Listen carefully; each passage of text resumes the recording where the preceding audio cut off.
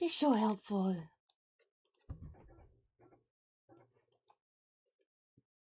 I know what you're trying to get, Mona. Not my phone. You're trying to get the treats. I know that. Shh. Skip that. Why so quiet, game? Because of all the cutscenes.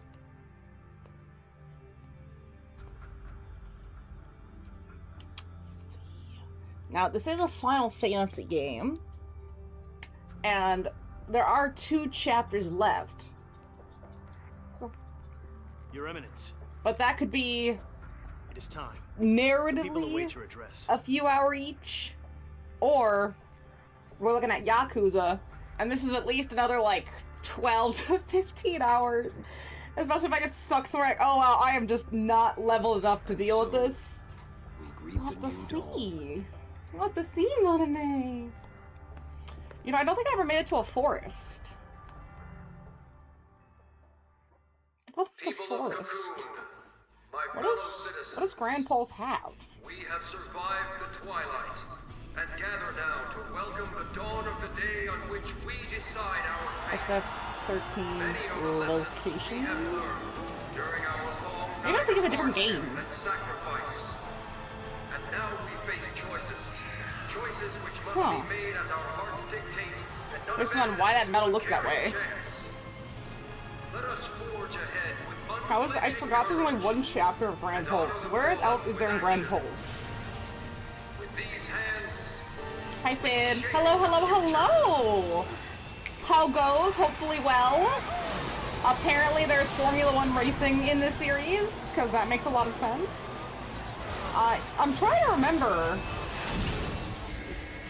what actually is in Grand Pulse. I thought there was a forest? But maybe I'm just misremembering. Hey, cool cutscenes. At least this chapter starts off pretty hardcore, as I guess it's an assault on, what, Cocoon and Eden itself. Close call. But clothing too. I know that Death Stranding 2's dance had some of the best clothing animation. But this game is no slouch. Like, the way the fabric moves in the wind, the way it's got, like, that shuddery effect, looks really good. They do an amazing job at some of these fabrics. Right, Moname?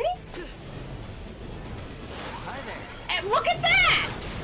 I love the confidence Hope gains in this game. Like, look at how we were whiny in the first part because he's 14. And then massive personal overhaul.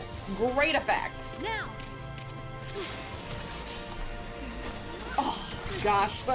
They were really utilizing all of the CG elements for some of these shots, too. They were playing with all the effects, all the angles. Like, could some of it maybe be a little bit less shaky so you actually see the action a little bit? But does it still look great? Hell yeah. Hell yeah, Mona? Mona! Hi, Mona. Mona May.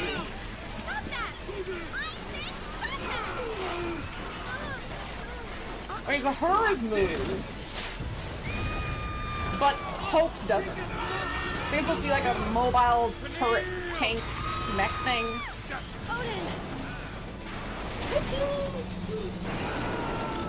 Hey, Jaina, you're big. Come here. Hey, you can jump. She refuses. Mona can go. Mona, you can jump. You're smart. Jaina. Now's your chance, Jaina. Let's go. No? Okay.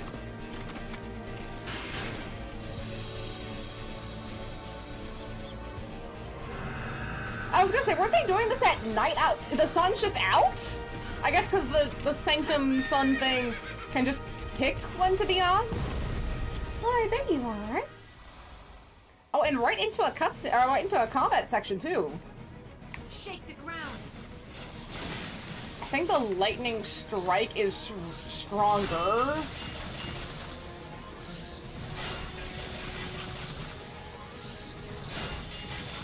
Yeah, the lightning strike does do a lot of really good damage. I'm gonna do that until I get all the way down to about there. And then we hit him with the ult.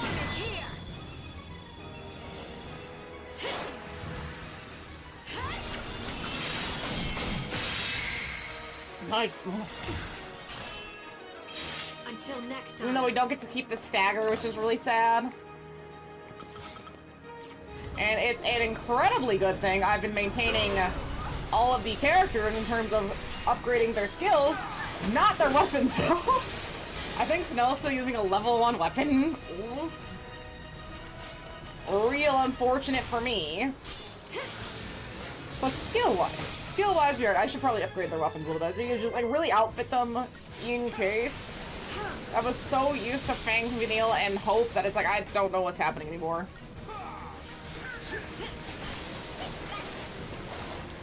Very nice, very lovely. For 26k? Okay. I'm not gonna complain about 26k. What's that sound? And no money, by the way. I can't remember why I'm this poor, but I'm so poor. I have so little money, Mona. I'm so Say poor, again, Mona. Patrol, and speak clearly. The armies of Pulse, they're using transgates! Transgates? How many coming through? Like 6 people and 100% bots. confirmed, but it's a full-scale invasion. Eden's being overrun. And then I think the lore is, you know, Lightning and her friends do this, and then 500 years happens, and I gotta play 2 again and figure out what the plot is. I don't remember how they get from this to 2. Like, 10 to 10-2 completely makes sense. Absolutely, yeah, got it, no problem, 100%. Like, basically, it's like a sheer 1-to-1. Not this game. They do have way more cities to interact with. Well, I think it's at least 1 city. So does 13-3, and it does have some more interactivity in terms of the world. Oh man, I don't remember how they do that, Mona.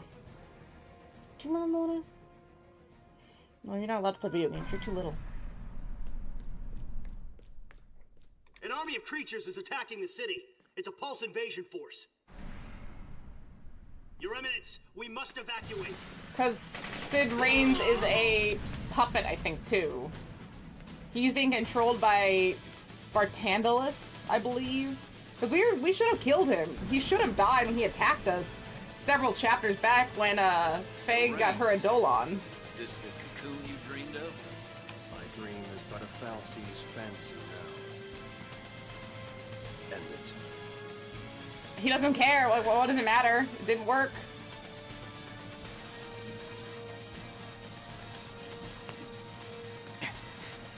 He knows it's not Reigns.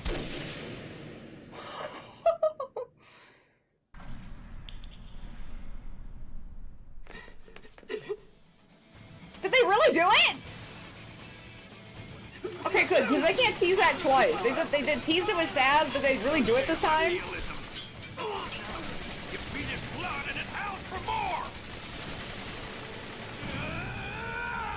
And then who the hell is, like, some of these characters could have been so much better introduced. Like, who the fuck is that? I've seen him. He means nothing to me. Like, that's probably supposed to be a really big scene, but, like, okay. This plot has so much, but also just not enough. Like, I could use a little bit more accoutrement. Fresh off the ark, I'd wager. This is out of control. What'll happen to Cocoon?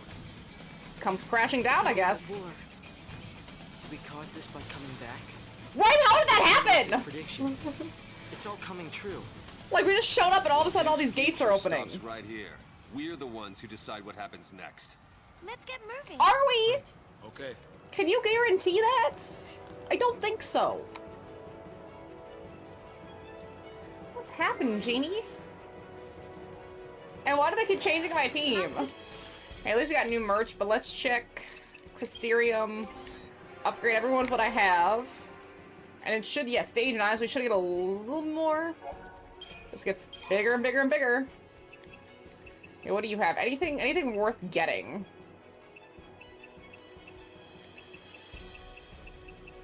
I mean, it's all just little orbs. What about accessory? Accessory. Oops. How do I go back to the top? Because this... Hysterium...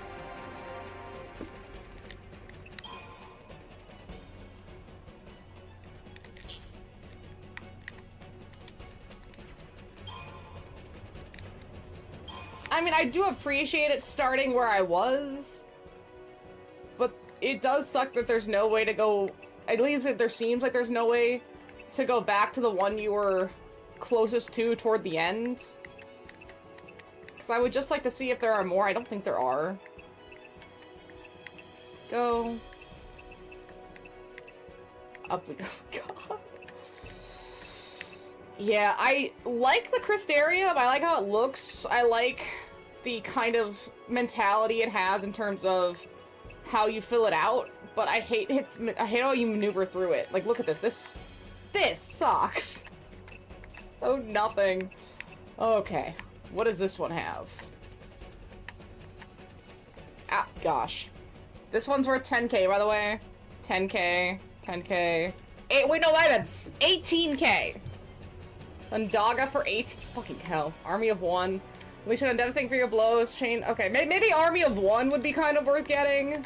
Let's see. If I'm at 129k from the last 2 boss fights, with the fight and then mini fight, it's gonna take me this way.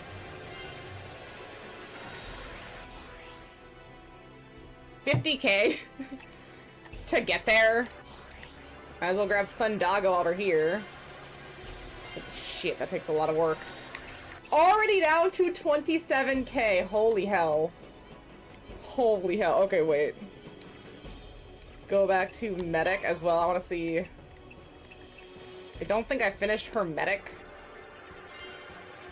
Which I'm definitely not finishing it now.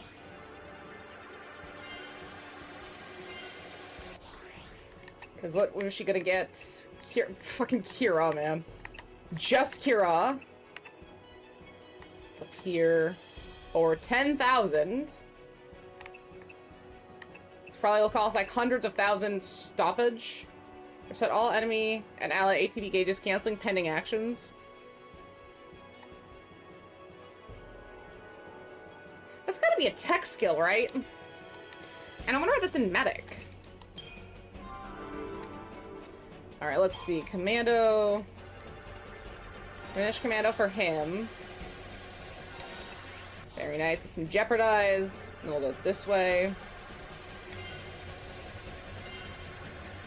And we can at least get the roll level, I believe.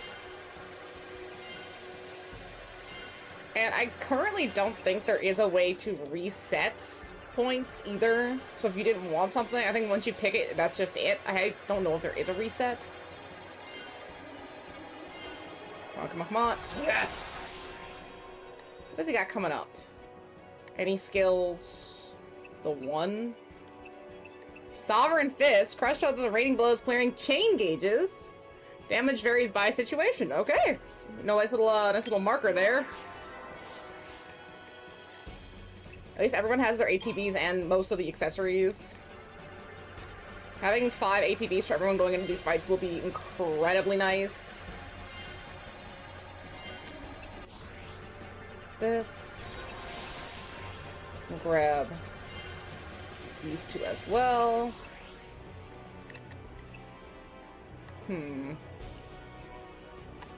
And she gets no skills. Oh, look, wait.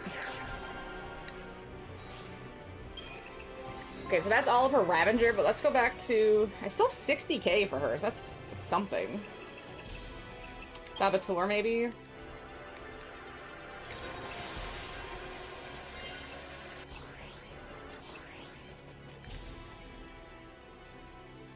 One skill for Saboteur that I will not be able to afford, but what is it? Oh, Death! Oh, that would be nice!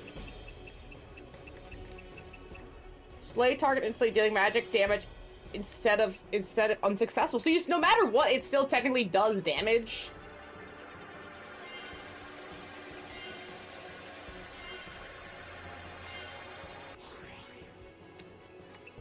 Which 12, 24...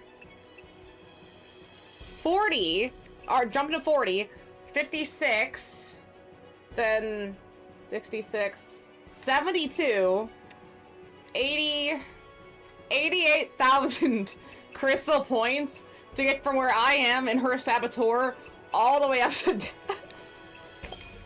That's just for the one skill.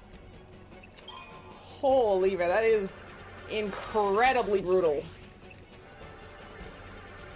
I can see where 11 million becomes far less of a ridiculous number in terms of the level of XP you need. I would assume RuneScape probably has the most required XP of some games, some RPGs, to fully max a character.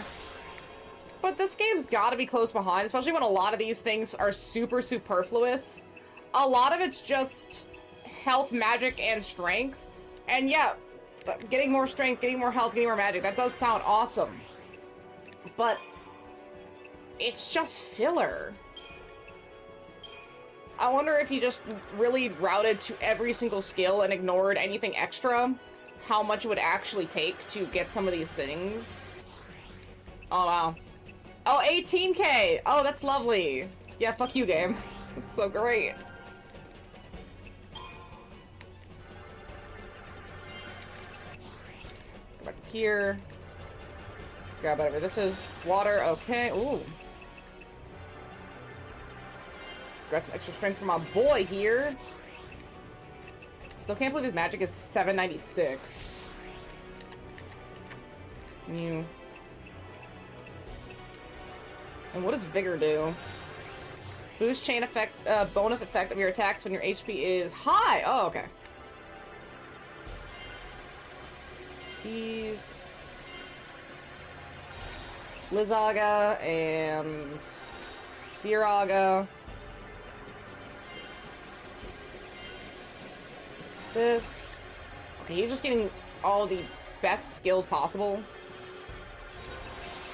That really doesn't seem fair. Skip that. Go back to Fang. Saboteur. Wasn't she supposed to get something really good soon? I don't think it was Days.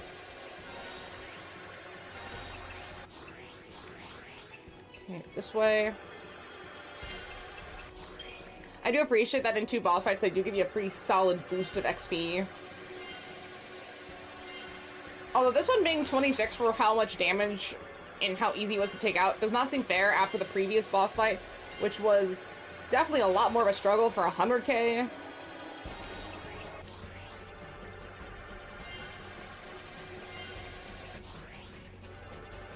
Might as well grab this one. Okay, it's solid. Wait, let me check the data log real quick, because we are in chapter 12. See, the road home. Fang and Vanille visit their home in Orba for the first time in centuries, seeking a way to free themselves from their Lassie curse. What they find is a broken and empty shell of a town, half buried in a sea of crystal dust. Meanwhile, Cocoon in the home of their fellow Lassie is poised to join the village in oblivion. There the people stand ready to slaughter each other, their minds twisted by fallacy illusions. The Lassie have no choice but to return and prevent the impending devastation. Even if every man, woman, and child on the floating world regards them as mortal enemies, it is still their home, but the shackles of the fallacy yet bind their fates.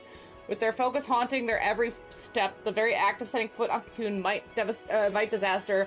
Yet return they must. There is a war to stop and fallacy rule to overthrow. In the starkest hour, they must hold fast to the hope that if they protect Cocoon, the time for appealing to long-departed deities, lost loved ones, or lights in the sky is past. The realism is here. No more delusions. It is only action. As the Lassie fly towards their final destiny, maybe they're even their final fantasy, they make the only choice that remains to them, a promise to be true to themselves. Start your engines. Lightning and their friends return to Cocoon, only to be greeted by the sudden appearance of an army of mechanical monsters and gigantic beasts. The fallacy have activated the arc hidden beneath the capital, releasing an army of Pulsian warriors into the sea. How the fuck was anyone supposed to know this, besides reading? Tell me that. And the army is panicked disarray. The cavalry sees its chance, and Captain Ragdea leads his troops on an assault with distinctive officers and confronts the new Parmark, his former superior and comrade in arms, Sid Raines. Raines calmly welcomes his own demise, revived to serve as Bartandalus's pawn. He nevertheless retains a sliver of the will he possessed as a human, and it is humans who must decide Cocoon's fate, not Fal'Cie slaves. The cavalry presses on with its plans to slay the orphan, unaware that its efforts to save the world will only lead to total destruction. Arcandalus has twisted the cavalry's desire for freedom to meet his own designs. They'll see he must stop the cavalry from reaching the heart of Eden before it is too late.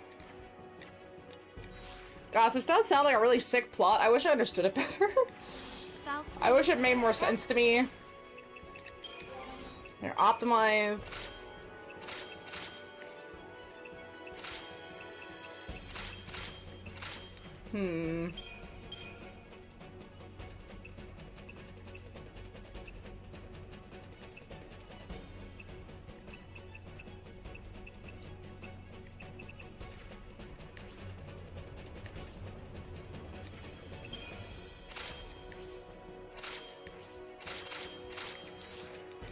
Let's see, I'm gonna go here. I'm gonna try to upgrade weapons. Now let's, can we sort, not alphabetize. His current weapon is a 20 strength and a 20 magic. Let's see. Interesting. Improved ward. Stagger lock. Here, I'm just gonna try to make sure whatever weapon they're currently using is roughly a level 10. Just in case.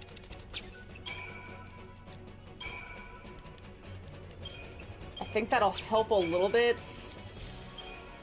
3, diabolic tail. Now what do I have that's kind of good? Oh, that'll do it. I need 1. Yes, okay, went from 5 to 8. Alright, yeah, that'll do it. Let's go to Lightning's weapon. Can be sold for a premium. Can be sold for a premium, okay. Holy shit! 91. Oh, okay, we're not wasting that. 91k is insane.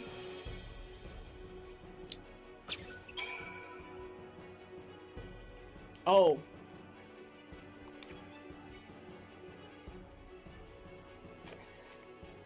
I thought that said 1200, not 12k. Okay, I'm just gonna ignore all that. I guess I'll just... 17. Oh boy, okay, I think that's... Everyone's weapon is at least a level 10? Wow. I mean, not that their weapons... I mean, they matter a little bit. But not enough to... worry about it right this second, especially since I don't know... I don't remember how bad some of these bosses are.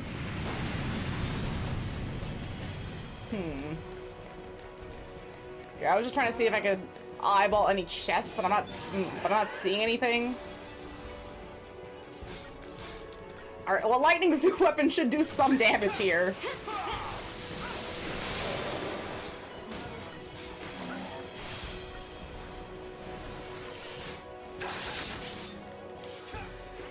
Wait, how much damage does Lightning do just with raw magic? I should fix their paradigms. Maybe replace Snow with Saz for the synergy, but then we don't have a Sentinel. See, that's... Oh, that's what's so hard. Okay.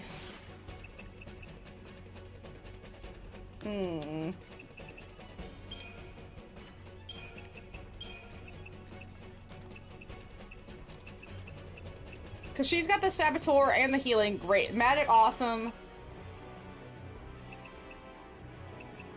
That's why I had the other team. They were so good. Switch out that real quick. Now, if only it brought back all of my paradigms. That would be nice. Gosh, I can barely remember what all I had. They really screwed me over with this one. Why would you get rid of all of my beautiful paradigms that I had perfectly set up just for, like, plot?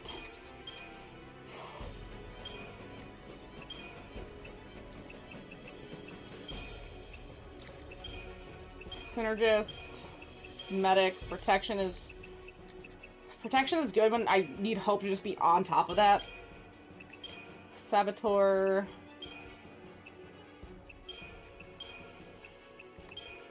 Even dodge is great.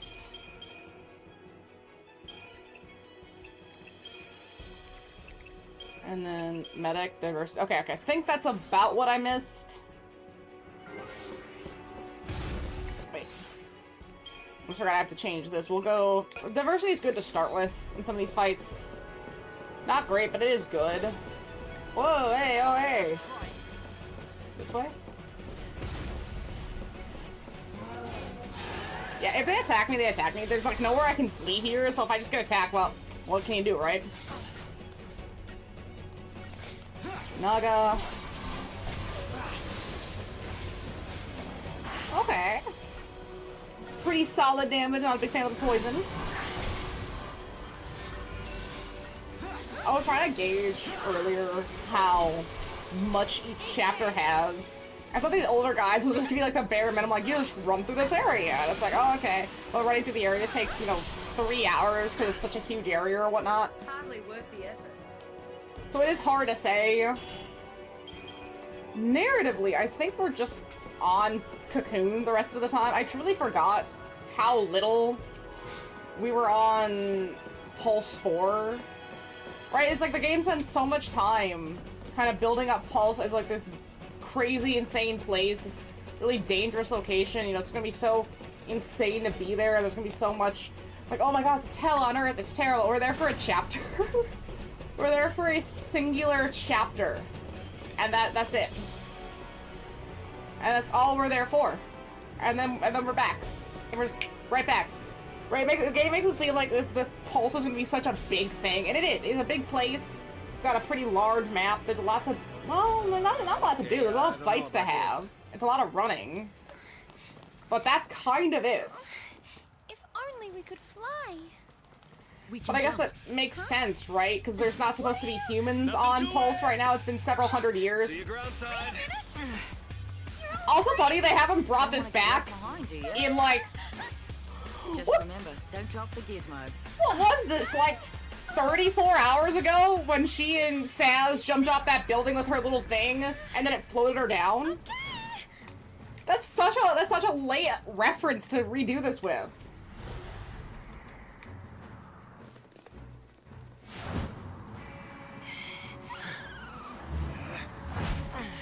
Did anyone do anything to use this item?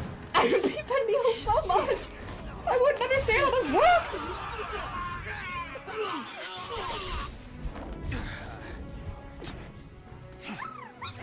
Yeah, same. That looks horrible. We're just watching lightning, just mowing through a pack. This is where she shines. That's how they get around on Cocoon. That's how light gets around. I was gonna say, no, it is not. That is only lightning. I think it's so cute that he calls her Light. Everyone's calling her by their little nickname, Claire. Right. Just adorable. I could see this narrative being slightly longer to account for some of these things. I would really like some sort of... I don't know how they would extend Grand Pulse, but make it more of like a camping element. I don't know. They take so much time escaping from Cocoon itself. Like, it just feels so unbalanced. I do think it would have been really sick if they, say, had found a city on Grand Pulse. Maybe they wouldn't know anything about the past, and like the past should be different. But they say Grand Pulse invasion, and it's just a bunch of bots and animals. There's no humans doing this invasion.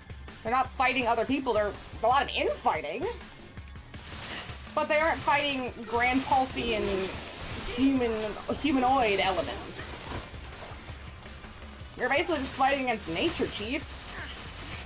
And how is the nature doing that? These guys are not good at asking the critical thought questions. Yeah, was that you, Hope? Was it like Firaga, I think? Okay, I think getting him the stronger skills has helped a lot. Oh. Neil, please! Like, your one job here.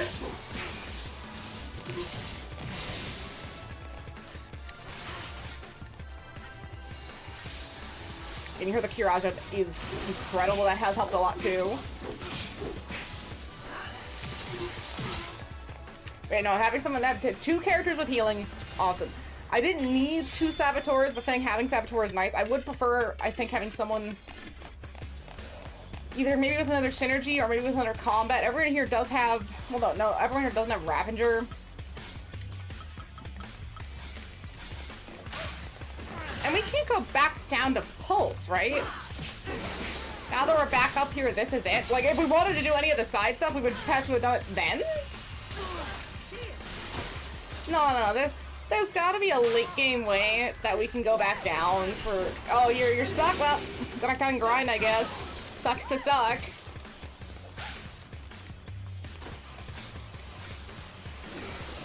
There's gotta be.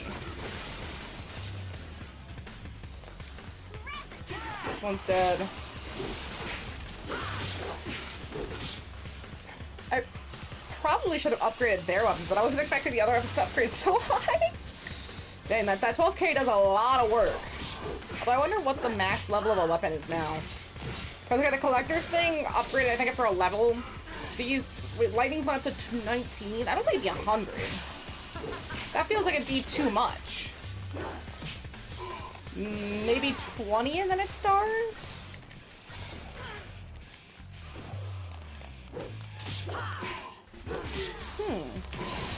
I probably should have looked into it more, but it hasn't really been that big of a deal.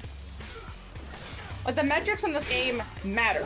They very much matter, but then, no, they do not, in any sense of the word. It's definitely a fascinating balance they've obtained. Yeah.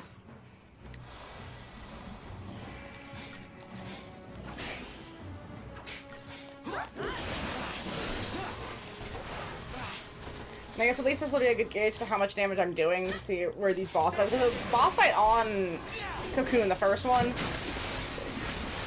we got Odin initially, so it wasn't too bad. Everything after this so far has been pretty solid.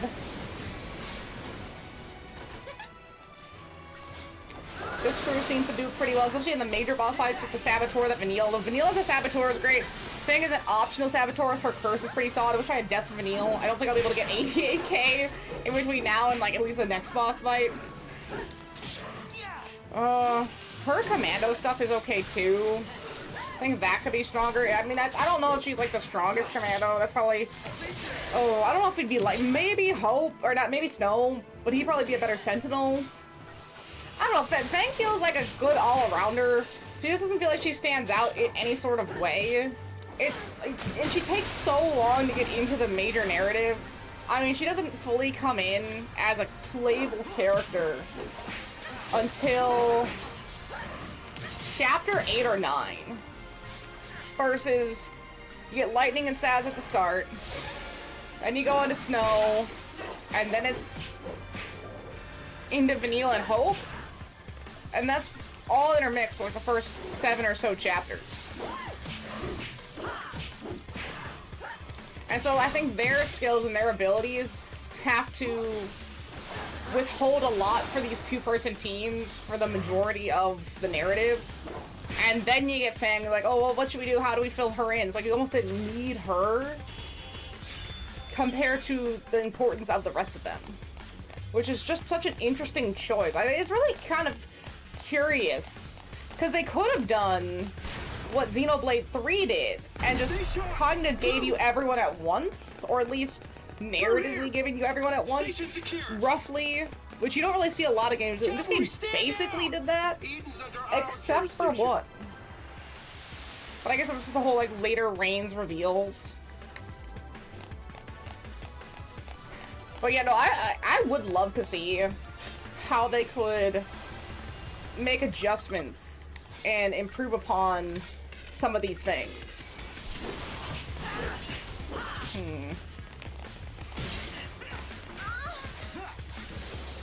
It's always so interesting which of these fights are like the big enemy and small enemy. Sometimes fighting the smaller enemies and just focusing on the big enemy after that is the preferred method. But I think this one would definitely be kill the big thing first. Trying to watch the health and see where it goes. And that health is not moving a lot. Woohoo! Wait, how much damage do I do? Wait, now there's 3. How much damage do I do if I do? That is not a lot of damage. Oh! And it's, okay, it's gone. If I do this, get them all to attack me, provoke everybody here, and let Hope do some magic damage.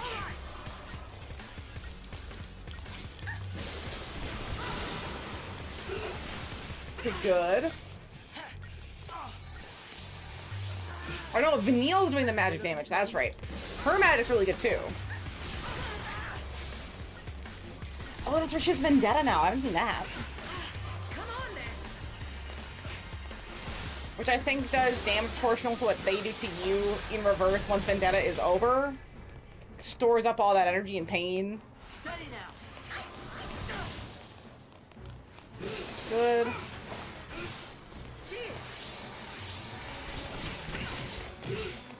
Okay, I mean, it's okay. I don't know if I prefer it to Metagard, because at least Metagard will also heal you slightly.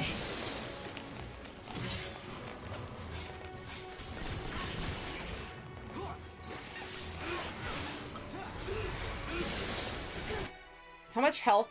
140k for regular soldiers. And see, I don't even know if calling Bahamut would help in this situation. Because they almost do so little. It's almost like so little for the amount of enemies that it's like not worth it to some degree. Auto cover, provoke.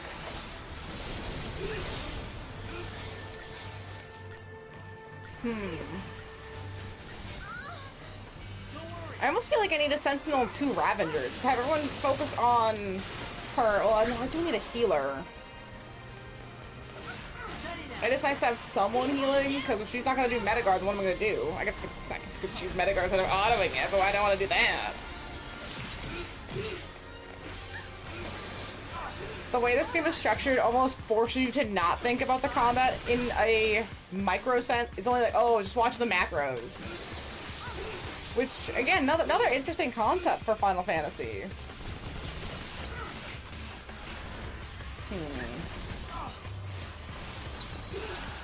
Switch.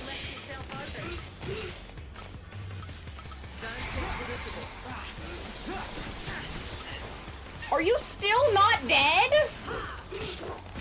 Dog, how are you still alive?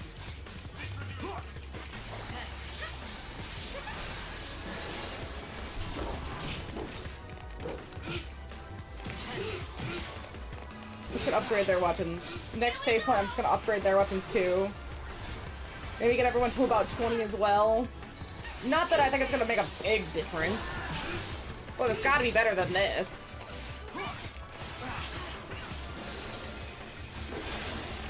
Good. As long as Crane doesn't die. And as long as this bulwark thing cannot summon or call more enemies. Very nice, very nice, very nice. I guess this is a checkpoint fight, right?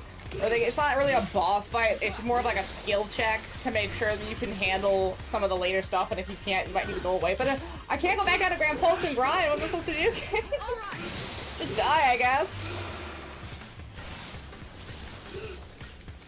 Thankfully, this guy's just about dead.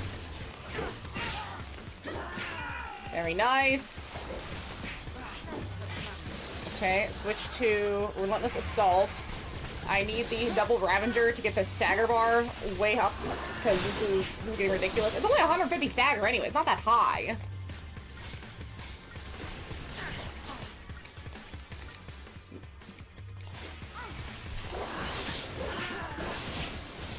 I wonder if I'm gonna be fighting more of these.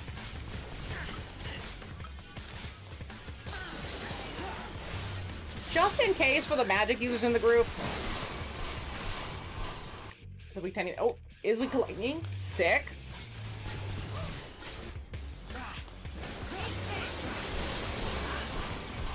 Oh, see, there we go. Now it's dead.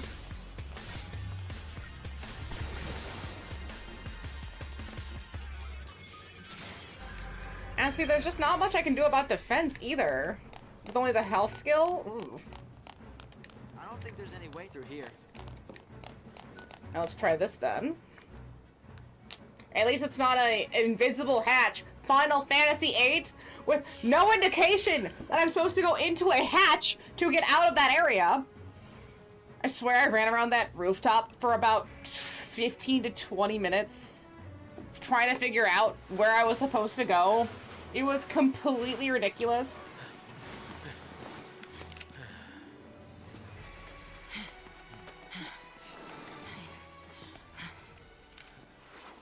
So the cavalry's here to, They're here for Orphan. If it's close to the Fal'Cie Eden, they're probably headed for the heart of the Sanctum. Right. And if they destroy it, bad things are gonna happen. Because, yeah, the whole place would— yeah, the whole place would come out of the sky. They do. damn straight. Uh-oh. Let's move! But just like Fang said, I mean, they were able to live with a bunch of Fal'Cie even if they were destructive back on Earth, or back on Pulse. So they could just go down to Pulse and they would be fine if they can get away from the Sanctum.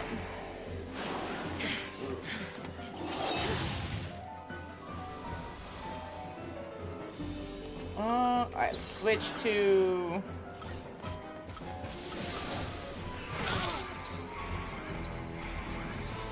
even dots.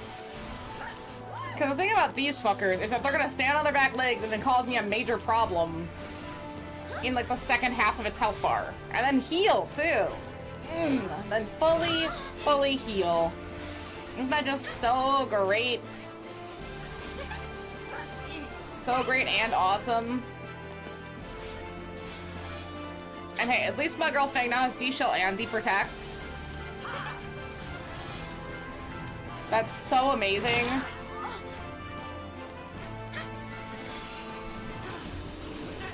And pain. I don't know if pain works, but she has pain.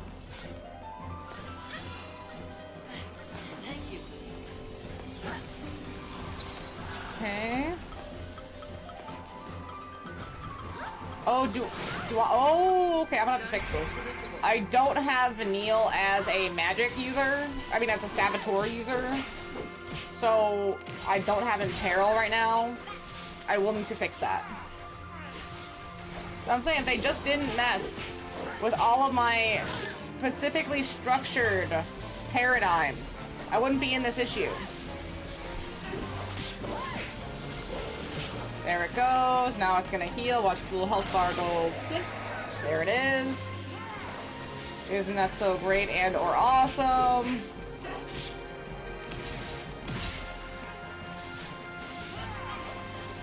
At least we have all of these synergy effects up, so now at least I can manage a lot of this. Where's my favorite farm level at? Yeah, apparently it's just for that one chapter. I spent all yesterday, one whole chapter on Grand Balls, like, oh, la-di-da, let me just continue the plot. Now I'm back on Cocoon, and I don't think I can get back down? Totally forgot that was a thing. I just left, apparently.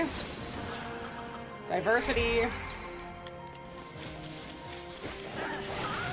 Yeah, Grand Pulse could use at least one city, though. Sneaks down. Potion. I haven't even gotten, like, a high potion or anything. These have been regular potions. Regular, normal-ass... Apparently! Yeah, end of chapter 10, you land on Pulse, roughly. Beginning of chapter 11. Chapter 11, you're in Pulse. And at the end of chapter 11, the full end, you just get back on a ship and get back up to Cocoon! That's it! No, apparently not! I thought Grand Pulse was, like, a lot more going on. Fuck! I thought there was a lot more going on. I totally forgot how... Oh, sorry, Mona. That's the way. I totally forgot how minimal the Grand Pulse section. I remember it being like this huge, enormous section that was like a lot going on in it. Come on, Gina. Come on, Gina. Come on, Gina. No, don't go after Mona. Oh, I can't believe I died. Attrition, there we go. I'm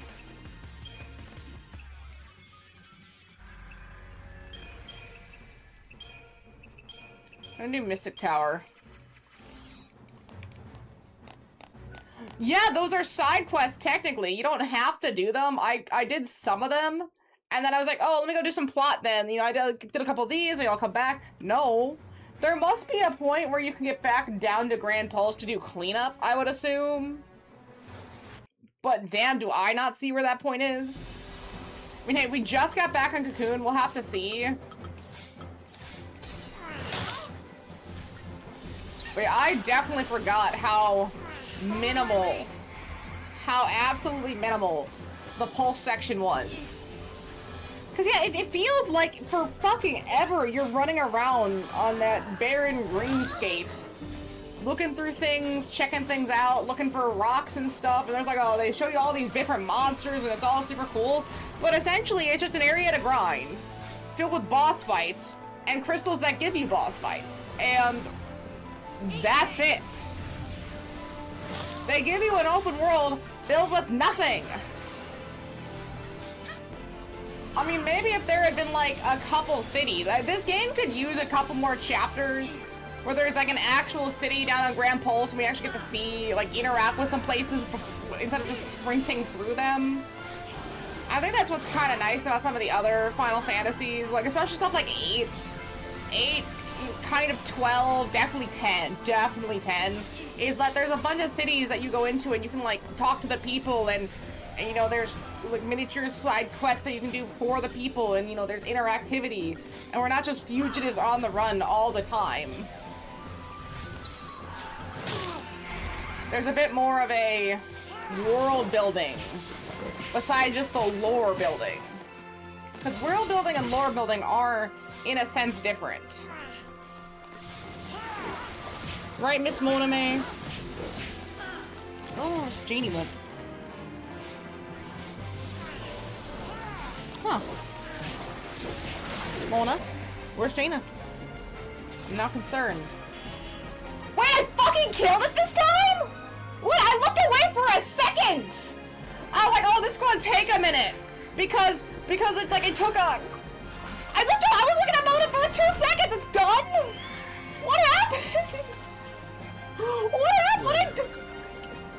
I don't know what just happened. I actually don't know. What? I was just looking for Jaina.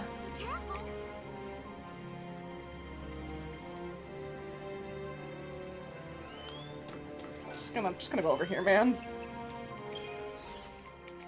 Just gonna ignore everything that just is seeing Yakuza 1 and Kiryu has the line, I had the urge to hit some balls today, I suppose yours will have to too.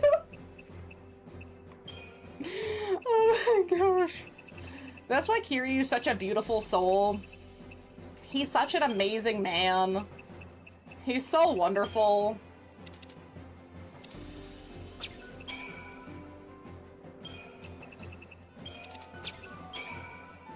Very nice. Very nice.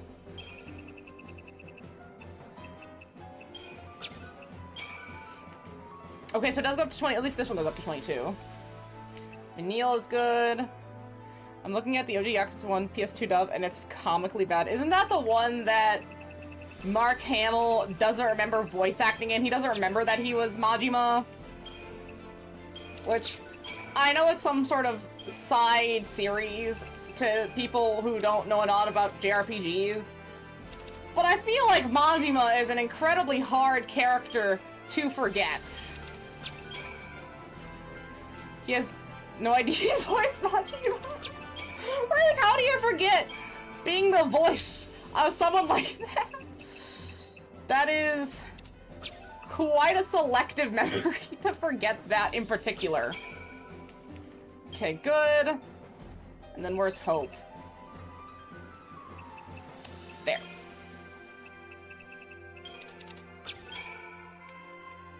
Very nice. So we're in the Seath tiers.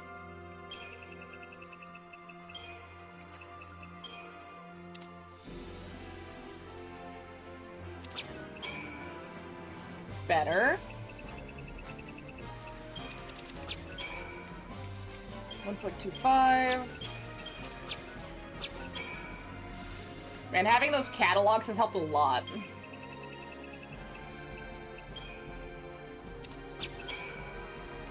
$18. Alright. Let me adjust as well.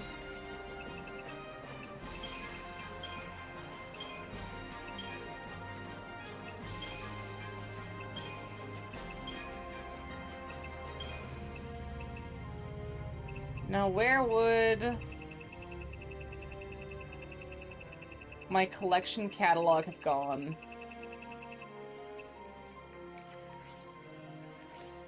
Good. At least Vanille still has hers. I don't think I upgraded his. Oh, there it is. Collector's catalog, let's do that. Very nice, and I will save. I wonder after he realized that there's voice acting he didn't do, you think he ever went back and like watched it again, like, what the fuck did I do? You know, looking through it? Just trying to see if he could jog any of his memory. Why don't you just... Cause I'd be like, wait, I voiced what? What did I do? Are you sure? Okay, well, whatever you say, dog. I'd be so interested after that, just trying to like figure out what the heck they were talking about. Ooh, okay, so these upgrades definitely seem to have helped damage-wise.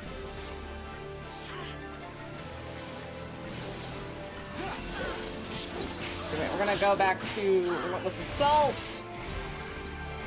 At least now we have Imperil back with Attrition. Oh, that's gorgeous damage. I might need to make Relentless Assault the main for now. Just to get through this area. Like, actually, how far are we through Chapter 12 now? We did basically 2 boss fights.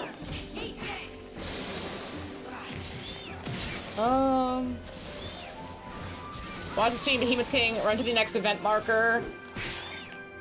It's like partway, there's a few more runnings and like a couple boss fights. So like, yeah, partway through. Basically run through a couple areas, do a couple boss fights. That's all there is to Chapter 12.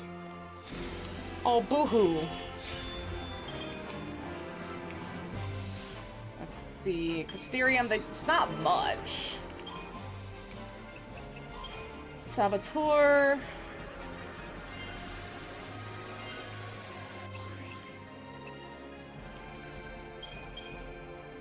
Can I at least get, yeah, this one. Almost have the roll level. At least that's something. Ravager, Synergist. Medic? Okay, what does Medic get? Curaja. Okay, I could say working to Curaja just for this. Yeah, that's about right. Go down to Saboteur for my girl Vanille, because she needs to get death as quickly as possible. Oh, she's so close. Okay. That's good for now. This way.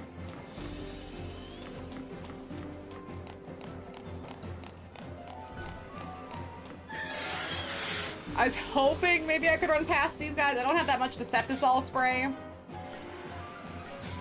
Alright, maybe I could avoid the second Behemoth King if I'm lucky. Just to slip right past that thing. Okay, I want to Relentless Assault. I peacocked her mom for chairman of the Dojo and here you go. Well, hey, if he's the 4th chairman, he's allowed to say those things. And I think he forgets the sheer power he could be wielding. If Kiryu was an eviler man, if he was a less morally upstanding man, he'd just be throwing that around anywhere he went. Whenever someone really just pissed him off and he just did not want to deal with it. You ever hear the Tojo clan chief? Fourth chairman just like hit him with a little Yakuza pain.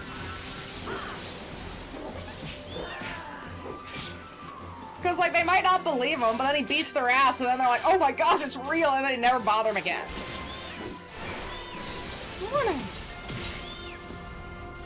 Or I guess maybe they would bother him? And then they keep sending wave upon wave of goons, and then you have to deal with it. English team knew what they were doing, they did. You know, I feel like people rip off English localization a little too much sometimes. Like, I get that it's a little bit annoying. Maybe it doesn't fully express some of the meanings of the original intent. Like, like JoJo. Oh, okay, you know, saying Moody Blues is different than, you know, Moody, I think it was like Blue Jazz or whatever they call it in the localization. Some of it I understand. I will say, certain things, especially that involve a lot of American swearing, benefit way greater from American localization than the Japanese. My biggest example of that would definitely be Panty and Stocking, the original season. Because I've seen the side-by-sides, and you can't sit here and tell me the original Japanese is funnier than the American localizations. Because it's not even just the words that the characters are saying. There's a certain level of degenerate and how do I put this? I guess just degenerate sass that an American's disregarded accent can bring in terms of the disrespect on other characters they can facilitate through that voice acting. Right, you listen to some of the lines that Panty is throwing out there, and you're like, man, I think I might need to go to church after hearing that. Like, holy shit, some of the stuff she says is nearly traumatizing in the English. And I really, really respect it. And I know it got a recent season. I do need to watch that. I've heard negative things. I think it's because that humor works really well for when it came out. But trying to replicate that humor now is not easy because the humor has just changed so horribly. Like, it's funny in the context of the time period it was released in, but to do it now, just, it struggles. It struggles a lot. That's why I haven't watched the new Scary Movie. I don't have a lot of hopes for it.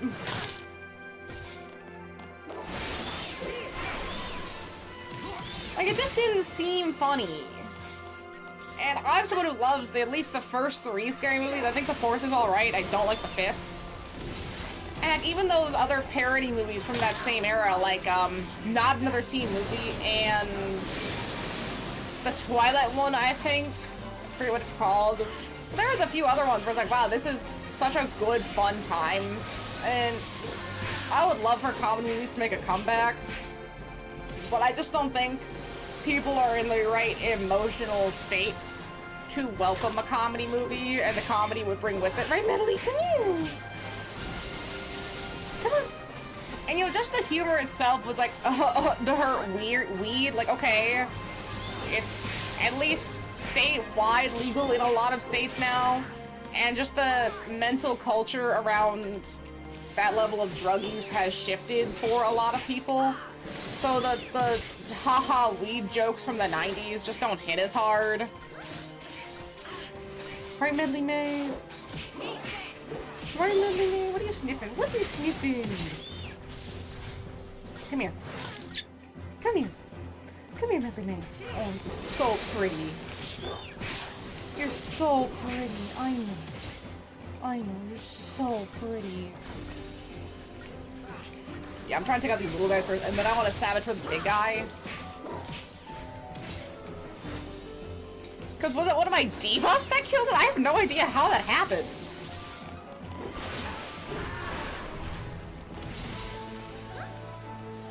Oh, there you go. Are you so pretty? Are you so pretty? I'm worried about one of my catfish. I think it's a he. It's acting weird, and I don't know if something's wrong with it, or maybe it's just like an old fish or whatever. They don't seem like they're doing fine. But just like every couple weeks I just have a problem with one fish in particular and then they pass away and I don't know what's going on. It's just been like a slow trickled bleed of pets here. And it's like its whiskers look weirdly short, so I don't know if something happened. It doesn't seem like it's injured, but it was just sitting in front of the tank, barely moving. And I even took, it's breathing. I took the little long tweezers I have for the tank and I like poked it a little bit, just like, okay, hey buddy, how you doing? And it moved. It will move and swim. But it just, maybe it's tired, maybe it was sleepy. Just doesn't seem like it has a lot of energy, a lot of mobility. And then I fed them for the night, and it didn't move a lot either. Didn't seem interested in the food. I don't know. I'm gonna check on it, keep an eye on it. Maybe he's just really tired. But I don't know enough about fish. You know, sometimes the information online is not strong. You know, some of these fish, their behaviors aren't like super researched. I mean, all the elements, like people just don't know. Like, I don't know, people just don't know a lot about their fish. I'm trying to look it up and figure out what's going on with the little fishy, and just the internet's gotten to be a very bad place when trying to actually look up certain information or research. Because it's either from an unreliable source, a page filled with ads, or vague information that's maybe kind of similar to what you're going through or trying to figure out, but just not enough to really be the right problem. I don't know, it's hard looking stuff up now. I feel like all the information I'm getting is a lot worse and not helpful. And that's like really frustrating when you're trying to figure something out.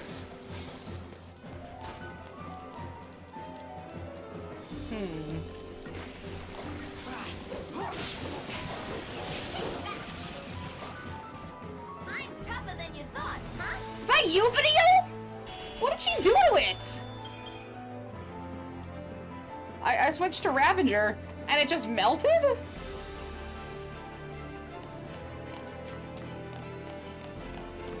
I don't know what happened there.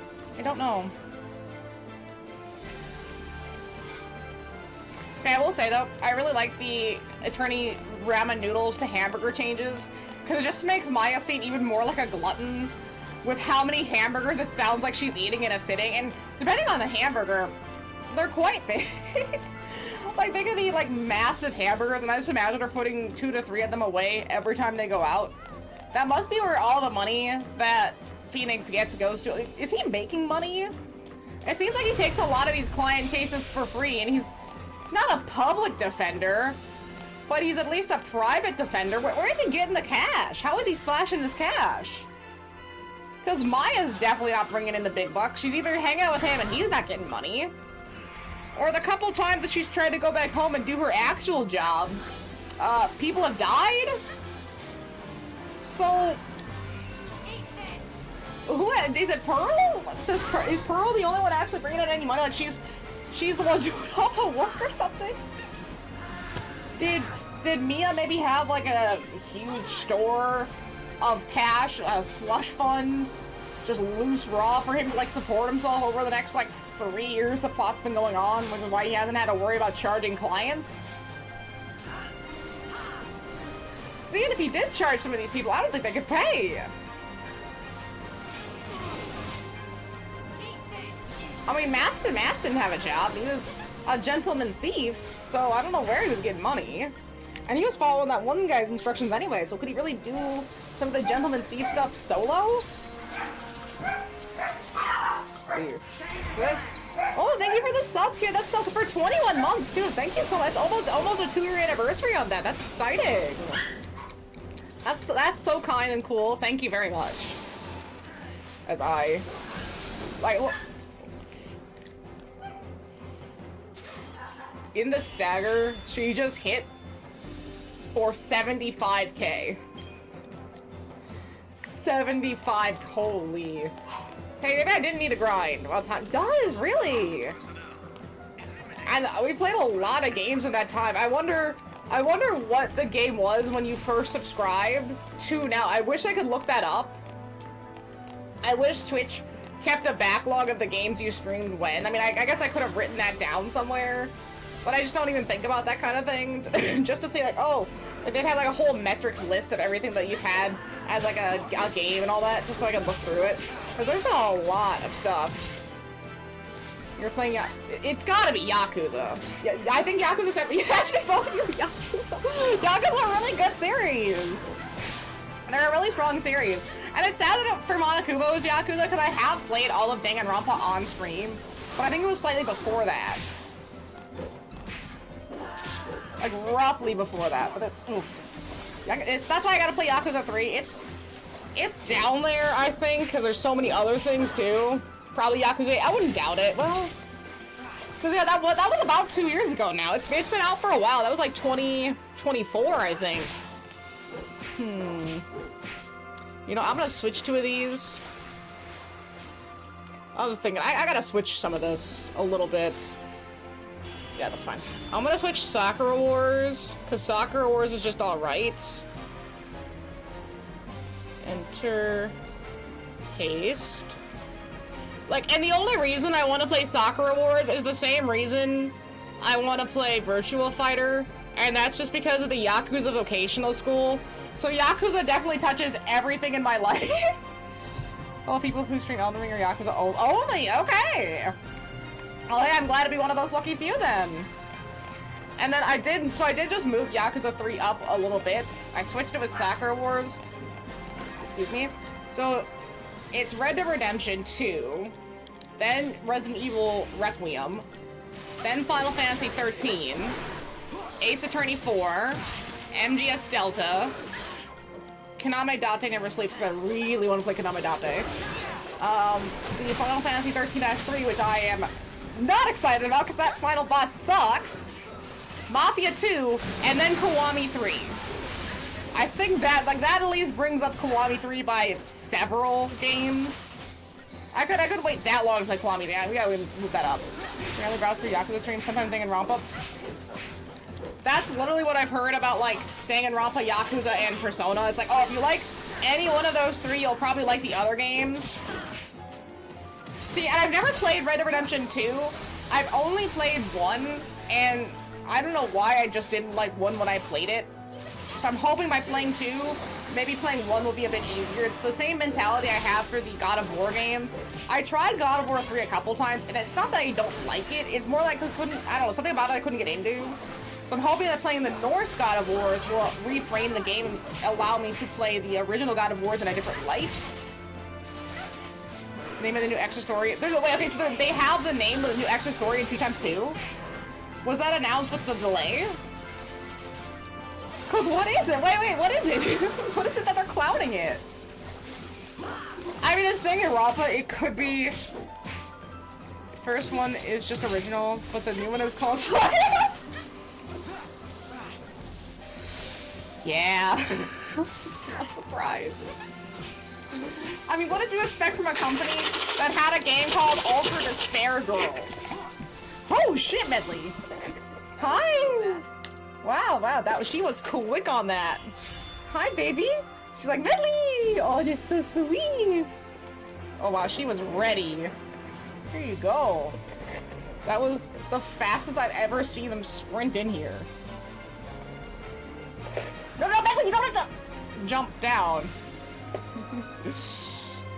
My life, it's insane. Well, I'm glad to be a constant. I'm glad you're able to come in, hang out, see a game that maybe you might not have played or maybe that you really like and wouldn't play.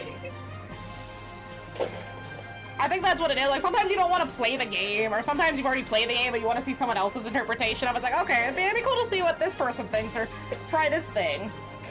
That's some of the people I watch on YouTube, is they'll play games that I wouldn't even think to play, so it's really cool to see the game and also see their interpretation of the game. I think that's all I have, puppies. That's all for you. I just watch people play. And, you know, there's that too. Like, sometimes you don't have time, or maybe you don't really want to play them yourself, but it's nice to watch the story or nice to see some other element of it. So you're wondering what the story can be. I wonder if it's tied to 3 or a whole new game. It'd be interesting if it was a whole new game, but that would also kind of... Wouldn't that kind of directly go against the original ending of 3, right? Like, isn't that the whole point of 3, is that you guys want too much? Y'all are doing too much with the series.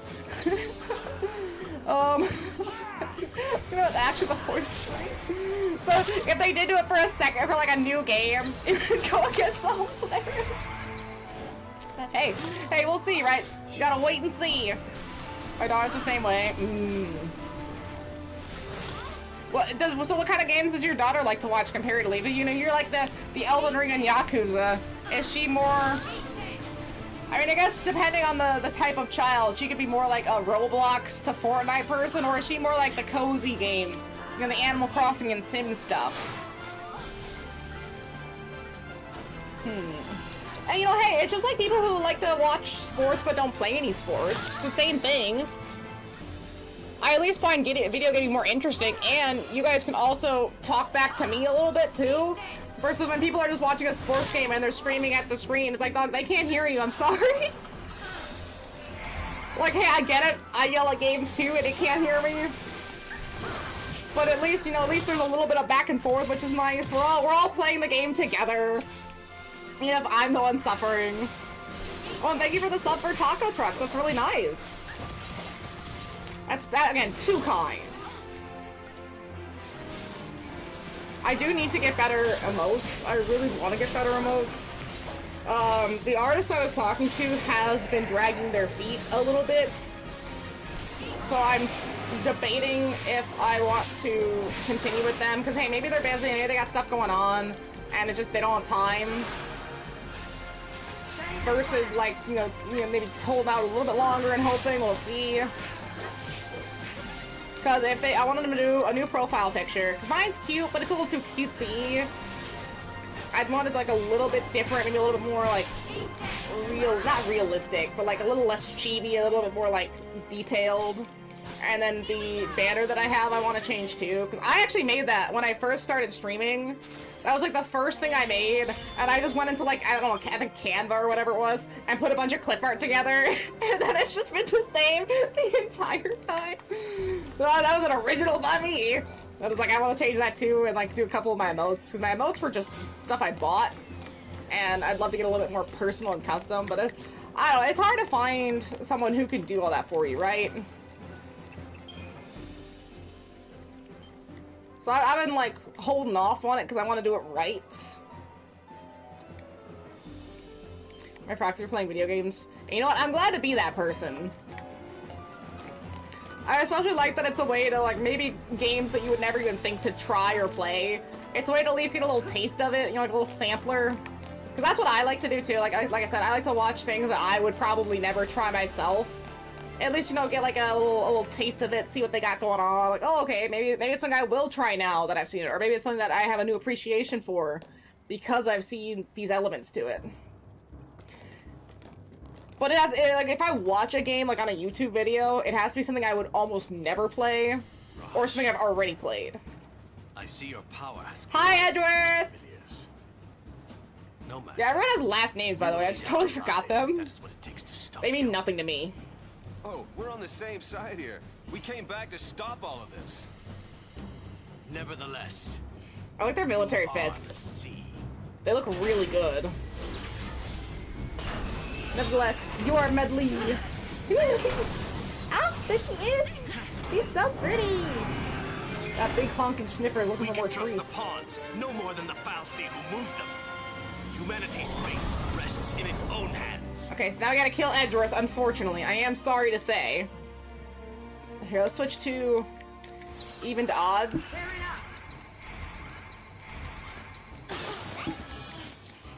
Switch to even to odds, nice. We'll stack everything.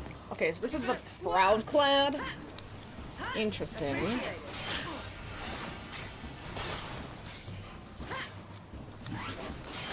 Yeah, that's one boss fight, and I think there's a little bit of walking, and then we fight it again. So we fight this thing twice, and then with like a little bit in between. So I would assume halfway through this chapter, at least maybe a little bit more. I guess it depends on how much we have to walk in between. Alright, let's do Mystic Tower. Because Vanille's magic is, I definitely think, stronger than Hope's. Now, if only one of these people had, I don't know, Commando besides Fang, it would have been nice to do more with some of the grinding in this game. That would have been really nice. But it's just not worth some of the energy because it just takes so long. I think redoing that would help a lot to make it more viable to get more of the items, more of the classes, so you can play with more structure. That would be lovely.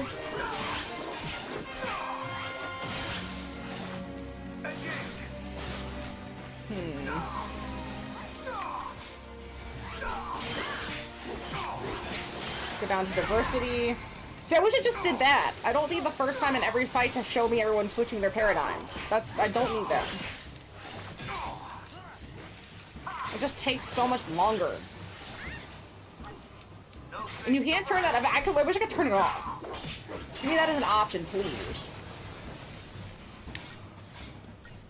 I think I played way too many video games. I have so many like niche little gripes now with some games and some hobby parts of it. I just know too much. I understand too much. Go down to this one.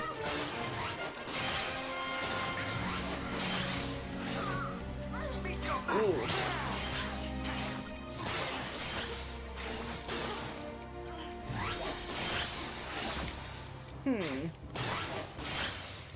Hope you're gonna have to get Vanille up there, because I gotta look at this. In order to be proud, there's one thing to remember, don't stagger. If you stagger him, he will be stronger, regenerate himself. He's stagger. Wait, you can't stagger him at all! Interesting. Sentinel, Synergist, Medic, Cerberus, Commando. Use protection on your main paradigm for status so you can cast Bravery and Haze. Switch to Cerberus to lower Proudclass HP. Remember, don't stagger him. Make the battle much harder. Once his stagger meter is filled up or his party health is low, switch to protection so you can kill your party and stagger the meter will go down. Interesting. Let's try that. Because I think I have shot myself in the foot with this fight. Hi, pretty princess. Hi, pretty princess.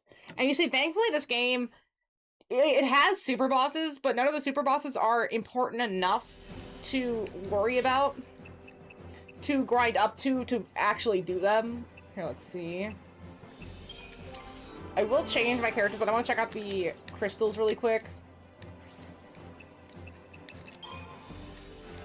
And I say that because versus a game coming up that I really enjoy it. I really like it. I think narratively, at least, it's a little bit more coherent than this, which isn't really saying much. But Octopath Traveler has the same RPG intensity of grinding and levels and all that.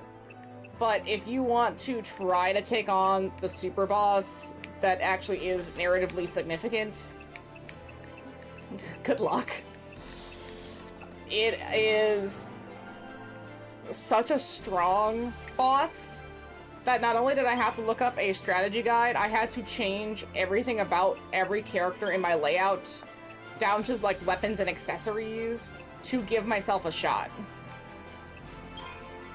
And even then, following specifically their guide on how to do this was barely. And that's kind of the same difficulty I'm about to get into with Final Fantasy 13-3's boss. When I say it is probably one of the hardest Final Fantasy bosses, I'm not kidding. I mean, I'm talking probably more technically difficult than Jekt. Like, yeah, okay, Jekt is hard because he's like, you know, a turn-based boss, but that's just the first two phases. The first two phases are hard. Everything after that's easy street. And all I had to do was like a little bit of grinding, and we were set to go. It was no problem. That's not how 13 works. So 13, once you get to a certain point, you can't grind. You have to fight the boss there. Because I didn't save, I screwed myself. But the way the structured game works is a bit more... How do I put this? It's a bit more linear in terms of your progression, so if you're not thinking about grinding and you're just going through the narrative, you can hurt yourself badly. Ooh, close. And I did. It took, I think I retried that fight 7 or 8 times, and then I think you could go back to the start of the game, like restart it with your level, and then grind through the game again. I think that's what they expect you to do, which is why they give you a way back.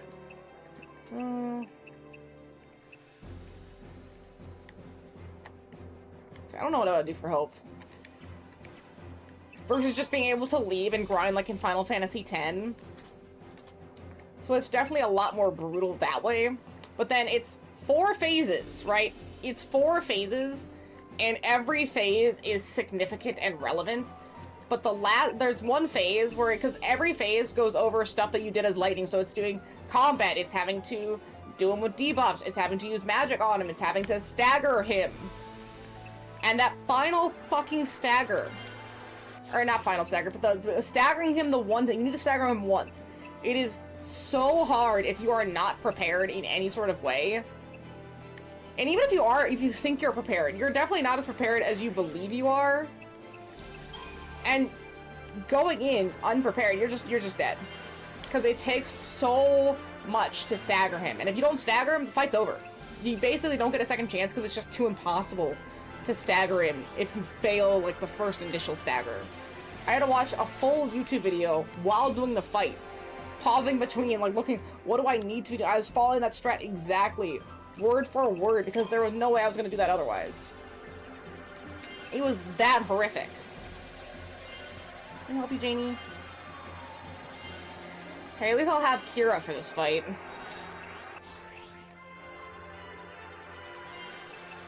I think that's all she gets. Yeah, just Kira.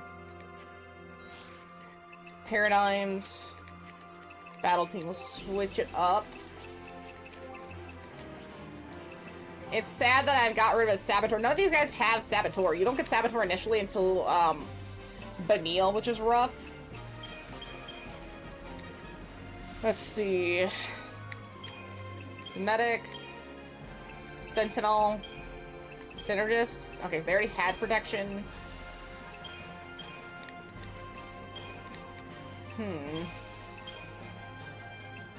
Throw in Delta attack, and then Commando Cerberus. We need one more with something.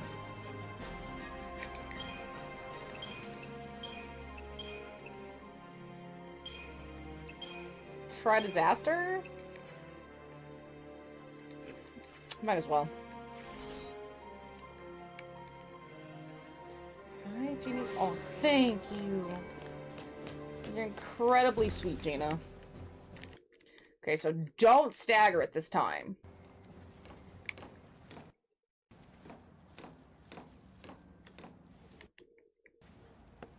You're so pretty. Skip. You're so pretty. I'll not entrust our fate. Wait, no. I forgot he has haste! I forgot my man has haste! Thanks. Gorgeous. Beautiful, even. So lovely. Protection and Cerberus are the big ones that they want me to use here. So just don't stagger it. And I guess that's why they want you to use Cerberus, because Magic's what helps the stagger. I'm gonna let Saz level, or synergize himself really quick. Very nice. Yeah, I was really playing a Saz. Cerberus. God, I haven't had 3 people as commandos this entire game. Oh my god, it's kind of cute. Look at us all be in the same class. And at least I upgraded their weapons too. Oop. Protection.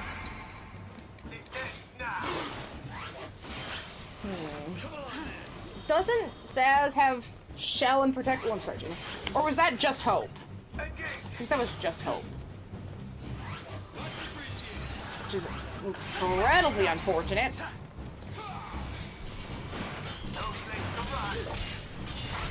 This is basically a fight where you just don't use magic on it.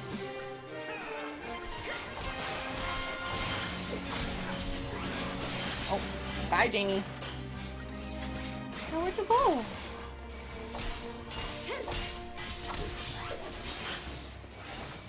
How much damage does lightning do raw then? I guess with a buff, but still. It's like 4K? 4K per hit? Yeah, about. And this thing has... Oh, 1,530,000 health points. You know, just a cool 1.5 mil health points. Nice, cool 1.5 mil. Protection. I'm the one you want. Come on then. Heal up. Rep any synergy. Much appreciated. Kira. Oh, that feast is nice. Cerberus.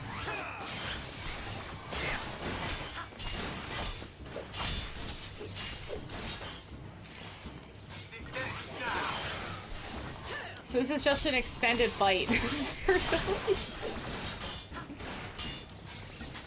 Ooh, you know, that stagger bar going up a lot faster than I would prefer.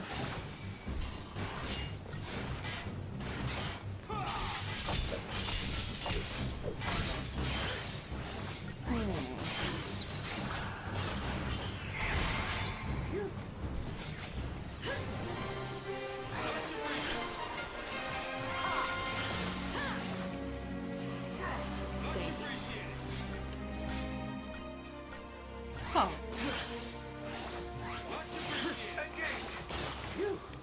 I want to check. Okay. I'm gonna wait for it to go all the way down.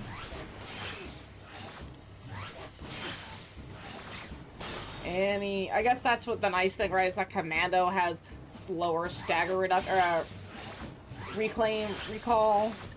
Now we can switch back.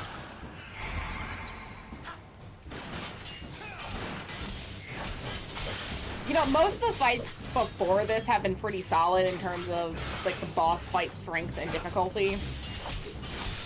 This was just kind of dumb. Because the whole point of the game is working with the stagger. And I guess it's like, oh, well, it's a different kind of boss fight. You don't want a stagger. Haha, no. That just makes it dumb. And slow. I'll be really curious to see how long this boss fight took because we couldn't stagger it.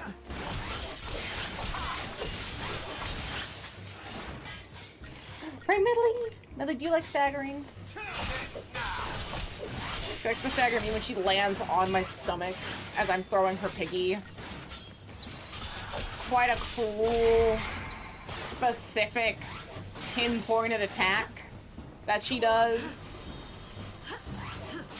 You know, if I didn't know any better, I would almost think it's on purpose. She wants to hurt me. And it just walks out. She does want to hurt me. Thanks. It's because I don't give her enough piggy throws. She's taking it out on me. Bravery.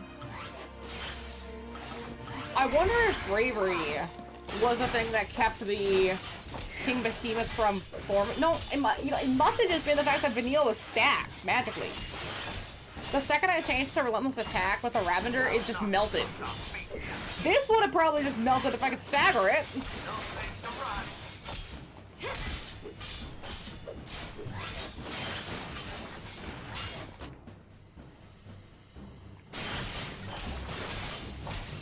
And does the Libra Scope say anything about that? Immune to all status elements, delivers statusing physical attacks. It doesn't. I almost wish it had that in there so it was more of a hint. Like, after stagger will be even harder to attack or something. From Doctor 7 over-leveled in this part of the story. I'm destroying enemies. Ooh, wait, which part of the story are you at? Doctor 7 would be such a fun replay because that's just such a strong RPG. Oops. Protection. My doctor said I have 7 million HP. Are you from the Final Fantasy 13 verse? That would actually make a lot of sense. And some things are just disproportionately high level. I think I've already fought someone with 4 million health. It's been disgusting. Ridiculous. Insane, even. If I don't find out who the governor is. Oh, okay, okay. Alright, so that's getting pretty deep from what I remember. Chapter 8, yeah, that was pretty deep. Oh, nice. Okay, so yeah, you're in a pretty good spot. I don't think you fought Majima yet, right? That's a little bit later. So you're getting close. I feel like even if you're destroying enemies at this stage, until the Majima fight, you have no idea how strong you are. Because that Majima fight, man, the multi-Majima fight. I even had to go grind. I came back, and I think I still had to go grind because I just was not strong enough. Dude is stacked. Probably one of his strongest iterations. That took 7 minutes, by the way. And that was good. That was a little 4-star. They expect this fight to take long because you can't stagger it. Fall back. Get fucked. Wait, my bad. I gotta hit up the Vanille little gang symbol here. No, she does that, right? The full thing. Yeah, no one does that at the pulse. It's so stupid, man. I don't understand. We want the same thing. Why can't we just work together? These people are so blinded by fear, they can't even imagine it. Are we too late? Not yet. And we can't give up. No one else knows the truth. Am I right? Only we know about the plan to destroy Cocoon. She heard me rubbing this little piggy. Yeah. Bartandalis. What if I... This then what are we waiting footstool has a hole in That's it. what I'm talking in the about. middle. What if Once everything's finally out in the open, people are gonna have to wake up from this nightmare. Was that mean, Medley? Let's show them how human we still are.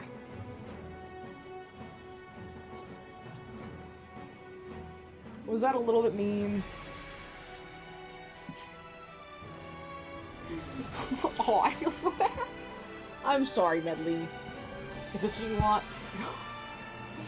I love that her tail, it'll be wagging. Oh, she can't see it. Medley. Still. Doesn't see the piggy. Maybe she can hear it a little bit. Back to wagging. Still. Okay. Just want to attempt the Millennium Tower dungeon, which is premium advantage only, and requires your job to be 99. Never actually did that before. I can see why. I definitely didn't get my jobs up to 99. That's a lot of work. That's a whole... I like metaphor... Or not metaphors. I like, well, metaphor too, but... SMT5... I like how they have a way to level things up without it being a super slog. That's so nice. The wars let you fight Amon. That makes sense. They want you to earn that. I get it, but it's still not easy. Bet your friend Dicely or Bartleby or whatever it is watching all this. Wee!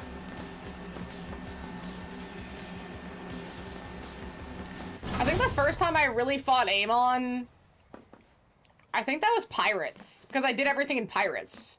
So that'd be another thing to do in Yakuza 3, is do the side quest to find Amon as well. To have both.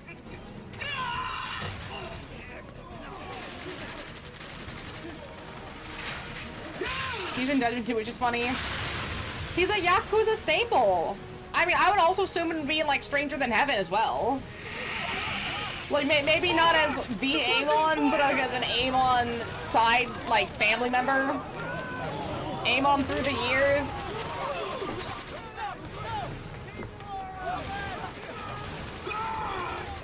Closing the gate! Disengage! Wait!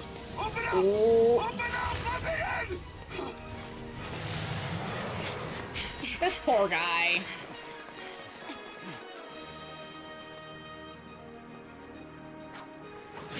I actually haven't fought one of these before, so I'm a little concerned. Thanks, Janie. Adam Manschild, child. Thanks. Items, lever scope.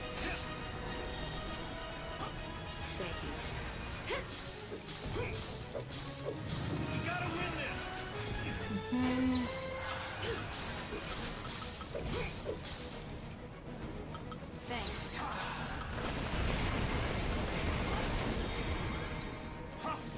Oh.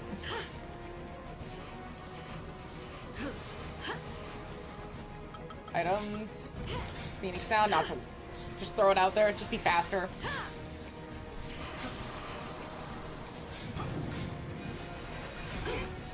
Yeah, I know, I think this was the right play.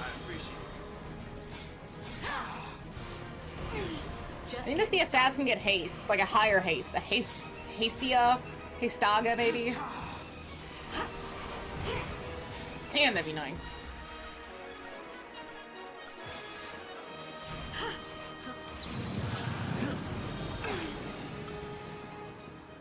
Time for another approach. Try disaster. Oh.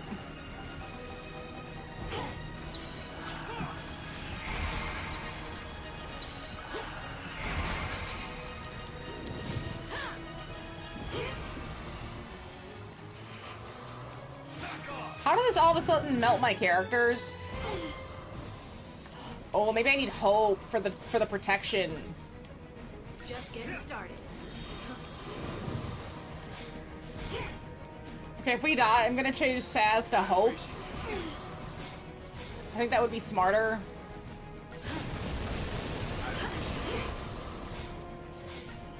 Maybe change back to the other team.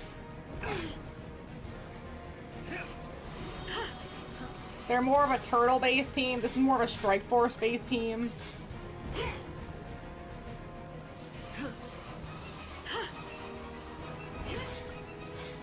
Just getting started. Ooh, yeah, this is not gonna work.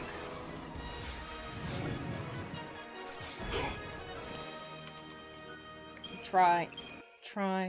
Is that your picky? Do you want me to throw your picky? Is this what you want? Sniff? Is it a fine vintage medley?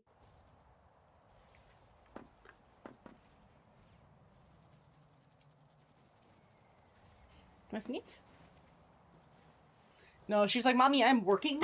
I'm on the job. You don't understand. I'm sorry, Medley. I don't understand.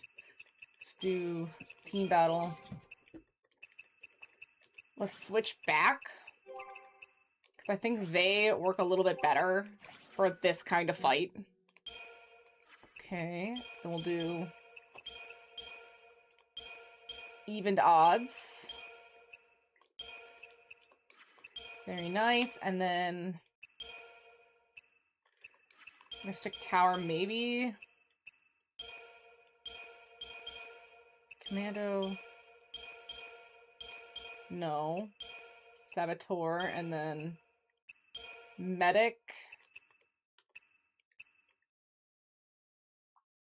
Okay. Okay, that's a pretty solid mixed.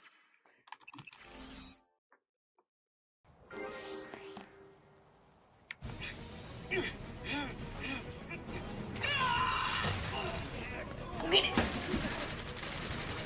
I'm sorry, Medley. It's an angle. It's hard. I can't see very well. I can't hit through walls.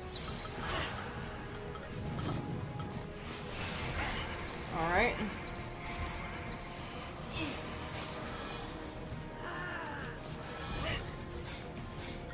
I'm thinking that Deep Protect will help a lot here. Here we go. Gosh, hearing Ferb talk to me is so crazy. Or not Ferb, I keep saying Ferb, it's Phineas. Just hearing Phineas in the background is crazy work.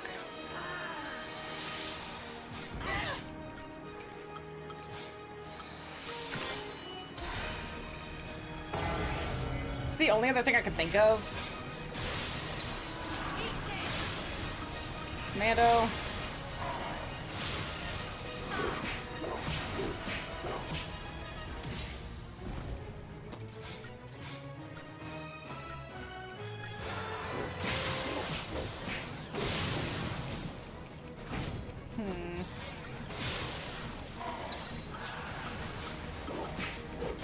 That's right, she doesn't have Ravager.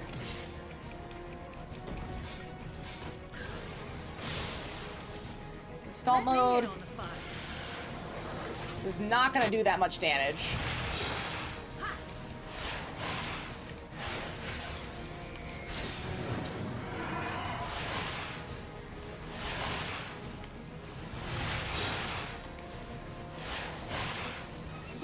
want to fight one of these right now, like regularly.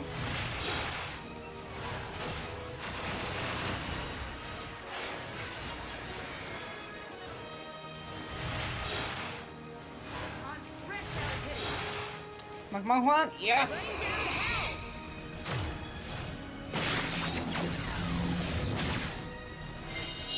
Finally, is that your piggy again? I did 240 something K.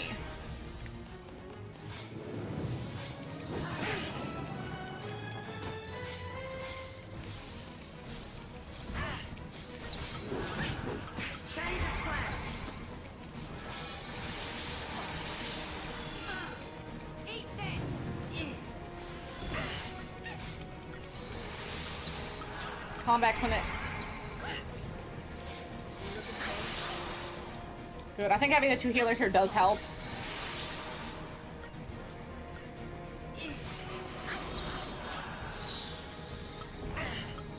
Which?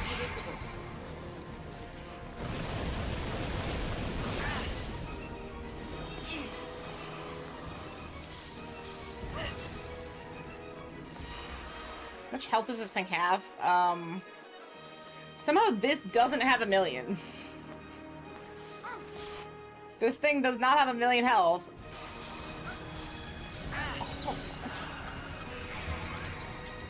I guess because its defense is supposed to be beefy, but isn't health the defense? Is there any defense? Is it all just magic and attack and health? What? How does defense work its way into this? Okay, at least it's dead. Thank you, Bahamut.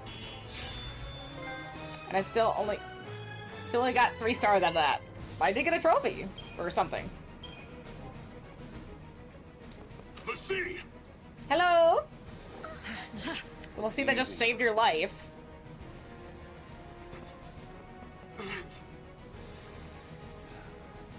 Let's go. Good Jeannie.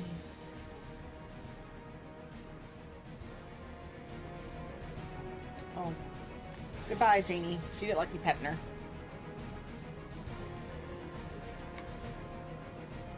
Or at least I get to save. This, I am seeing that I think Fang's is the easiest Gestalt to get, because I never get Lightning's Gestalt fully upgraded, but then getting Bahamut's Gestalt Even to I've level never 3 seen some of these and then getting that Mega Flare is so nice. They have some other art we don't know about.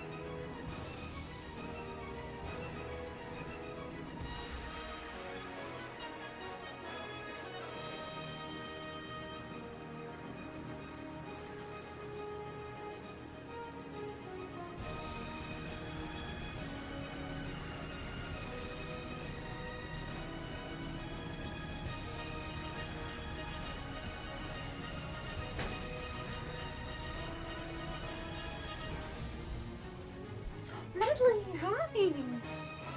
Okay, so I have a few qualms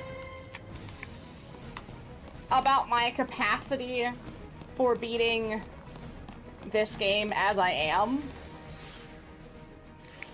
Because even the fight we just had was not really worth that much XP-wise.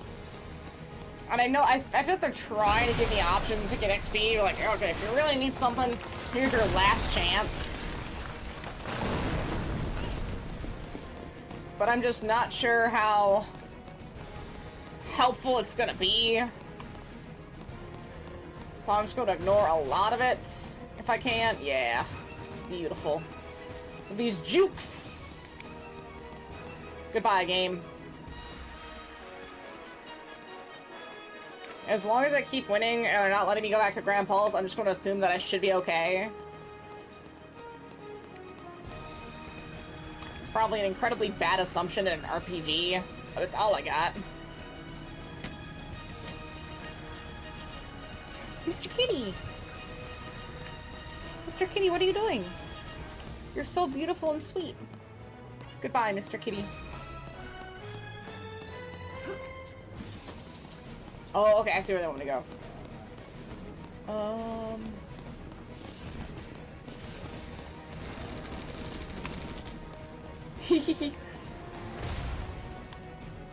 Man, I wish it was that easy.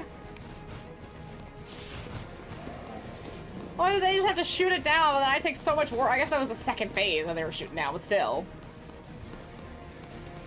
Excuse me, just gonna sneak on past you there. Gonna keep on sneaking, can I? Nope. Switch to Relentless Assault. These guys should be kind of weak, I think. Especially with my girl Vanille.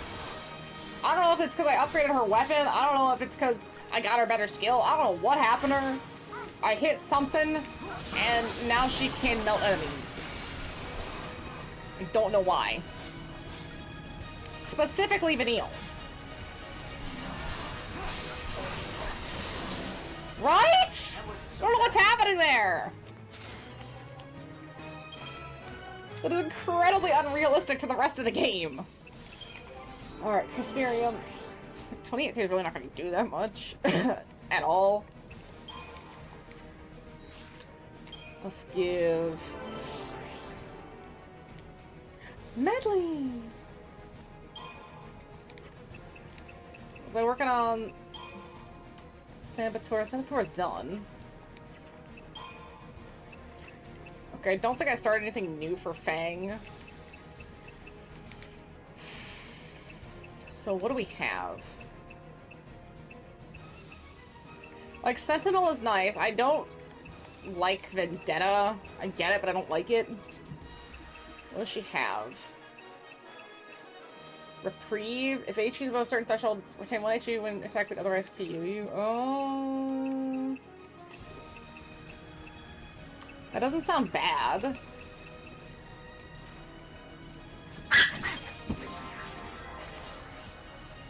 Dana, I don't have the energy to deal with you stressing out here. Oh my gosh. She like freaked out too. It was not a confident bark. That was the bark of a very stressed out little puppy who's basically stressing herself out. Yeah, Jana, are you done? Yeah, he's gone. He didn't do anything. I think at most he just sniffed her and she just, I guess, didn't see him there. And then had a conniption, if you will.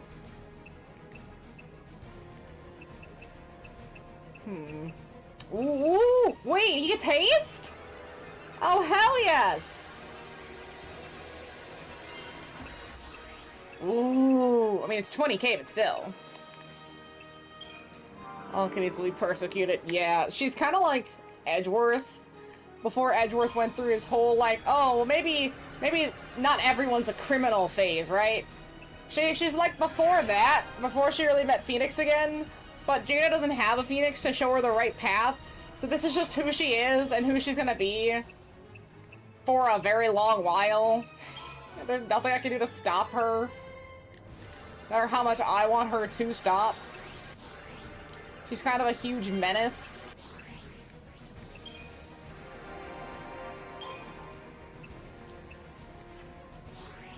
I think medic, yeah.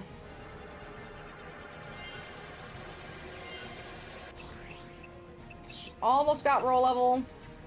Almost. Whatever, let's leave the rest of it alone.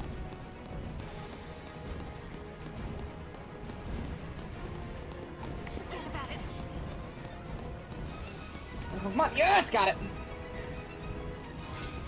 Got some conductors. We're gonna avoid these guys. stroll on down.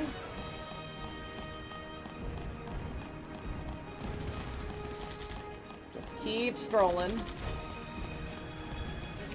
It is kind of interesting how all-out war between Pulse and Cocoon is technically going. Because these aren't people, they're just kind of like animals getting forced into this. The animals don't mean it. They can't know. I mean, I don't know how conscious or sentient these things are, like how smart the average enemy on Pulse is. But they're not doing this on purpose. They're not coming here to attack. They're ending up here and attacking. Two very different things. Right, beautiful Medley. What are you looking at? I don't see your piggy. Is it down there? Do you know? I'm sorry, I'm messing with you. You look so tired. You look so tired. I mean, I guess that would have been a really good place. Oh my gosh, I'm going to die. I need to grind. I messed up and came to Cocoon too early. Ooh, right? Could you imagine if someone does that? So we'll get on here and save. Because I saved before that, so if I have to come back, I have options. I hope I don't have to come back.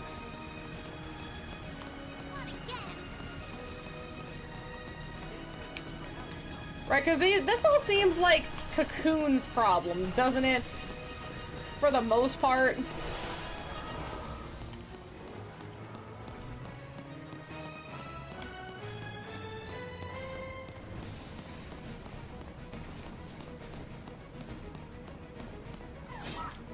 Oops.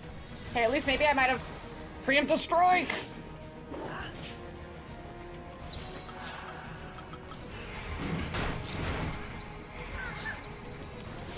Nice.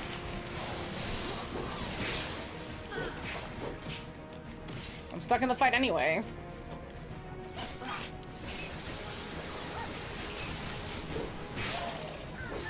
Although that did not do as much damage as I would have hoped it would have done. Or staggering.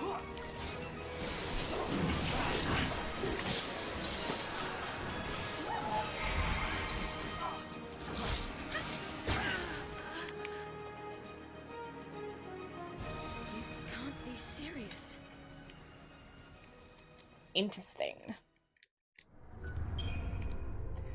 Yeah, I am definitely not anywhere near powerful in this. Shit.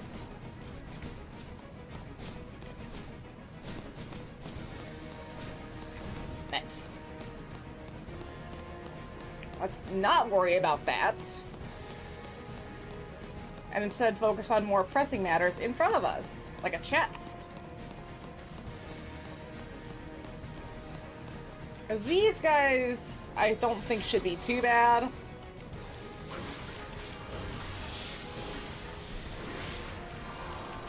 Oops.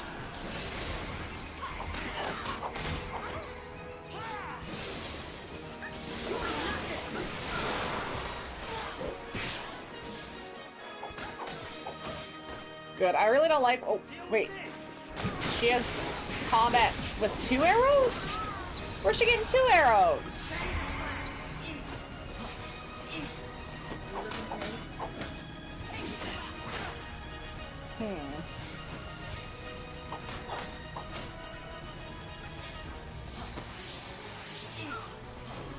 Good hope. Now heal up Vanille.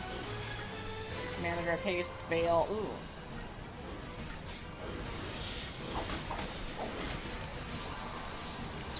Okay, switch back to... Actually, switch to Mystic Tower.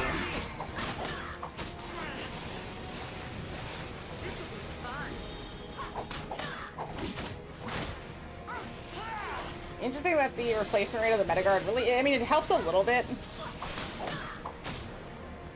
But only a little bit. Switch.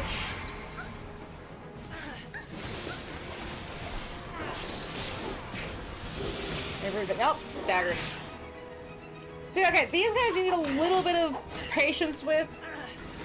You know, that's probably gonna tell me like a 3 to 2 star. Like, oh, you could have been faster. I could have been faster. If everyone was maxed out, sure, I'd be faster. Just like I planned. But maybe if you weren't giving me, let's see. 1,300 per character, I might actually be able to make some progress in my Crysterium. Like, holy shit, things are so expensive now.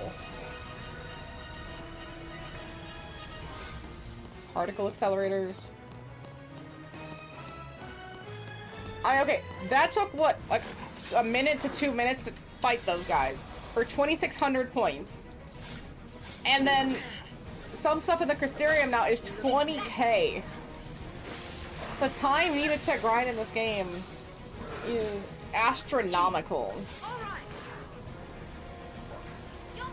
It'd be kind of neat if someone did breakdowns on what it would take to complete a game versus like active combat versus cutscenes versus some other like, oh, just moving around metrics.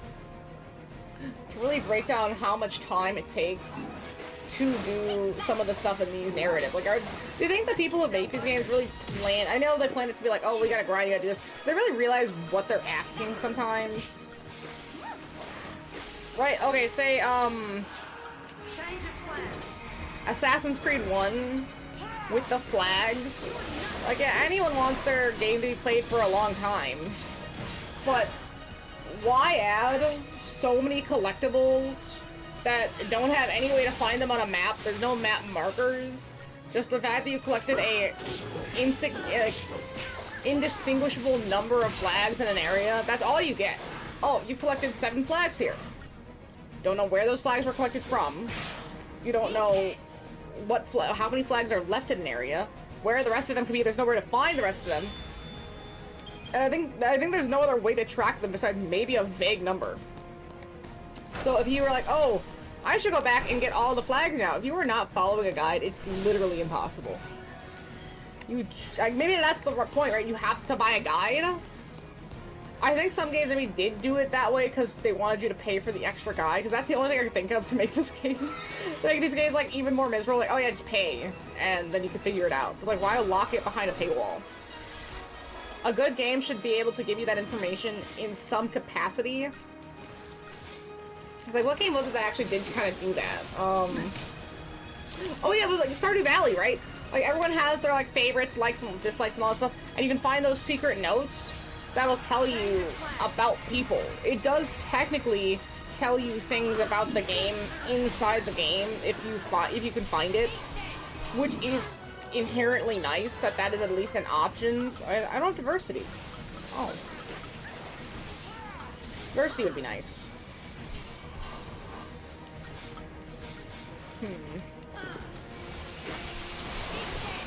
And not just Relentless Assault.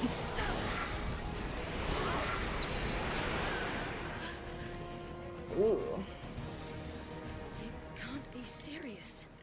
Okay, I think I might need to add diversity. Instead of entourage, just, yeah, we don't need this. Try. Paradigms. There we go. Much stronger start, especially with the preemptive strike now.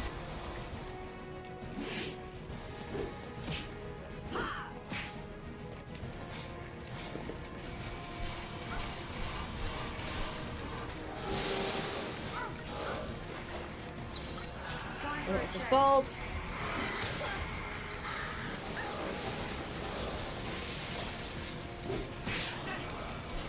You know, I probably should have made Vanille the healer for diversity instead. She's a stronger healer, but she's also a stronger maid. Like, damn, is she strong? Like, holy shit, dude. Truly melting these guys. It just goes faster. I could probably change out Hope for Saz for the Synergist, but Saz doesn't have Protector Shell. And with some of these heavy hitter enemies, that is a lot more preferable. Oh, hello there. Look what you've done, Juno. Look at what you've done.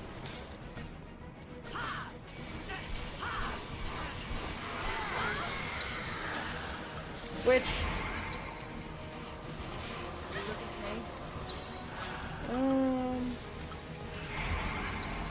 Back to diversity.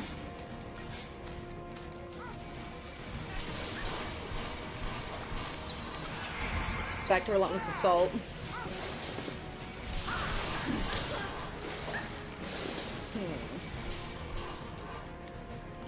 Okay, I think they got it. It is nice to see everyone's health starting to get up to the more, like, higher numbers, like the 4,000s. Because even with that one hit, that was like 1,000 damage. I want to see him hit again. I'm really curious now. Like, okay, yeah, the deeper deck's gonna hurt, but... Oh, never mind. Because Fang was at, like, just under 4,000, and she was at just over 3,000 when the fight ended. I mean, that was about a 1,000-point hit. So these things are hitting really strong now without any protections.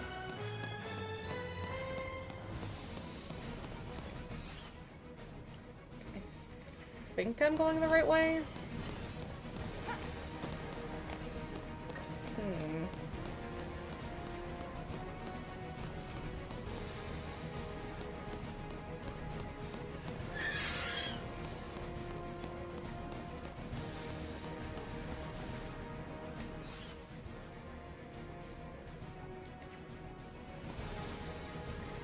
So wait, is it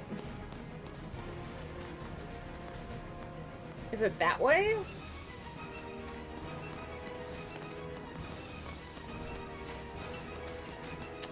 Just gonna skip all these guys. I think it is. Oh, shit. I know! Are they gonna make me fight both of these at once? There's gotta be a better way.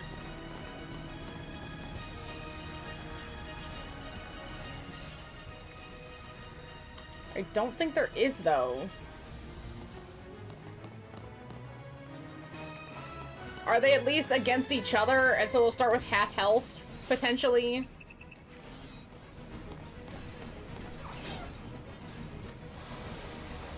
It's incredibly cruel, yeah. Incredibly cruel.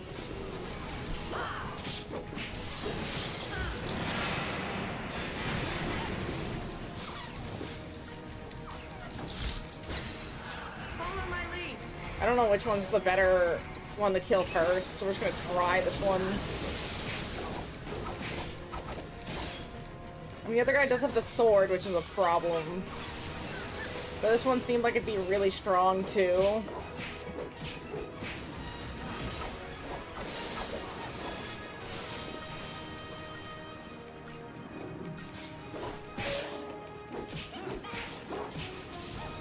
Okay. Now this little Centurion got... not the blade.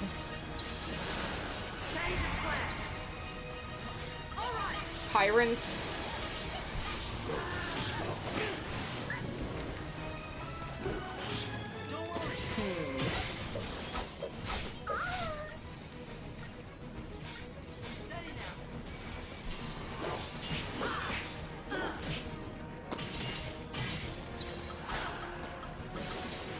Even gods.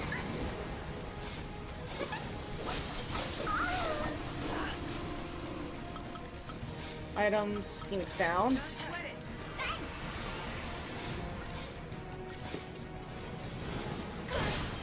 Ooh.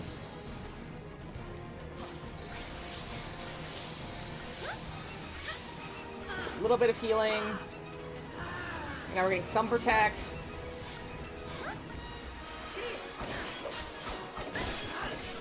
I think that does help.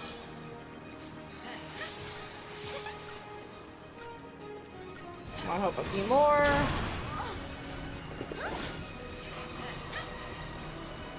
Now just do Vanille. Now back to diversity.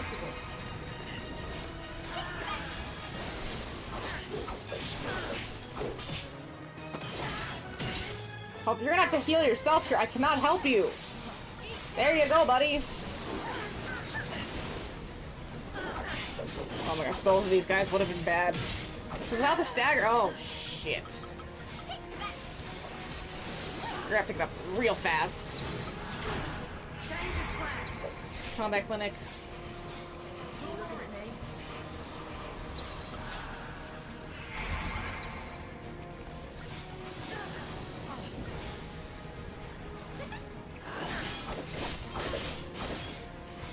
Good. I do Mystic Tower.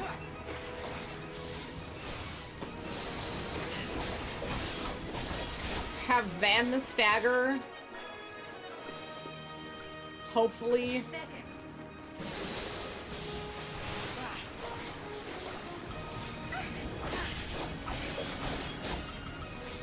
Potion. Potion. Potion. Diversity. Good. Yes! Okay. I don't have high potions. If I had high potions, I'd be able to use that more often. Because the potions are nice. They heal so little. I don't think you can't even get a high potion in this game. Please just let me save. Please. Oh, Madly. You're so pretty. Are you the prettiest thing in all of the lands?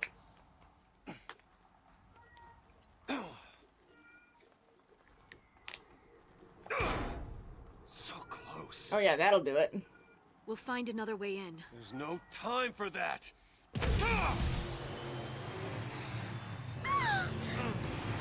No, that didn't work!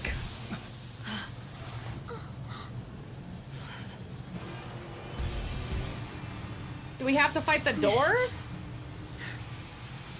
There you go. Oh, no. Not the door itself. Okay, it wouldn't be the first time. Hero? Pretty lame. Oh, it's his friends, who we forgot about from like 20 hours ago. Remember the ones that are supposed to be dead? Hey! Where you been? Guys! Right, the dead ones! So, Snow, you're a pulseless sea now, huh? Yeah. Oh, they saw him on the news. That's how they know. Duh. Then why didn't you tell us? Why the hell didn't you come and find us? It's been a little busy. We've been waiting. Us and the rest of the Purge fugitives. You've been kind of on the run for the last, like, But damn. few those days. Pulse Foul C sure know how to pick 'em. Yeah. Out of all the idiots in the world, they choose this one. Oh, hey, now wait just a minute here. I am your fearless leader. You're not supposed to laugh at the boss. He's 21, by the way. Just want everyone to remember, he is 21. We'll take care of the civilians. And you This game moves so concentrate on fast saving sometimes you really don't have time to base your characters. We all will. Together. I know! You don't really get time to flesh these characters out. You don't get to see them very much. That they mean nothing to me because it was so long ago. Now, what's our motto? And yeah, I probably should have taken more time between now and the next couple chapters that I'm in now. Right, like, been on Pulse for a little bit longer, did some of the more side quests, round, but I totally fucking forgot that once you leave Pulse, that's it. I didn't even think about it. I guess they said tie up loose ends, but I was like, okay, maybe I can come back later. Haven't seen that yet. Like, are they gonna give me, like, one of those Seath portals, and if I get to the end, like, they give me the portal, and I can just go back down to Grand Pulse and grind if I need to? Because that's the only thing I can think of. There's gotta be a way. Where I introduce a fast travel system, you're not going to fucking use it! Ah. Not going down.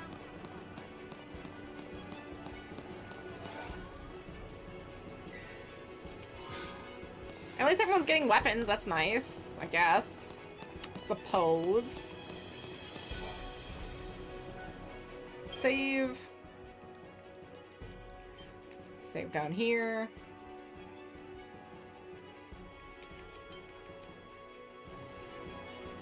But we still got some. I think we're almost through this chapter now.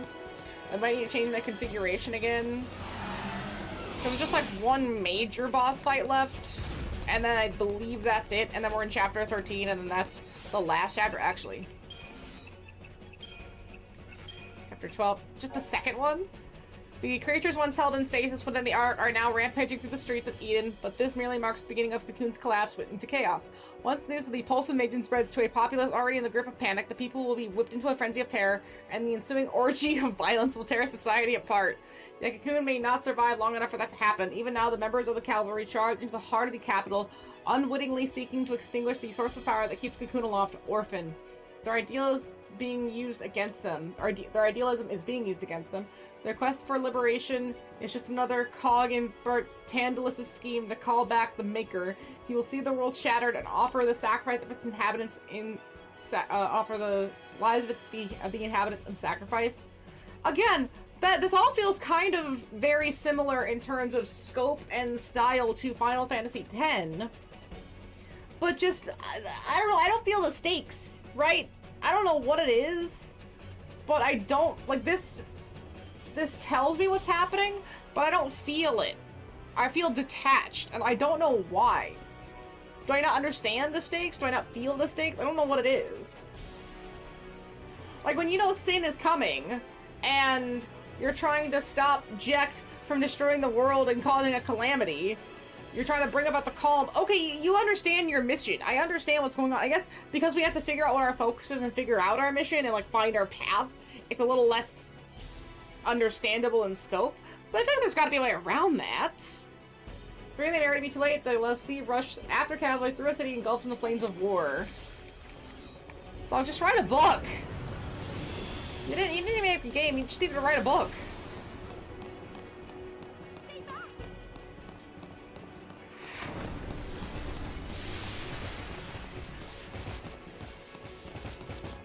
Let's just keep it moving. Let's see what happens if I keep it moving.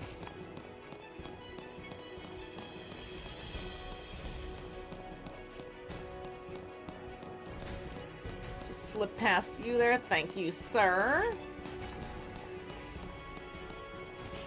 I wasn't feeling great yesterday, and I also wasn't feeling good today, so I could grind yesterday, but I had to go out and do errands today, so it's like once I got home, I was so tired. It's like I'm not gonna do anything. Probably should have ground some, but I was already in between chapters anyway, so it's like there's nothing I can do. Right, Medley? But I guess I just didn't realize I'd get so locked in. I forgot what this game was for a minute. I was so used to the open world already, I was so spoiled.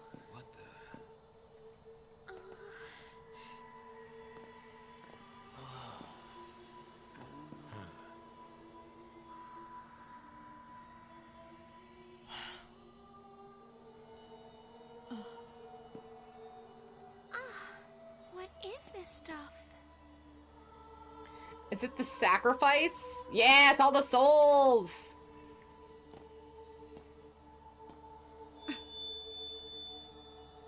Huh. Some sort of crystal? I don't like this. Is Cocoon falling apart already? Could be. Maybe Orphan's having trouble holding things together with all this fighting going on. The clamor of oh, fuck off, dude! I like how omnipresent he is, at least. Well, we're gonna stop this ruckus soon enough. Can you halt the right? That's pretty charge? sick. Filled with righteousness, they will slaughter Orphan in the name of freedom. Your only recourse will be to deliver them death, swift and certain. That's what he wants, though. Unlike you, they'll listen to reason. Has anybody so far? We're Lassie. No one listens to us. See about that. I shall savor the demise of Cocoon from atop the highest seat in all of Eden. You too should hurry along to the heart of our grand capital. Okay, so that's where the final fights are gonna happen. Miss you so. Come, Lassie. Fulfill your destiny. Will Lassie? Your destiny. We'll decide our own destiny. That was horrific. You need to go sit in a corner and think about what you said. That was hideous. I mean, like, Titus. It was a very Titus statement.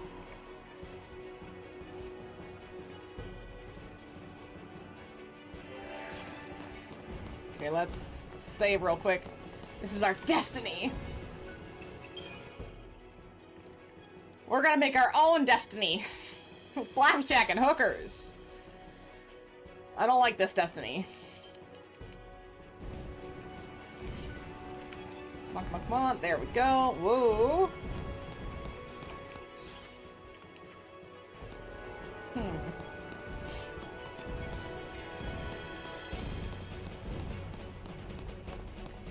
Is there anything down this little path?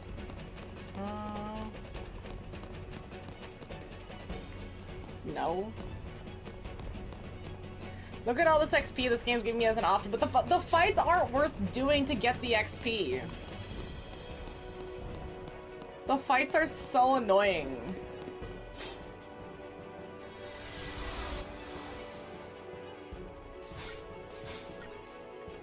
Sanctum Archangel. I'm hoping Vanille can get some power.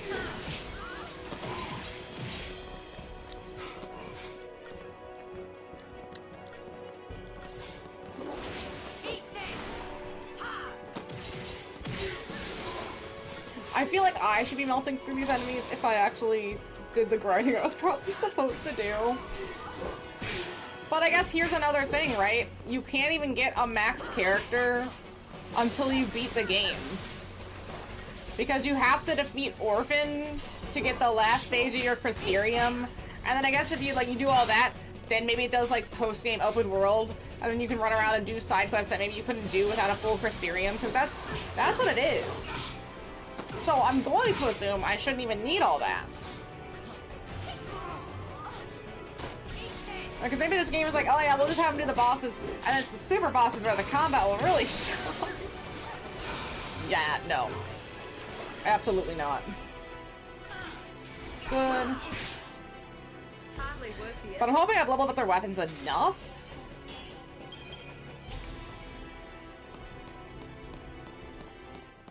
I want to believe it's gonna be fine. Because oh.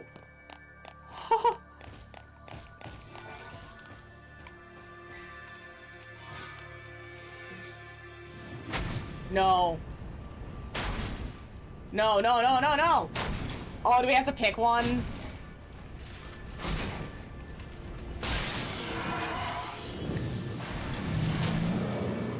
Don't you kind of feel bad for him? Like, poor buddy. What a bad way to go. We're just gonna... Ooh, nice. Mono! There is another on the other side.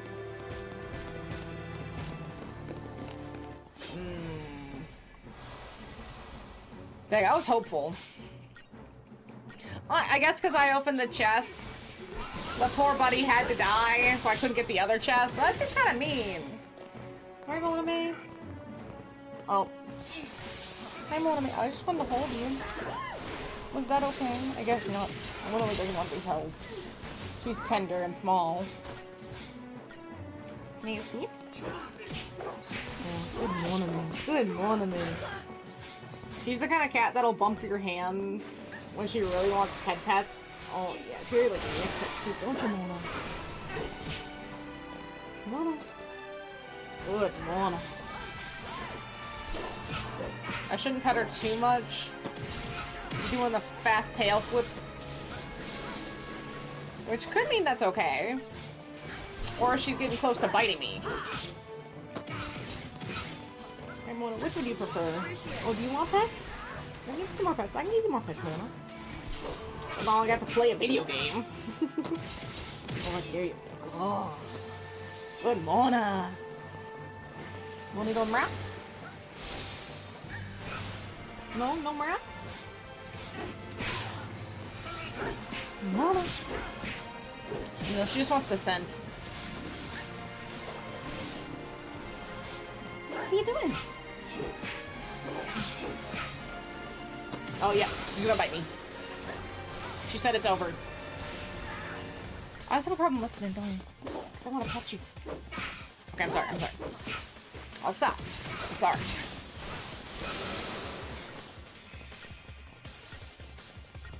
Everyone's been liking my little footrest. Even though I want to be able to use my footrest as a footrest.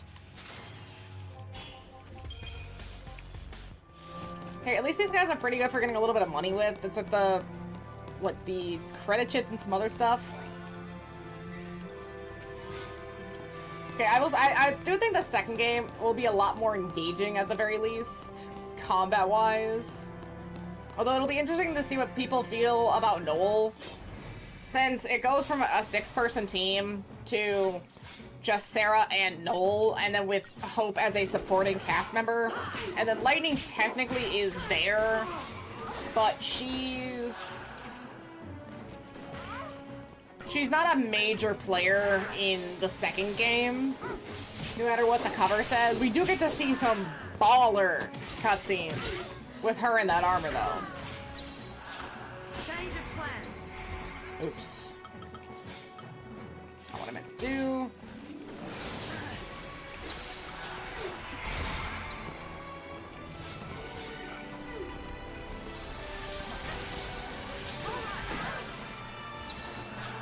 Oh yeah, what about Sentinel? Talon.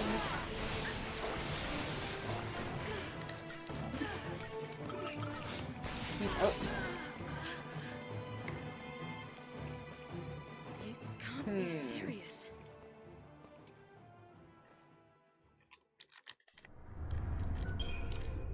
These guys aren't worth it to waste Bahamut on. Well, let me see if I can see. Yeah, sneak past. Just not deal with it. Hello there.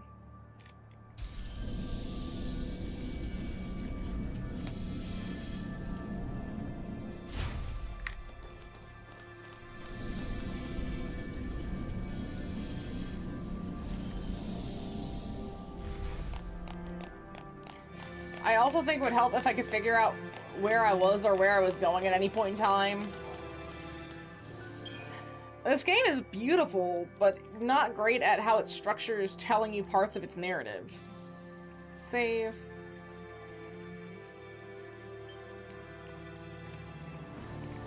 Alright, I'm gonna run to the restroom, and then, wait, let me check the map. Yeah, see, all this just means so little to me, but this is where we're trying to go. See, Eden Hall Grand Foyer. I guess we're inside Eden now. But the game doesn't do a really great job at explaining that itself by showing us where we're at. You have to read a little too much. There's a lot of tell in this game. I think that's a problem these more recent Final Fantasies have, is there's too much tell exposition-wise and not enough show.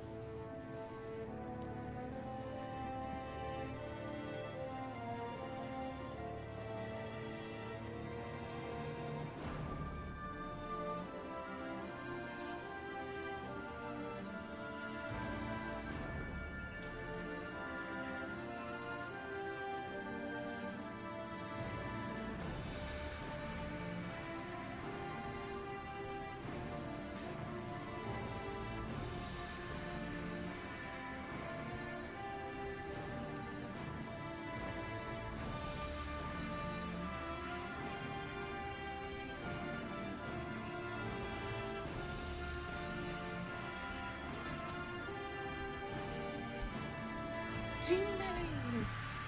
What are you doing, Janie May? Oh, my beautiful, come here.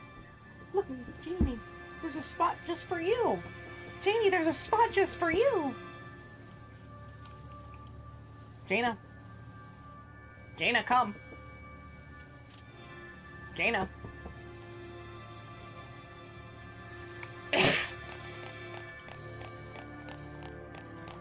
They know the word. They know their name. They know what I want. Flagrant disregard. Flagrant. Jaina. Okay, Medley. Come. Medley. Come.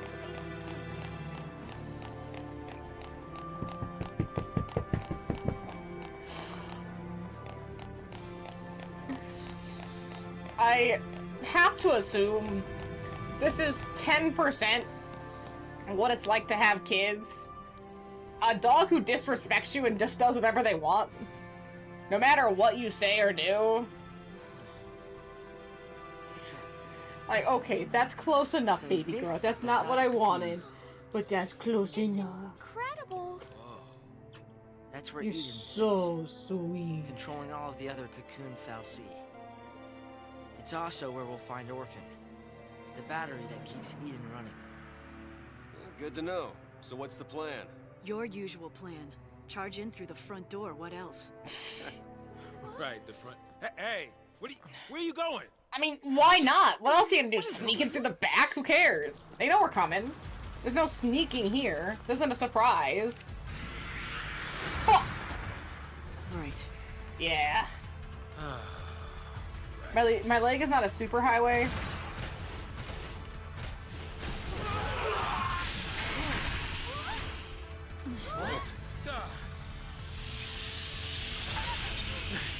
I hope that's our backup. Well, if it is, I don't think our backup is happy to see us. I don't think we've ever had backup. Guess we're fighting. This isn't gonna be easy.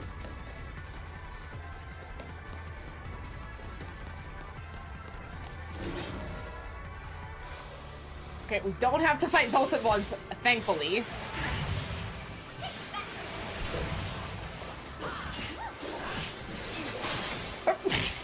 Oh, excuse me. 1.5 million health. Lovely.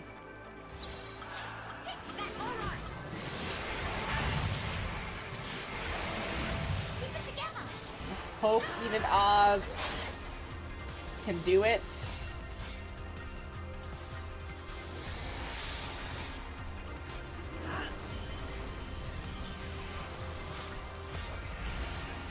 Okay.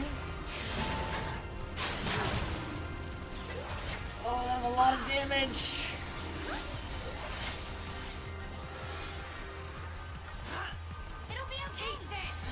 That's okay. I think it can clean off debuffs. Not that I care.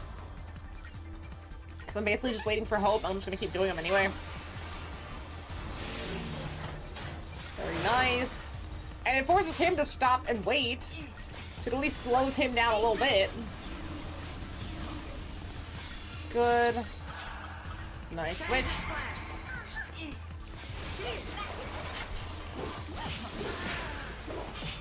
Switch.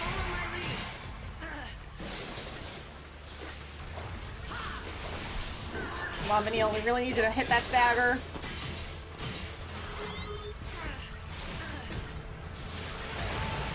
At least I have that protect. That's helping a lot. And as long as this thing can't get rid of my effects, then we're set.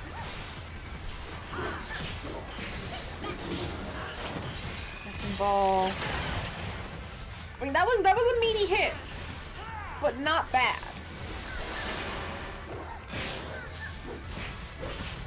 This is one of those games where like effects are really important.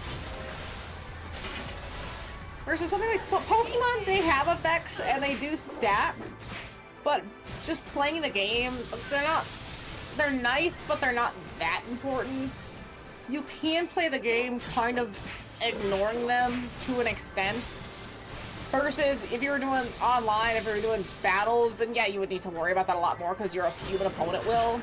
But this game is the other way where it's like, no, you definitely need all the buffs you can throw on your body or over level to an extreme because there's just no other way because these things hit like a Mack truck. Completely disgusting.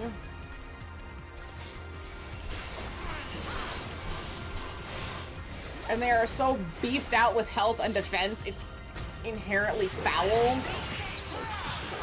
Diversity.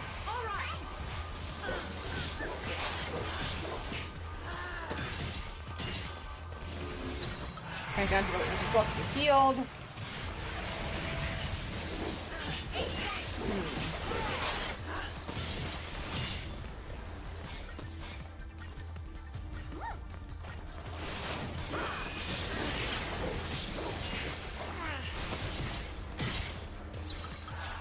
Back down to even odds so that Hope can re-up.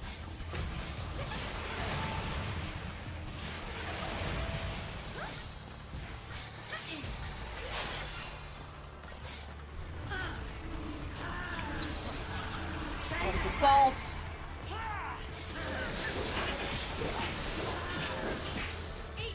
Before I can hit the steam clean.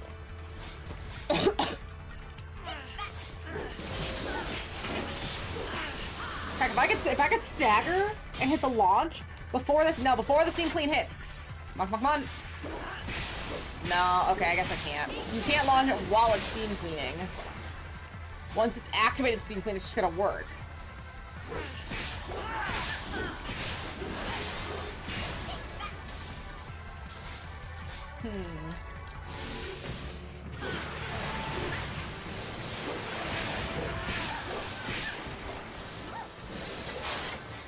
No, this isn't gonna kill.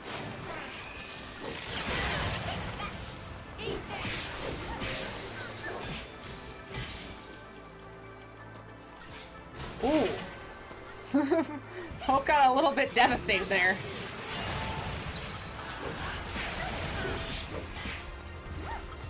Items, Phoenix down. Diversity.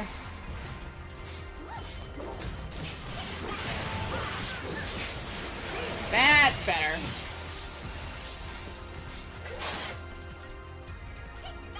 That was with the protection, too.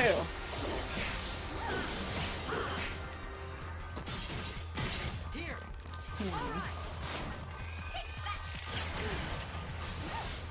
What's 1600? Yeah, so that does do a decent bit. How much is still left? 116k.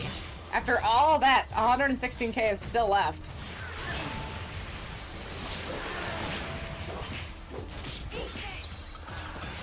Dogs.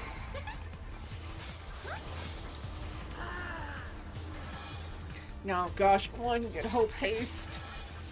I'm kind of close-ish. Nothing crazy by any means. And this attack might... I mean, now that they at least have the protection...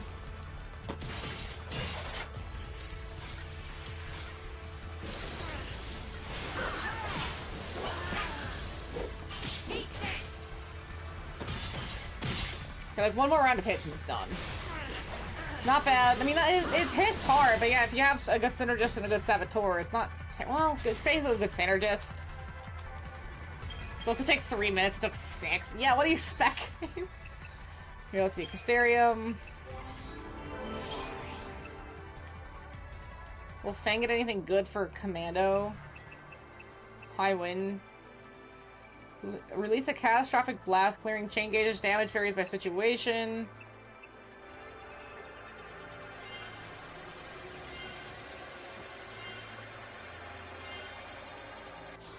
Okay. Go over to Vanilla. Jaina! No. Saboteur. She's very close. So she gets death the next time I get 16k. Jaina. Jaina, no. He doesn't need that.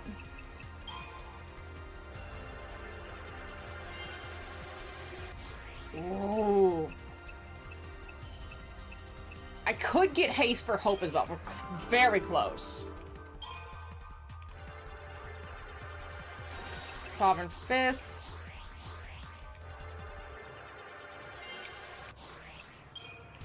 Saz.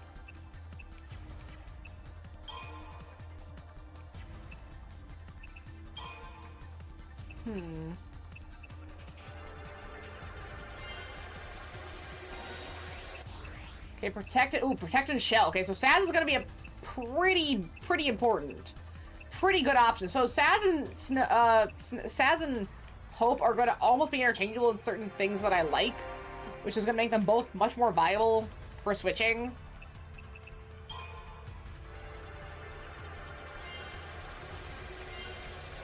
Grab this.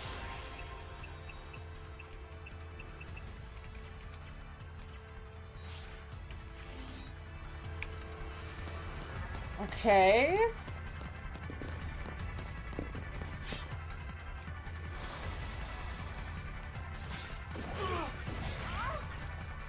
Now I just have to get through waves upon waves of enemies and pulse enemies as well.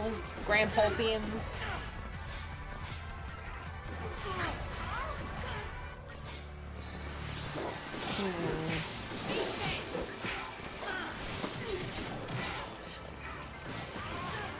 Ooh, that's a bit brutal. You can't be serious. Interesting. Yeah, it feels like my health is incredibly weak.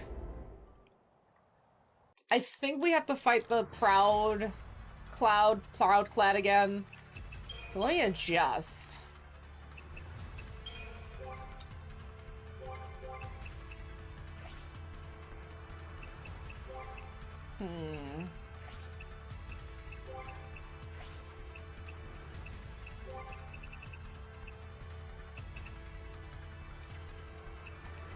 Let's try that for now.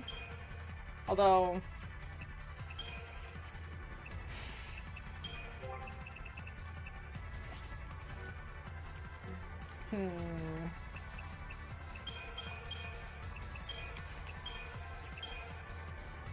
Convalescence. Okay. But see, now someone doesn't have Sentinel. Like, it's...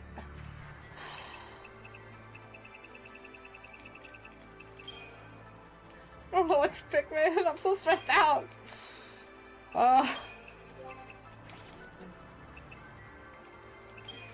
No, I don't have a Saboteur. I hate this game, man. This game stresses me out.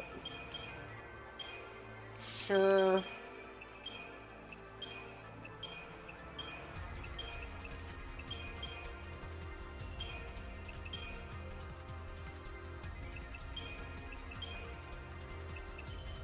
Okay, a Hero's Charge sounds good. Give that a shot.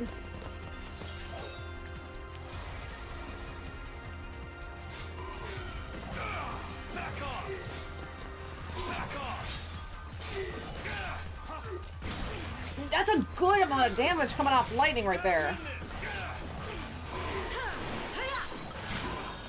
Thanks. And switch to protection. We at least got Cura. Holy shit. No. Oh.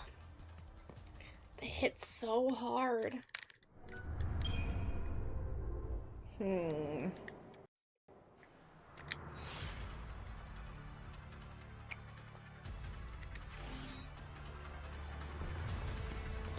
Is there a save point near here? Yes, if I can get through this area. Okay, let me...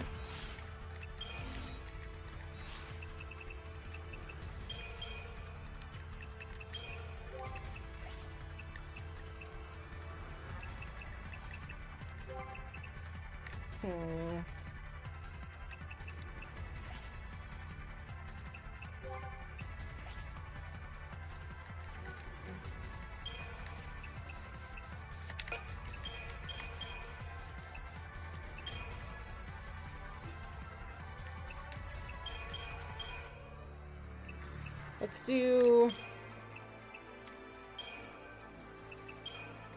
Malevolence. Coordination. Yeah, okay.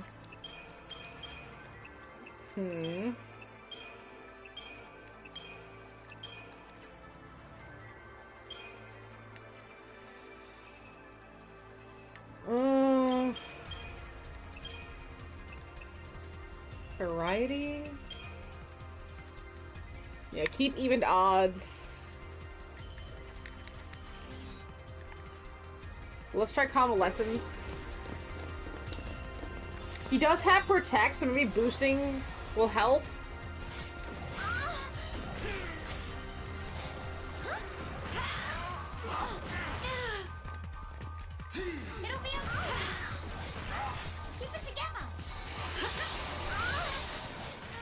Cause like, holy shit, these things hit so hard. It's either this or Sentinel. No. Interesting.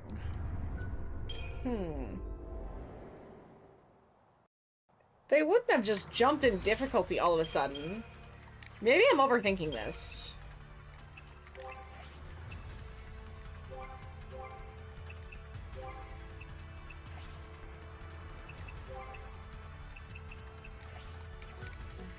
Right, maybe I'm overthinking this.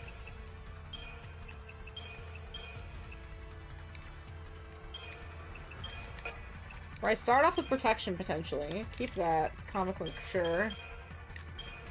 Commando.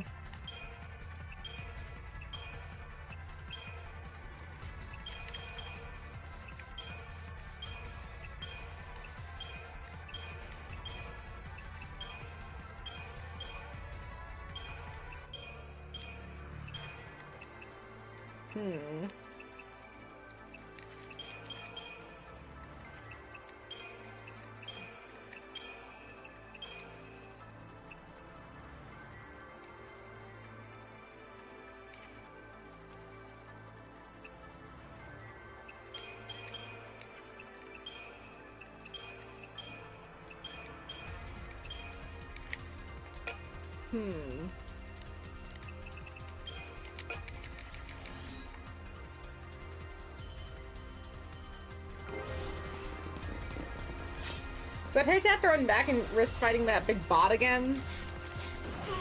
But we'll see. Quit wasting my time.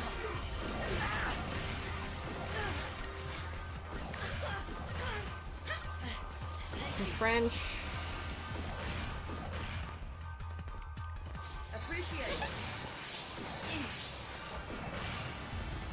Come on, Hope, you have defense. Oh, shit. There we go. Back under your rock. Man, they are hitting like absolute horses to my face.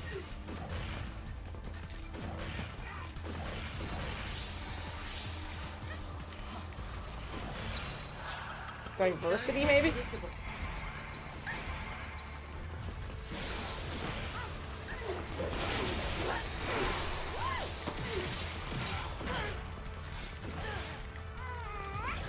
I wonder if guns do fall under protection, because they should.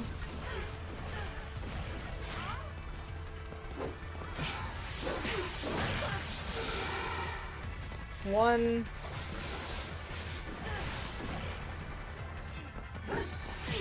Maybe I need to switch to defense. I thought I had balance, but that might help. More to defensive build. I should try that.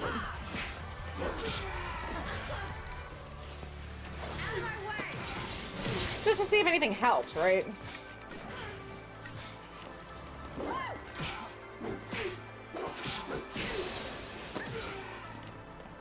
Because it shouldn't have taken that much work to get past this group of 3.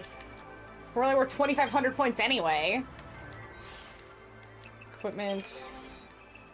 Optimized. Defensive. Let's try that.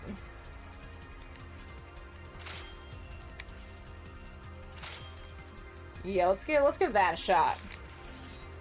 See if that helps at all.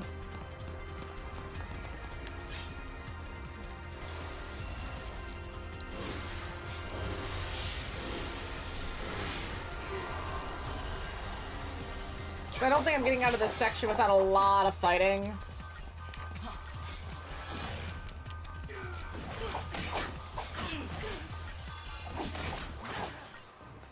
That's fine. She's a sentinel, that's fine.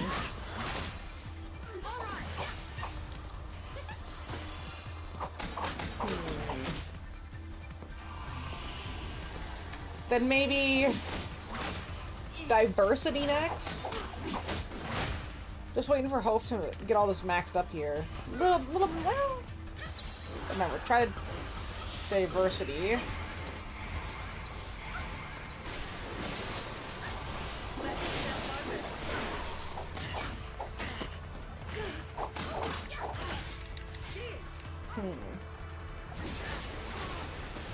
I'm trying to see if switching to defensive styling helped at all. Getting rid of the collection catalogs does suck, although look at that nonsense!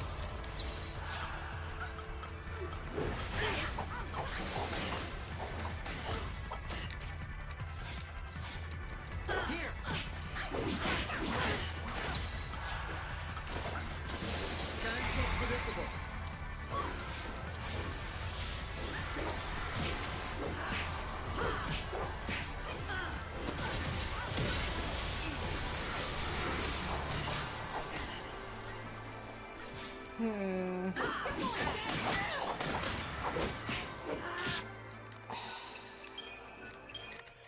it didn't help as much as I'd hoped, and I think I need to change to something like Ravager, Healer, Sentinel paradigms. Instead of safe subversion, Sentinel, Ravager, yeah, Entourage, keep Entourage, and then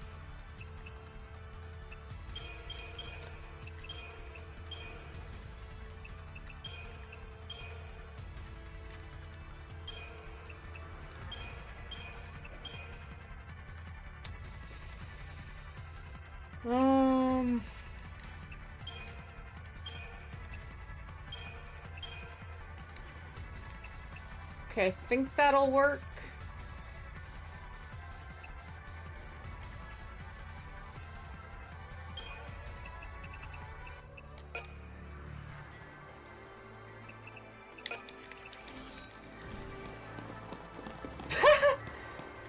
Okay, what if I don't worry about those guys?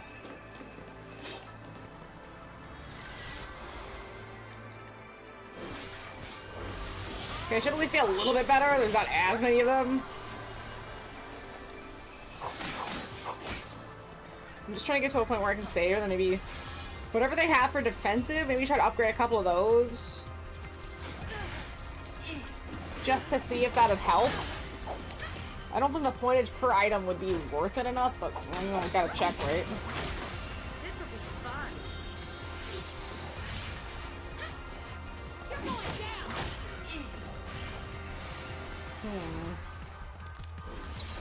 Switch to... Don't get predictable. Entourage. Oh, hi, Jeannie. How are you doing? You're so pretty. Oh, you're so pretty. Good girl. Yeah, oh, big girl.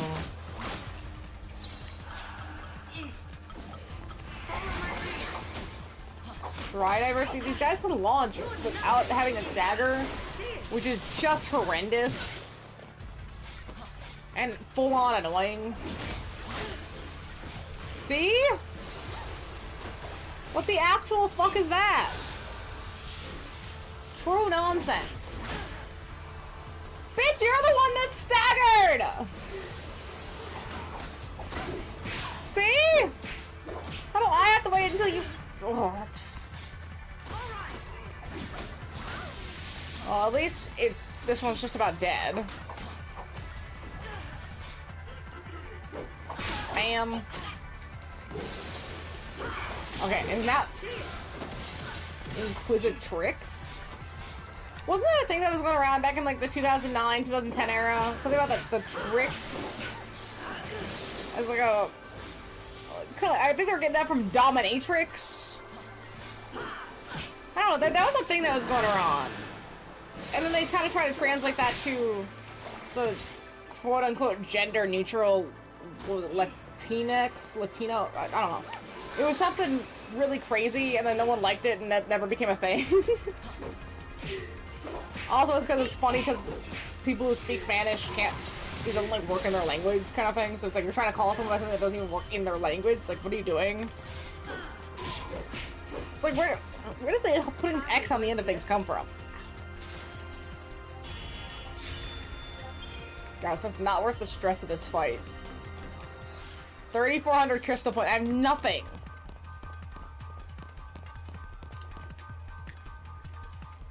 Is that... It's not that proud clad thing, is it? I hit... You know that bone on your ankle? Your ankle bone? I hit my wrist bone on my ankle bone. What are they up to? Fucking hurt.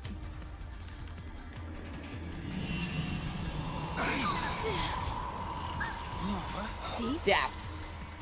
Death is what they're up to. All of them. Just like that. A friendly reminder we're running on borrowed time.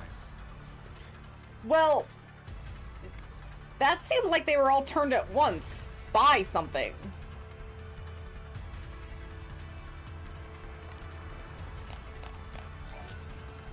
Yeah, the wrist bone's definitely connected to the knee bone. I'm an expert, obviously. You can trust me. You can trust me, Gina. You can trust me so much. Oh, Genie. Alright, let's see. Upgrades. Upgrade. Accessories. 1,200? No.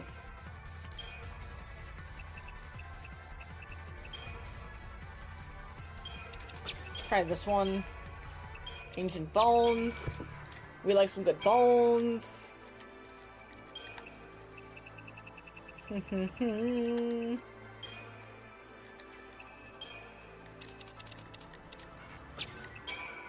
Might as well.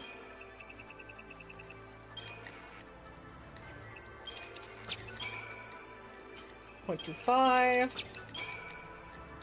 0.5. Gosh, I really am so bad at this game. I'm kind of just going buck wild with some of this stuff.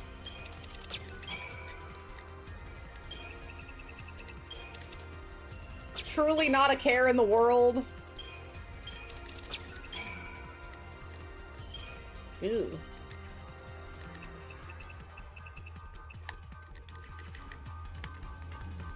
Is there anything this way real quick?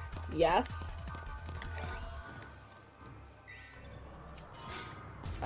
Power glove. Yeah, that's real helpful this late in the game. It's real helpful. Okay, looks like it's a 2v2. Hopefully this one won't be so bad as the gun ones.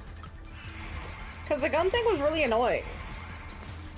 There was just so much damage done. Oh, fuck, dude. All of them out of nowhere? Why?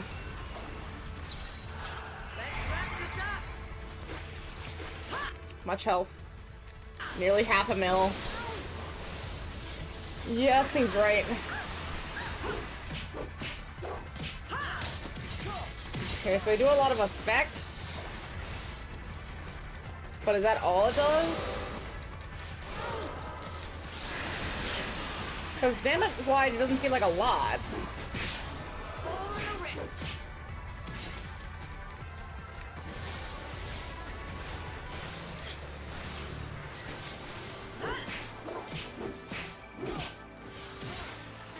This is after upgrading the weapon, too. No, not death. Okay, that doesn't definitely kill me. I'll see why I wouldn't. That does kill me. I'm gonna crash the fuck out, dude. I cannot handle that. Adversity. No. Heal. Woo, that was quick. Thank you, Hope. You barely saved my ass. That doesn't kill me, it looks like, at least currently. It just does a lot of damage.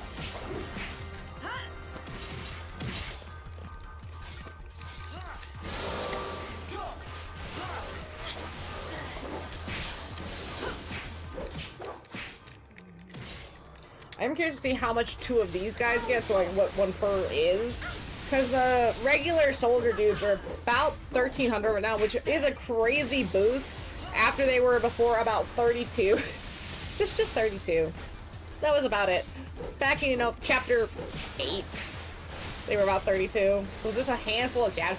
The crystal economy just goes to shit in the time that we've been on Grand Pulse. 1,400, that's not a lot. For how much damage you have to do to these dudes, it really isn't that much. I suppose if I was stronger, it'd be worth more, but you need so much XP. There's gotta be a better way to balance this. I think if it was half, right? If the max amount of the Crystarium was, if it's 11 roughly per character, if it was like 5.5, right? That's half. 5.5. So If it was half what it currently is, we would at least be somewhere into every single one of the other classes we haven't been able to touch with the amount that we've gotten. Right, we'd be somewhere, and there's still, like, you know, a couple stages after where we're at, or the Crystarium, so it's not like the Crystarium's even over, we still just haven't unlocked parts of it.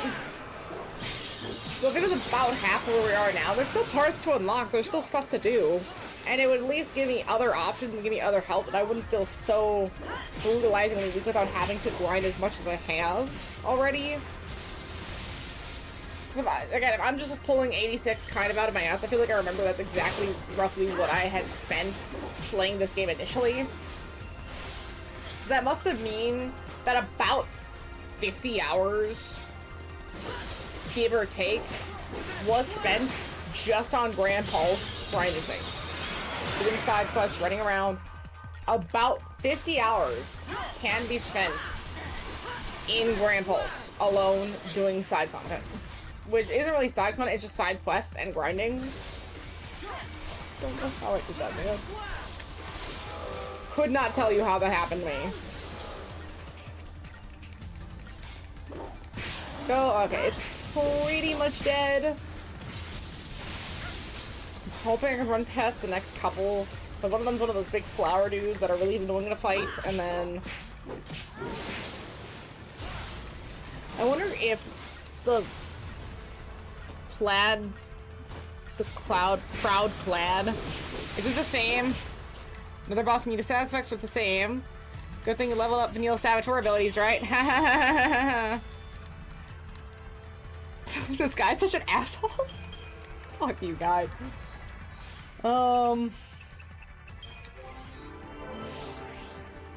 Yeah, don't you love it when bosses are just completely immune to all your status effects that you spent a lot of the game grinding up for?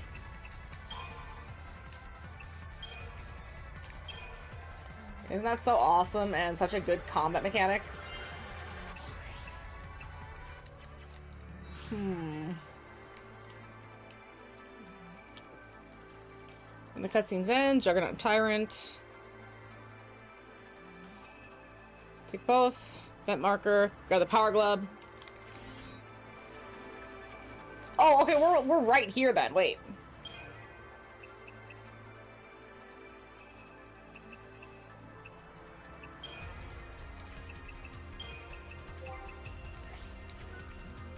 It says Sentinel, Medic, and Synergist. Oh wait, hold. Wait, oh no, I already had. Wait, damn it! I thought it said Lightning. I just can't read.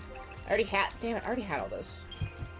So Sentinel, Medic, and Synergist. Which yeah, protection I was already using. Relentless Assault. Commander Diversity. Yeah, basically everything I've already had.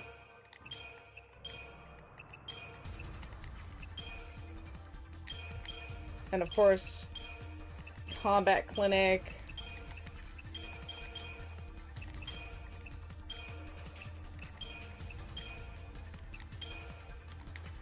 Might as well throw that in there just in case. Because I think I also can't stagger it again.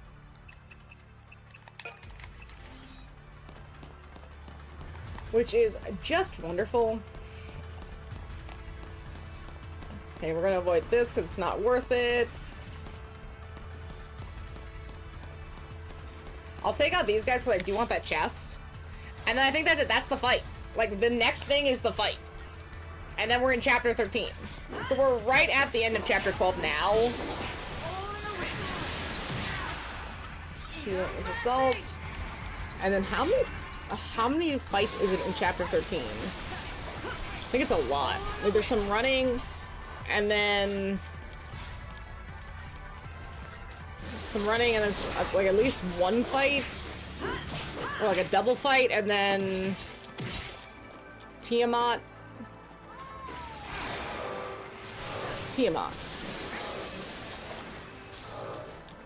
And then the boss fights. So it's like there's some movement, and then boss fights.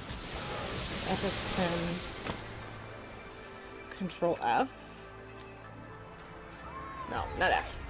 Control B. Is Tiamat in F10? Or is that 11? Or is that not 11, 12? Because that name's really familiar. Oh, Hope is dead. Shoot, Hope died. Whatever. Is it 11? What is it in 12? Huh. I thought I remembered it from 10-2, but it's... Oh, maybe it's 9. Maybe I'm misreading this. No. Okay, that might be 9.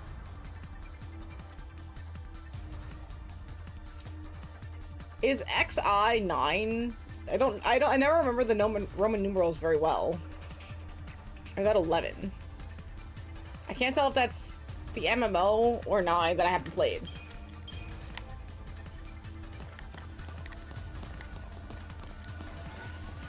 Ah, damn it.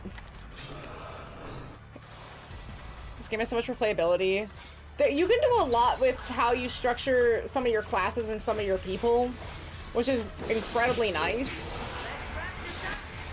And the narrative isn't very long, but it's just not very full either.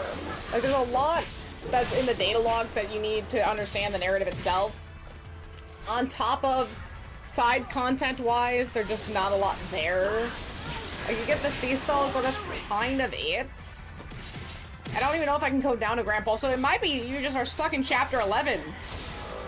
Well, no, you can't be! Because there's more Crystarium to unlock, so you must have to be able to go to Grand Pulse at some point. I just don't remember when. I do think, at least enjoyment-wise, I feel I remember 2 and 3 having a bit more going on in terms of, I don't know, side stuff to do. That wasn't all just go here, fight this, go here, fight this. Which is kind of the problem that 16 has. It's basically all just fetch quests. Again, not everything can be Yakuza in terms of side quest quality. But doesn't it make you want that a little bit? Okay, wait a minute, grab you.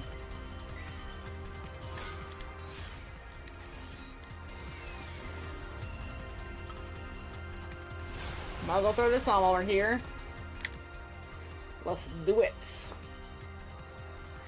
So, I think if my perfect game was to be anything, something along the lines of, like, character enjoyment would be either, like, a Final Fantasy, or not Final Fantasy, Dragon Age 2, or a Dragon Quest 11 style, with the plot and like side quest quality of a Yakuza, and then maybe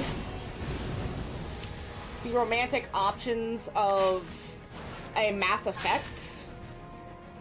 Because I guess I appreciate that they gave me something in Clair Obscur, but with how Clair Obscur ended, it felt super pointless. Like, yeah, I guess. Like, there just was no meat to it. And not every game can have, like, the Baldur's Gate, Mass Effect, Dragon Age meat.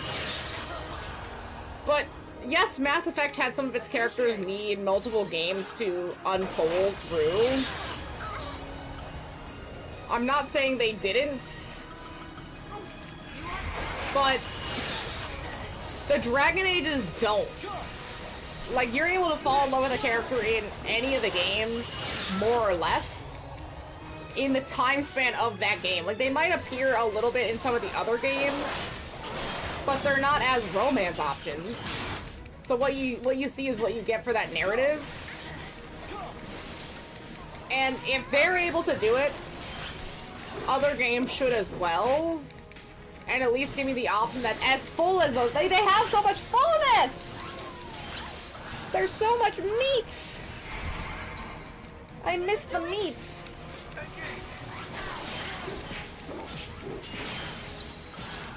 Can I also not stagger this one? I actually didn't look.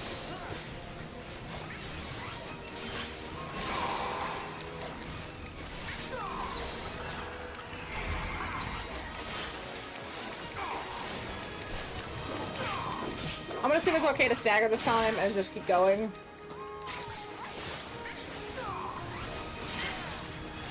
Very nice.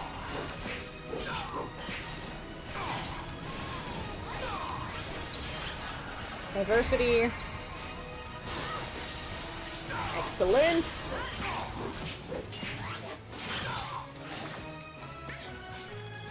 Shield KG.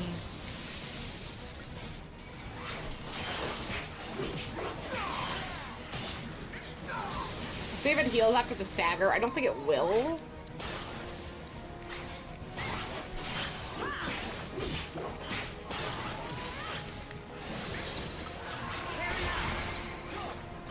Okay, so far so good.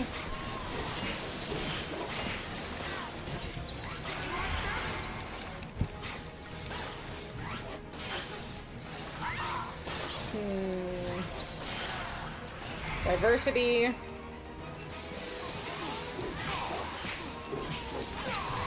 Not the strike. Or relentless assault, not strike.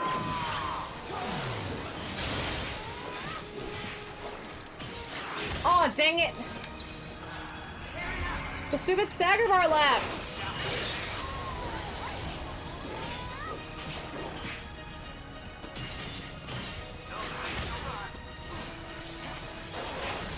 Good.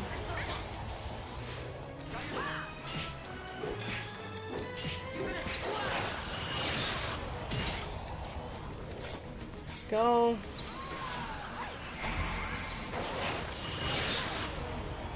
Okay, no one's in the red, and it's staggered.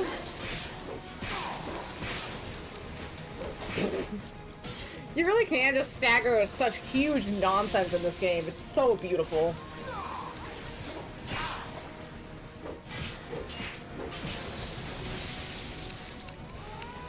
Okay.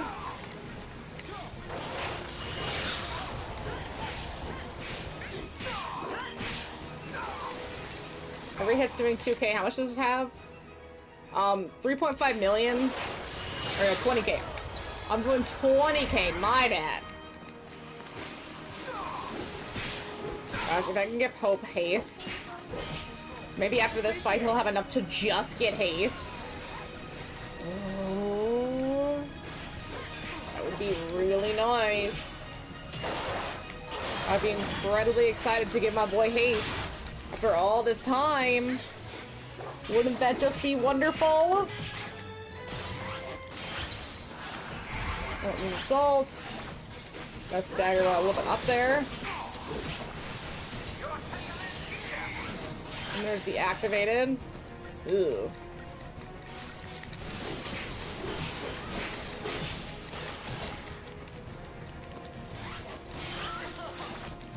That's fine. Nice stagger. Wait, he healed? Fuck.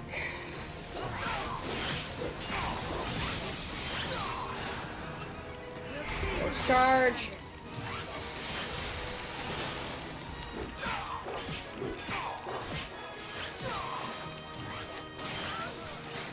And that's fine, I guess.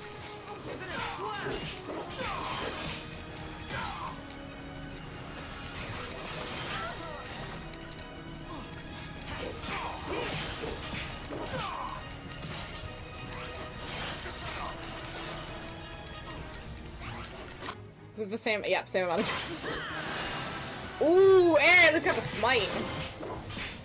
Okay, I'll take a strike. What do you mean by retaliatory?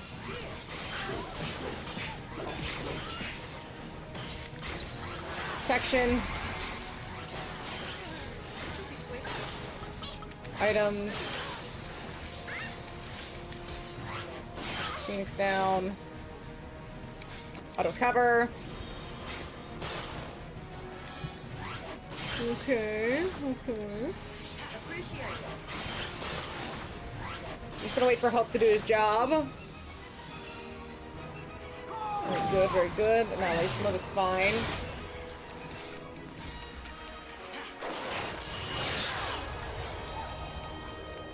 Also fine.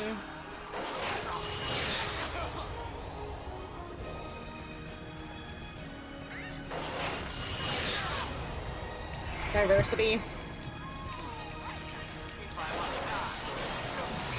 Maelstrom. How much damage does that do? fair bit.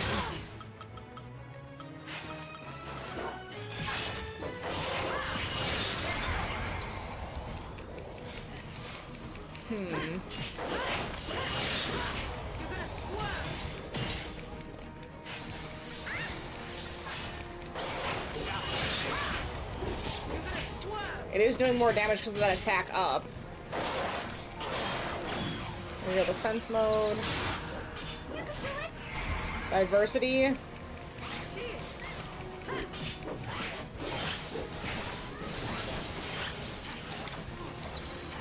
Relentless assault.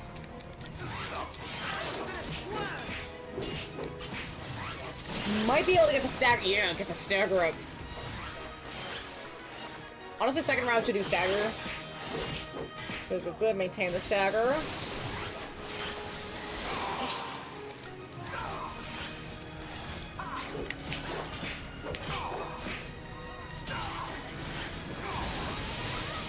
I do still have Bahamut, and I do have Renew in case things go wrong.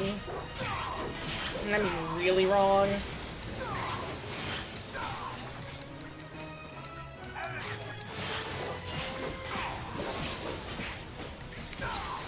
Down to diversity for help to heal. Very nice.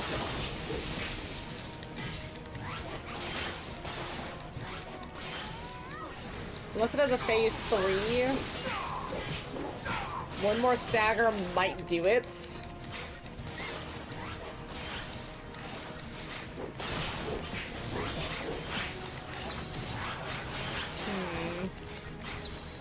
Protection. Just until their retaliatory strike's over. Just in case.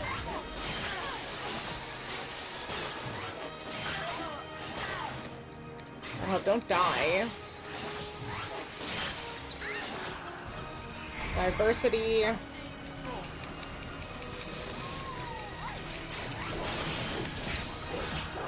Here's charge. No, Mystic Tower. Oh, no, no, no.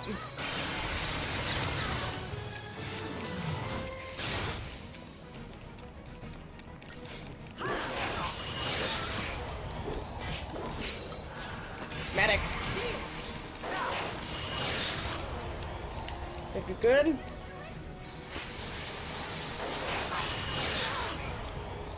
Better.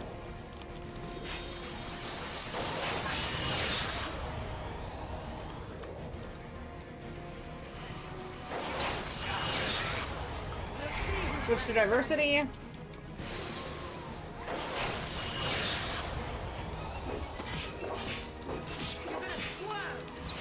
Here's charge.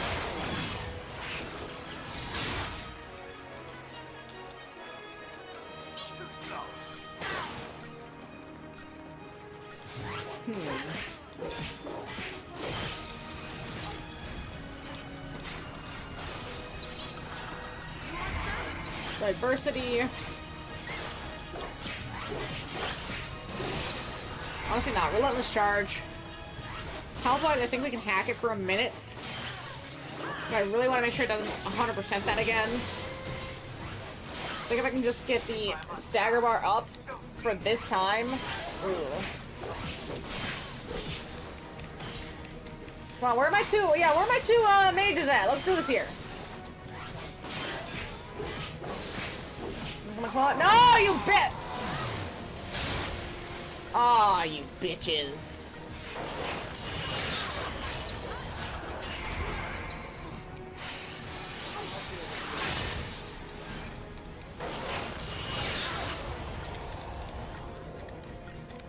Bring it on!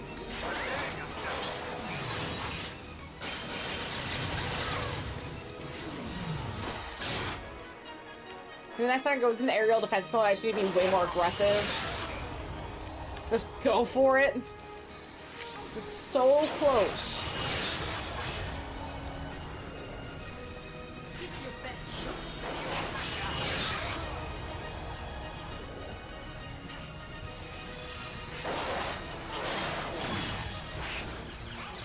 Let the meal heal. Be careful. initiated.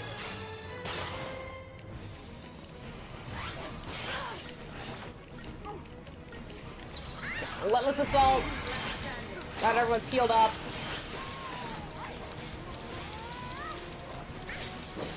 Raw attack it. It's already at 50%.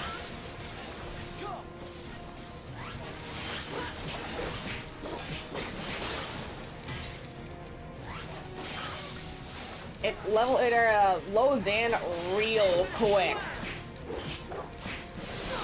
Nice diversity.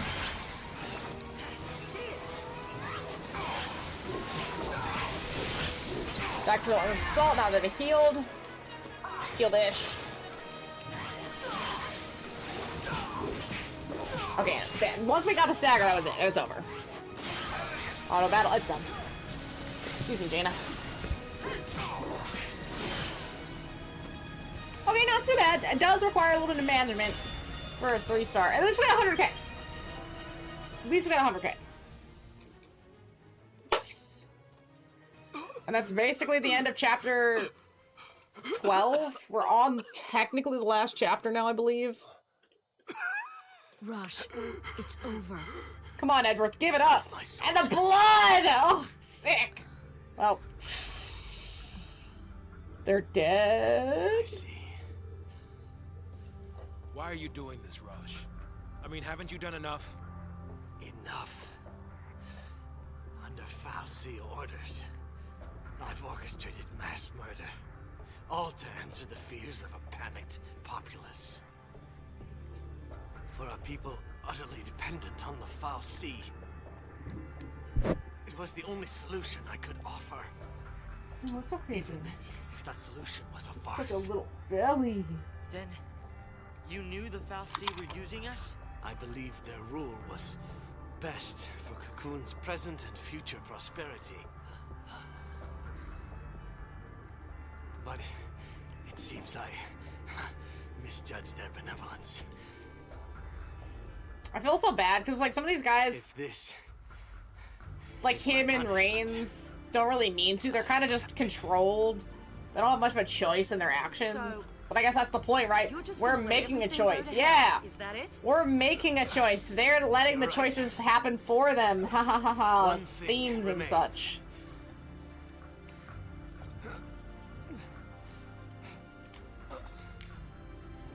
This is SciComm Director Roche. Ooh.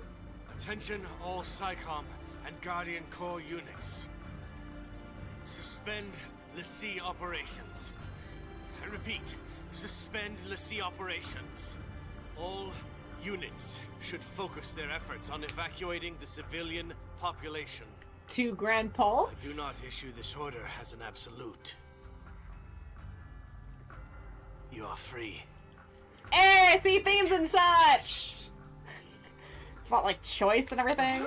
Rosh! Go! You're here to save Cocoon, aren't you? Or was that a farce as well? Oh, jeez. Hi, stinky girl. Stay alive. We'll see you when it's over. I know. You don't like fake Edgeworth either. I want the real Edgeworth, but it's gonna take some games. Sadly. I know. I miss him too, baby. Oh, I think he should be in the next Apollo Justice. I guess the first one. I haven't checked. I've been trying to, like, avoid it to not look at it too much.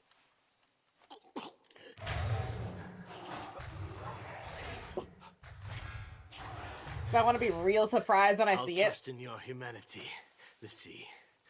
The fate of Cocoon is in your hands. Wouldn't that suck if that didn't work? The end which I have chosen. Hey, I see choice and themes and such. Oh no, that's actually gonna work. That's too big. What's in that bomb?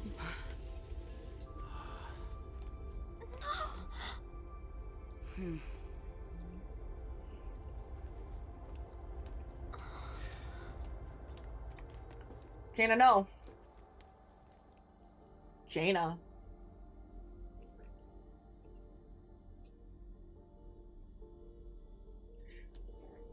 So we're already inside Eden, right?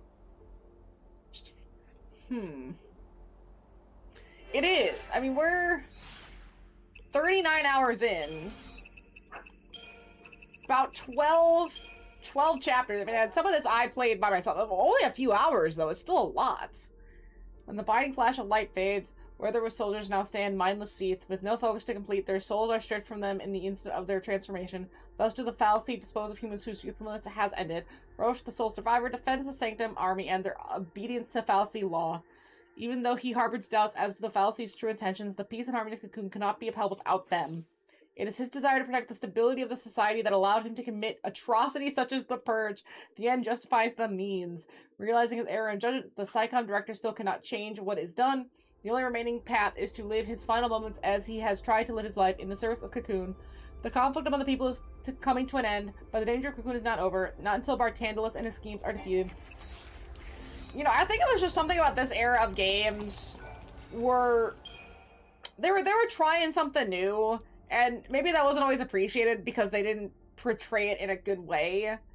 I saw a meme recently that, like, oh, the 2020 survival horror genre is, like, full of bangers, but, like, the 2010 survival horror genre almost died. And no, it was never gonna die. It just needed better games. But they put in Resident Evil 6, and I think Resident Evil 6 could have done better marketing, because it's not a survival horror game in the traditional sense. It's an action horror game, and I think if it had been marketed like that and basically told to people, maybe it was, and I haven't seen the stuff, but I'm assuming people thought, oh, it's a Resident Evil game, it's going to be a survival horror. I think maybe they just didn't do a good enough job at explaining this is an action horror. It's the biggest Final Fantasy, or biggest Resident Evil ending. We couldn't do survival. This is about combat. This is about drive. This is about power. Right, you know, maybe it was just the way it was marketed. Maybe just people's perception of Resident Evil. Right, because then even like 8 can be kind of action-y compared to, like, 0 and 1. 7 is also pretty action-y compared to 0 and 1. So they have still kept some of the action elements versus some of the more survival horror elements. And I think that mental shift does help put 6 in a better light, but I think that could work for this game too. It just needs a bit of a reshaping in terms of mental expectation. Come on, beep, beep! Almost on chapter 13, by the way. I probably shouldn't be here. I probably should be very far away. Yes! I'm trying to get these banger skills. Nice, good strength. And, oh, you know what, you're just in time, by the way. It does insane. Well, I'm glad I have it then. Let's go over to medic. Caution. Ooh, caution, sure.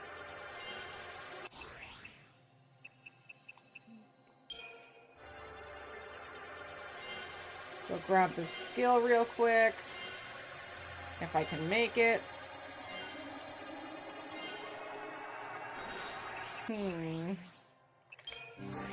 Deletes their stagger bar when used, so only use it when stagger is running close to out. Oh, okay. That is good to know. Ooh, he almost gets last resort, but there's something better. Oh! Isn't it beautiful? Isn't it so beautiful? Finally seeing haste in Hope's grimy little hands. So beautiful. Okay. Ah, damn you! So close! Hope's almost the perfect character.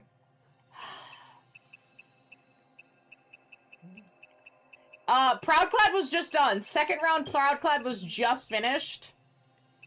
And we're about to start chapter 13. We just got into Edenfall. Synergist. Grab this one as well. Yes! I've gotten incredibly lucky being able to do that, I think. Ah, damn it. Damn, he's my most hated boss. I think the first time especially, because I have a guide open just in case, but if you don't know that you need to not stagger him the first time, it is a miserable time. And I was like, oh, let me double check. Oh, you're not supposed to stagger his ass? What the fuck? Ah, it was miserable, dude. The second time was okay. I just had to take it slow, and it was alright. And I have been upgrading the weapon everyone has been using. I have been getting new weapons, but I haven't been upgrading them. So I've just been kind of ignoring it. Mona, oh, she, poor thing, she snores sometimes. She doesn't mean it. Feels so bad for her. Go to lightning. I can hear it though. I don't know if the mic can pick it up. It's too far away. But if it's quiet, you might be able to hear her snore. A poor thing. This. Gosh, I wonder what max magic and strength is in this game for per character. Cause it's gotta be something insane. Just something absolutely crazy. Go to commando. Okay, so she gets no commando skills. What about Ravager? Just those, really? And I think nothing for medic, right? Just Stopka and that's it.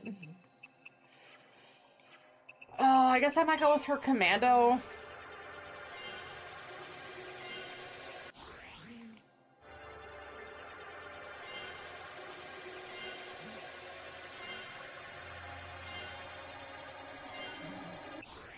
Just go as far as I can, mayhaps. Alright, I think that's it. Just give her a whole point boost. Okay, can't save. Let's go. So I think this is the final cutscene for this chapter. Or no, we already got there. We saved. This is 13 then, I think. Cavalry? If they made it this far, we'll see him soon enough. Whoa. That's not a great way to start out the area. No, how long do you think the 13th chapter is? It probably depends on my paradigms, and it probably depends on what amount of skills I have and my stats. And I think I got like a strong maybe. In terms of doing these bosses without having to grind. But then, can I go back to Grand Pulse if I need to? Or is this like Final Fantasy 13-3 where once I'm in Cocoon, I'm just screwed? Because that would suck. Because I probably do have, no, I probably don't have a save actually. Like, oh, do I have like a save in chapter 11? Probably not. So it's like if I don't have a save in chapter 11, I'm just not going back. There's too much time. It's been all day. I'm not doing that. Ooh, trippy. Orphan's Cradle. The Nascent Throne. See, I wish these words actually mattered to me. Because unlike Final Fantasy X where you go to these areas a lot and you actually know the areas, I don't know what the fuck I'm doing here. For nothing. You said it. I don't know where I'm It's at. our future we're fighting for. We'll do it for everyone. Right, like I love ends here. the characters. I think Guisley, 13 we're coming for you. has the characters I probably like the most overall. I don't know what it is. Maybe it's because there's the first Final Fantasy I played. Maybe I'm just incredibly inherently biased. Who can say? I love these characters. I wish that they had a stronger narrative to support them. Especially someone like Fang and Vanille. Their characters are so interesting and strong. You don't really get to see them much outside of cutscenes. So you don't really get a good taste of what they can be like. Alright, I'm gonna go to the restroom really quick, and then we'll try to go through here. Man, I'm hoping I've had enough crystal points to get me through this area, man. I really hope so, Method May. Have to make up for dragging Dodge and Sarah into all this. Not Dodge and Sarah. Oh, Method, it's okay, Method.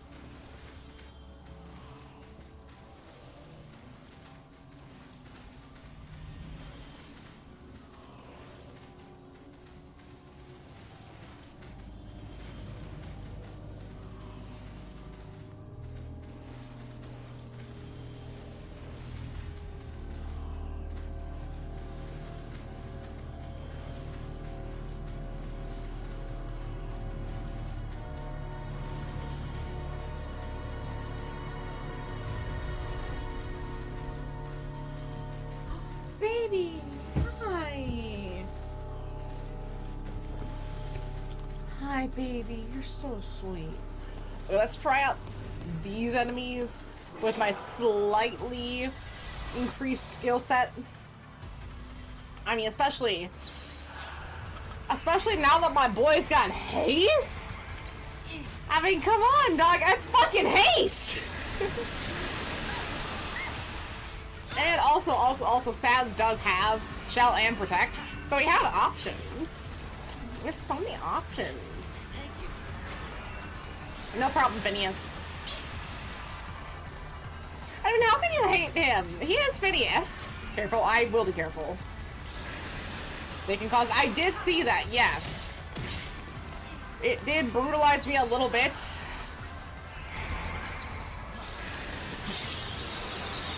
Thankfully, it seems like it's not an insta-death.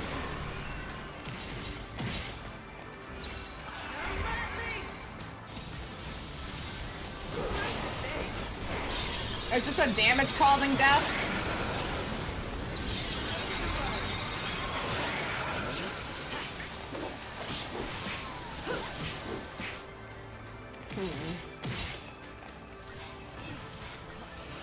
Here's the effect line, 1% chance, plus 1% debuff on you. Ew. Don't like that.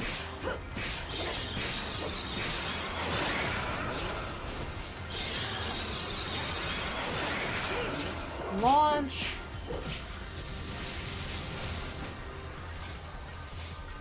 See, I'm just glad that Vanille's really strong right now, magic-wise, because she's been carrying for this. You had an interesting day. Oh! Interesting in a positive way? Or interesting in a, you're gonna need a drink after this day. I'm hoping this is the first one. Back.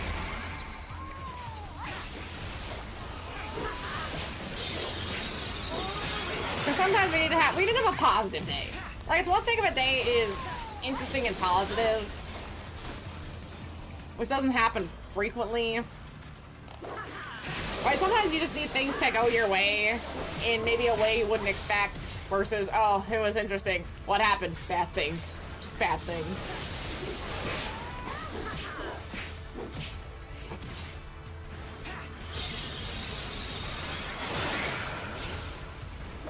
Gosh, everything takes so long to kill. You just die. Okay, that's one. So not much of a difference I'm noticing, but it's fine. It's still fine.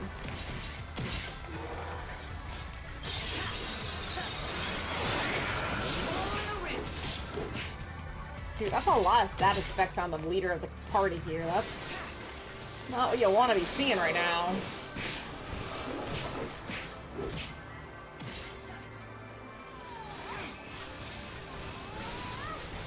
It was on a Discord server, Dude was causing issues, so I decided just to go look at the Steam account, and on Wallpaper Engine, Dude had some no content. Okay, oh wow, on his Wallpaper Engine! I should truly get them arrested. Oh. I can imagine what that would be. I mentioned at the server, the Dude doubled down to start calling everyone, every store imaginable.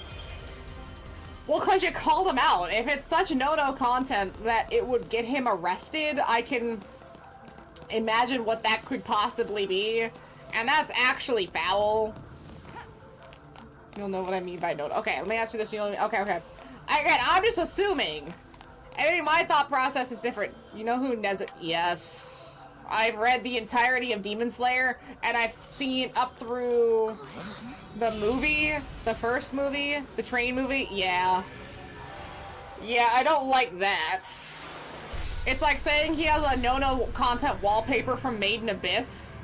I know exactly what you mean by that, and I don't like it. Bro, what the hell? What's even happening anymore? I'm so lost! This is such a fever dream of Final Fantasy. Oh wait, does it let me go back places? Teleportation?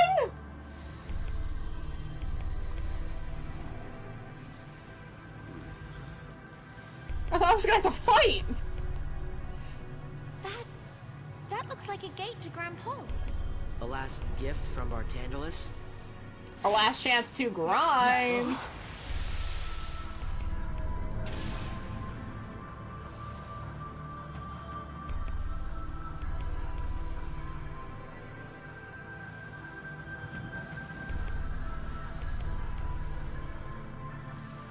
If we're gonna run away, now's our chance.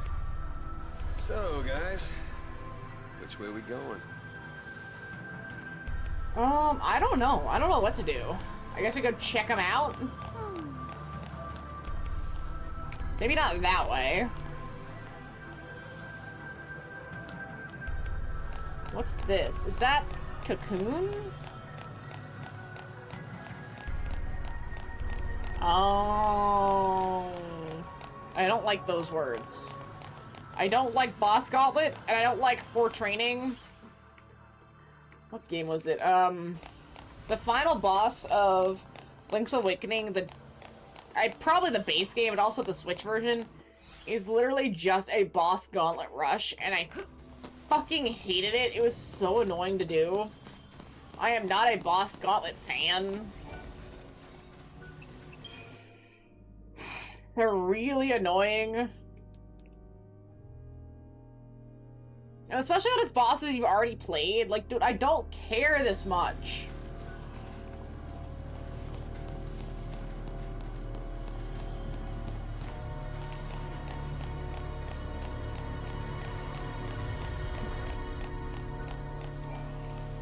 What does that mean? Do have fun with him? Ew. Don't like that either. Sorry. I just don't want to do boss gauntlets. I just want to make it through plot. What does the stinking guide say? Go to your left, you'll up to Eden Hall. To your right, you'll go back to Velas Media from Chapter 11. Check to go additional hunts, additional quests. You'll get a chance to prevent the final boss. Once you've played around enough, go to the next platform, save point.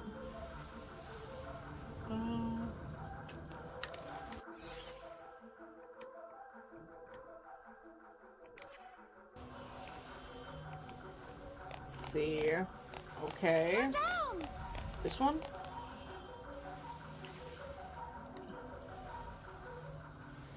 Watching a certain section of the stream. The other day, one of these is going to be extreme PTCs. Oh. That's so vague and also threatening. I am moderately concerned about what's about to happen to me. Because obviously I don't remember. So I'm just going to hope for the absolute best. And emotionally prepare to get my soul torn asunder. A certain boss you had a few issues with. Oh my gosh, there could be so many of them.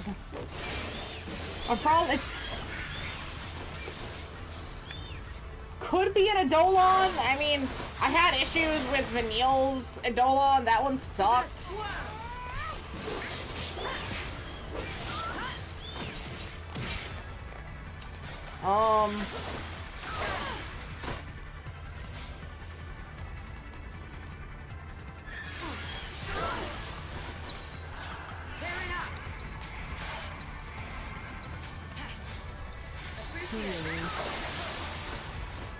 Who else?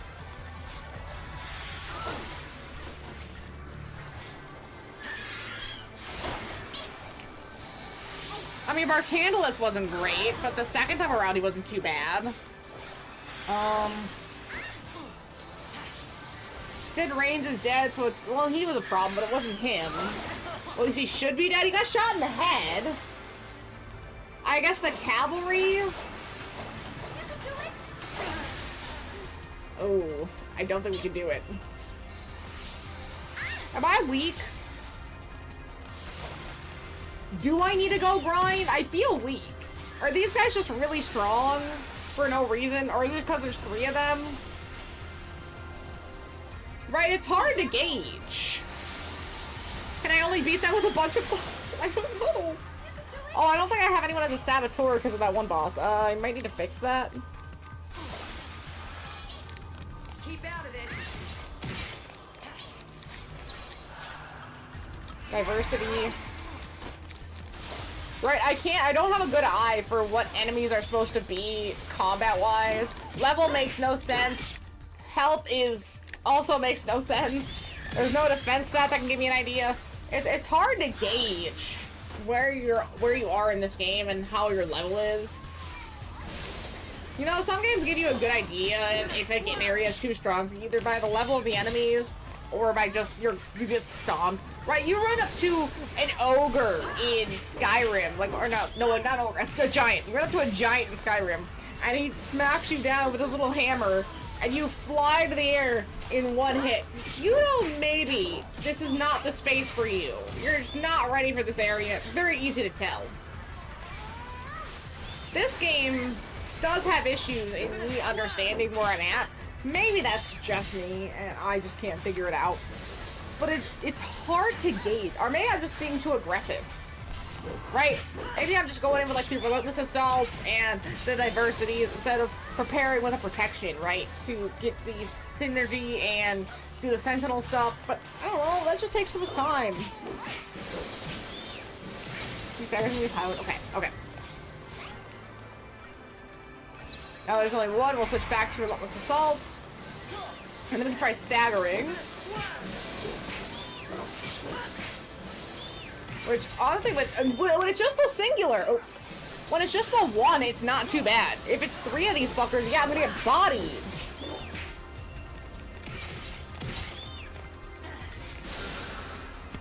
Okay. So we not high one on this dude. I guess battle duration 325 and getting 5 stars. I should be able to do that then, right? That's not impossible.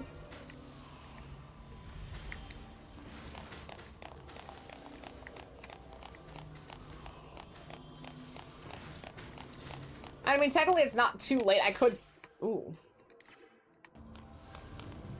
I could go back if I really wanted to, but why would I do that? Right, it's about flow. After a while, it's kind of about flow. I get really irritated when I get to a point in the game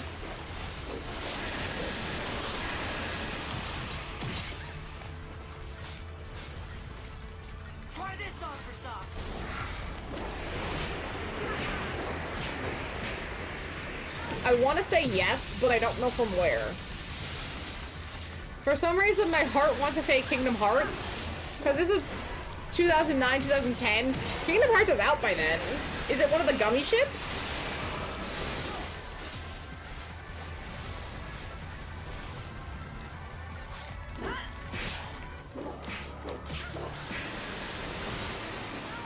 That's a very unconfident answer, by the way. Woo! Well, I want to try really bad. I want to try really bad. That's long.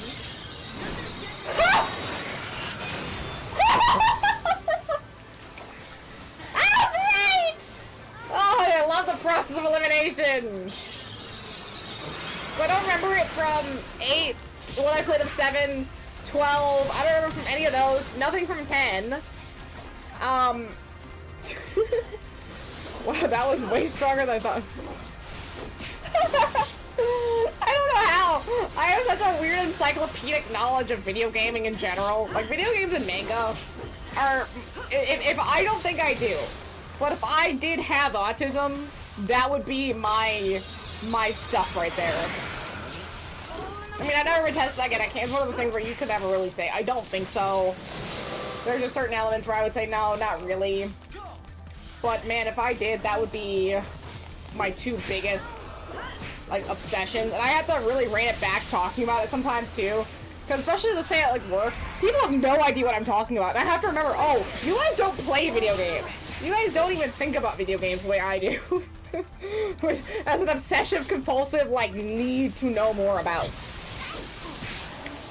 It's so aggressive some days. I'm at work, right, and I'll be like on my phone and, you know, waiting for a patient, or just, you know, there's downtime, whatever, and I'll be like, look, if I'm playing, depending on the game I'm playing, or maybe I'm looking up what new games are coming out, I'll go on like the Best Buy website and like, oh, what can I like look at pre-orders for? It's so aggressive.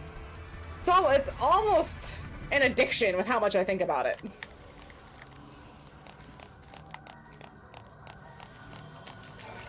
And I'll be about to say something, and some people are like, oh, hey, you're gonna talk about a video game, aren't you? I was like, yeah, so?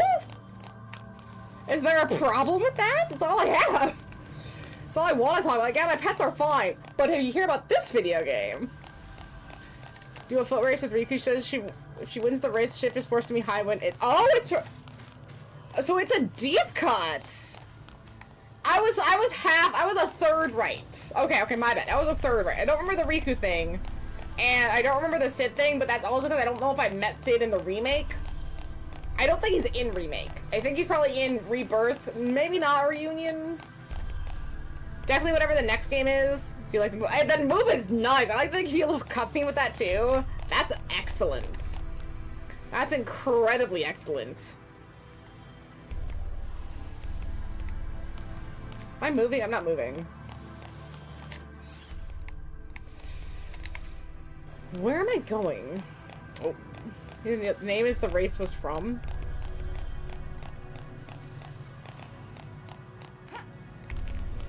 Crazy fun. You told the name from the race was from. Ooh. What was it from? Oh, there couldn't be a gummy ship. Ooh.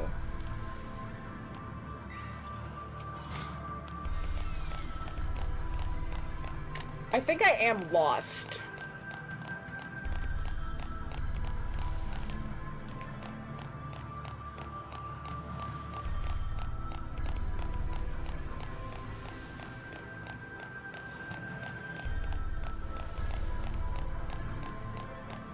Where am I?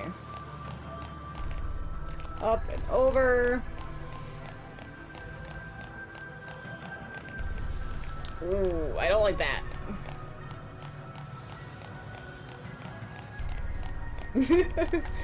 Nice. Particle accelerator. I guess I need to upgrade a weapon. I have that option. Slip around here if I can. Very, very nice.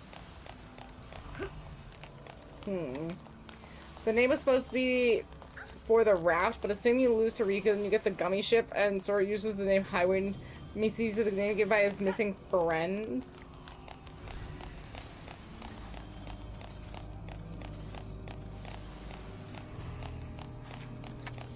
Okay, wait. The name was supposed to be the name was supposed to be for the rep, but assuming you lose to Riku, and you get the gummy ship, and you use.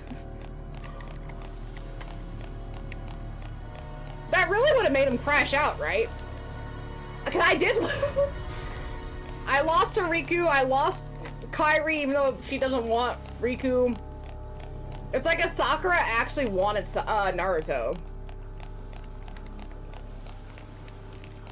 I need to get off the dank Naruto subreddit though, because they really do go absolutely ham on the whole Naruto and Sasuke relationship, which I totally agree with, but it is starting to rot my brain about that a little bit. I can't see them as friends. If Naruto was yaoi coded like Black Butler, the series would have ended sooner because they would have gotten together like 40 volumes before the ending. Or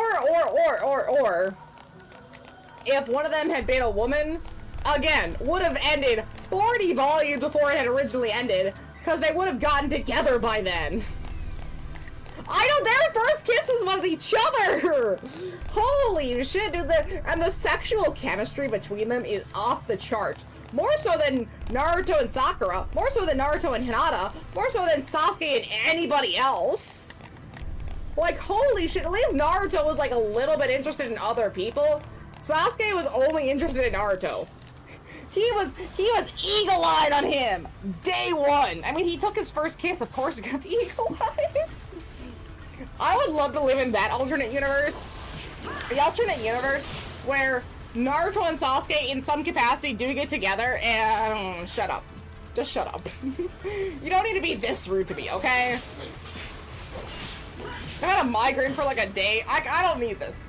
I don't need this. All I need is medley. I have been able to pay off some debts. Oh, fuck you. No. She doesn't need to hear this, but I've been able to pay off some debts. And I am really liking the idea of getting a Pomeranian if the price is right.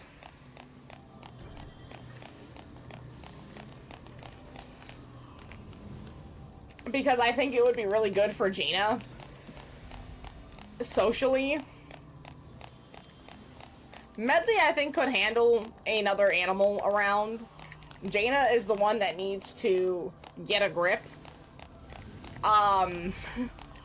So if I can swing it, I think that would be really neat. I am not looking forward to having another puppy in that I would have to put away my books and make sure my night guard is safe, because I remember what Medley was like as a puppy and even what she's like as an adult dog, and I am fearful in my heart. But I think with the experience from the original puppies, I can handle it. Especially now that I don't have to try to take them outside an apartment to go outside. Because that was a fucking nightmare. And I can just avoid it. Bro, where the hell am I trying to go here? Man, I really want to try this SAO game, but I'm not spending... The Aincrad one that I keep seeing? Man, I wouldn't buy an SAO game. I'm such an SAO hater. It's... The first game is nice. I think the first game... If you strip off all the SAO stuff, make it kind of Assassin's Creed-y, where you are a human stuck inside a game, and you have to make your way out, that could make a really interesting RPG. That could make a really interesting, almost meta-styled RPG. But SAO itself, yeah, it goes back, right? But SAO itself, it just goes so weird.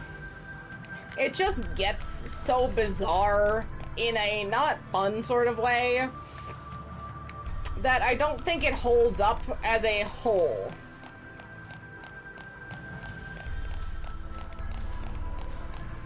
That's basically what I'm saying.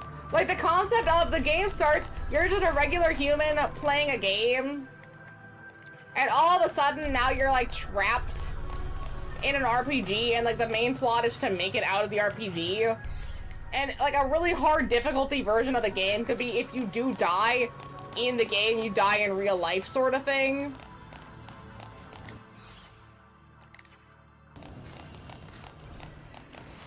I mean, that could be a really fun game, but that's essentially Assassin's Creed. So make me an Assassin's Creed RPG, and then maybe we can talk. But you see, that concept is almost so easy that of course they keep fucking it up. It's the same concept of, how is there not a really good Avatar The Last Airbender RPG, where you make your own character with your own style, you're the Avatar, and maybe, depending on where you start, right? Like, maybe they could even have a tier list. Like, oh, you want, like, a easier playthrough? You can start with Fire Nation or Water Tribe. But if you want more difficult start, you could do Airbender or Earthbender. I don't know, right? Like, maybe have each starting point a little bit different and a little bit more unique. And maybe the people you meet in your base area a little bit more unique. You look at Dragon Age Origins. Does that shit really good. There's a base for it. It works well. And then all of a sudden, something happens. Something crazy happens. The world explodes. You need to go on an adventure and go to the different areas and meet the new people and blah, blah, blah, blah, blah. Right? It writes itself if you just set it up correctly. Because not even the Harry Potter Legacy game could do that. That was shit. Because you never actually went to school. No one got the Harry Potter experience they were looking for playing a Harry Potter game. Like, yes, it was a Harry Potter RPG. Yes, it had a lot of Harry Potter elements with, like, the stupid, plant growing system and your own little, like, room of requirement, whatever.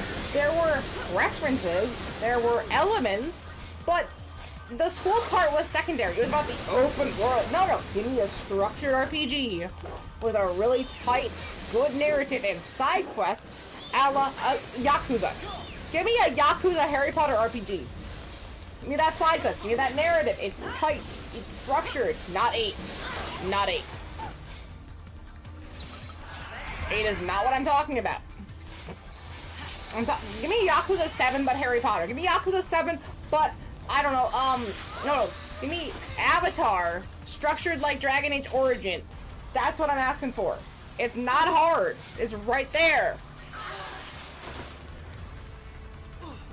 But, is that the RPG that they were talking about? I heard that got canceled, or that was, maybe I didn't hear that got canceled. I heard something about it being canceled because of the way that the second season of the live action is going, and the fact that Paramount got hacked and their movie got released. I need to see the movie still. I feel like I really need to watch the movie. I heard it was really good. And I would be incredibly curious to watch. I just haven't had a chance. I've been too busy. I got promoted at my job essentially, so I've had a lot more going on recently, and that's just been, it's been a lot to learn. I've been very tired. I'm so tired, man. Okay, it brings in money. I have puppies. That's all that matters.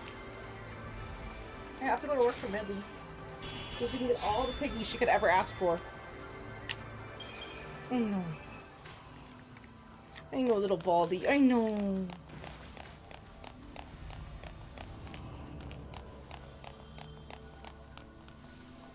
After the movie got leaked, I guess they weren't trying to hype up the release with the build-up anymore, so they posted it for dropping in August. Honestly, just do shadow drops. Especially for games that are gonna be digital. I know they're trying to build up hype and get people to, like, pre-order and shit. But just look at the hype that happened when Oblivion shadow dropped. People went feral for it. And then, again, it's digital, so they're just able to, if someone wants it, they can just buy it and then advertise after. So honestly, just drop the game and advertise, and don't worry about, like, hyping up the advertising. It's so much nicer. Because if you're gonna go to an all-digital world, what's the point of hyping up a release date? All those stupid fuckers who pre-order GTA 6 are on my shit list. You're pre-ordering a digital game, you dumbass. That is the stupidest. Is it gonna run out? And don't give me the whole, well, I wanted to pre-download, dog. Are you that fucking impatient TikTok brain rotted that you can't wait a little bit to download a fucking game? You don't have to wait for it to come in. Buy it day one if you want it that desperately. And then just download it then. Why do you need to worry about any of this? What? Have you guys seen those girlfriend contracts that I saw on Reddit? Where people were like making a contract for oh my gosh, I gotta look this up. It's so stupid. I actually got infuriated by it because it was the dumbest, most immature 13-year-old shit I've ever seen in my entire life. I genuinely hated it.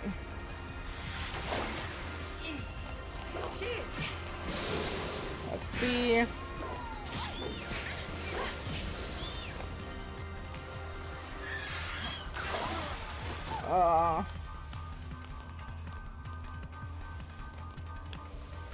Let's see. GTA 6 contract. Let me see if I can look this up. Because I like video games as much as the next person. But this was the dumbest thing I ever saw. And it makes me irritated. Because you don't even know if it's going to be good. You can't know that.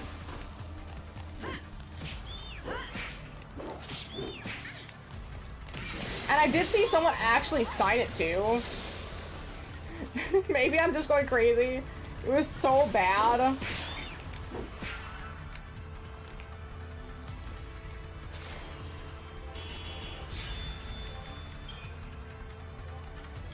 Good, they're dead.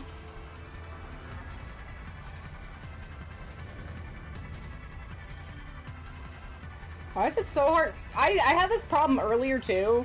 Why is it so hard to look something up?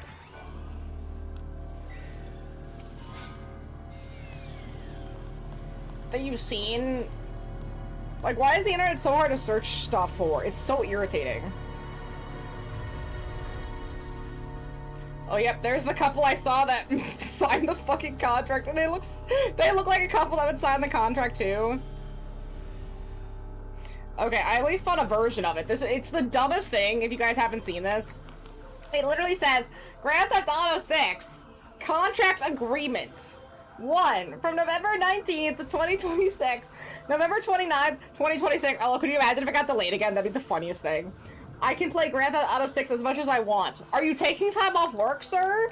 Do you not have responsibilities? Are you not going to be also... This is for the girlfriends, by the way. This is the girlfriend contract. So you're not going to do any chores around the house? Or I guess also wives.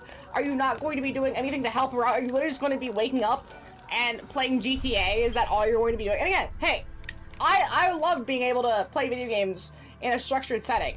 But you still got to get stuff done, dude. And that's like 10 fucking... No, it's 10 days. I hope it gets late just for this contract shit alone. That was only number 1, by the way. Number 2... Walking in front of the TV or monitor while a mission, cutscene, heist, or online session is in progress is strictly forbidden and will result in consequences. A, you don't need to see every little morsel of GTA so badly that there could be consequences for your partner. What do consequences mean, too? Right? That sounds inherently abusive. No one should ever be signing a contract like this, because that is insane. You're an adult with adult money who pays taxes. Get your life together. A video game is not that important. And hey, as someone who loves video games, no, they are not that important. Number 3! By the way, this is like a 5-point thing. Number 3, if I fail a mission, get wasted, or get busted, do not say, it's just a game, you can do it later. Haven't you played enough? Haven't you played long enough? So, but you know, that seems, if you are losing a mission, get wasted, or get busted, you're not just going, oh shoot, I failed, and moving on. You're getting so upset that she has to respond to you. Because if I was watching someone play a game and they were like, you know, they take the controller, they slam it down, they get upset, they punch a wall, that is not a healthy reaction to losing at a video game. She's gonna walk in front of the screen on purpose. Honestly, if she was Francine Smith, she might, and I would understand it. If that's where it ended, sure. If this was like a whole kink thing, I'm not gonna kink shame someone. But it's absolutely not. Oh gosh, these people again look exactly what you would expect from signing this contract. Number 4, all hugs, kisses, conversations, errands, and can you help me with this really quick request must wait until I have completed a current mission or reached a safe house. A, big fucking A. The online does not come out the same time as a digital release. It is a game you can pause. There is nothing you are doing in a pausable game that you cannot help your partner out with still. Especially when it comes to affection of any kind. Sorry, if I was just sitting here and someone came out to me like, hey, how you doing? You know what's going on? I could talk to them. I could react to them. This is a very non-reactive game. GTA is the same way. You can pause for a second and talk to your partner, realistically. Now, number 5 is probably the most insane thing because it is just so telling of the kind of people that would ask their partner to sign this. If you purchase the game for me or contributed at least 40 euros for some reason toward the game, you may eliminate one stipulation from rules 2 to 4. It's an $80 game. Shouldn't at least $40 be double $40? I mean, I could eliminate 2 of these.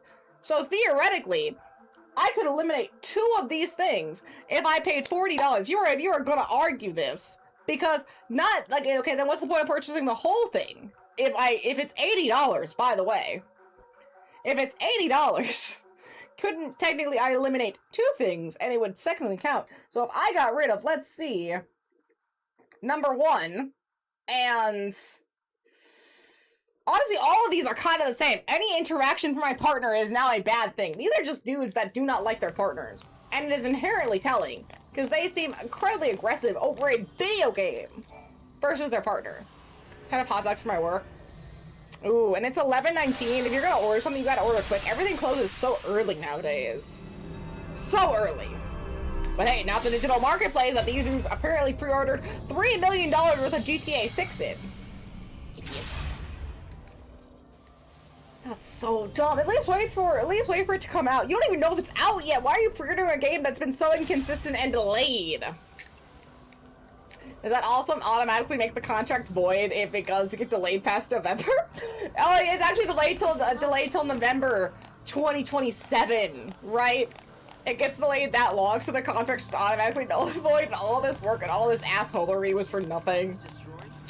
Yikes. Where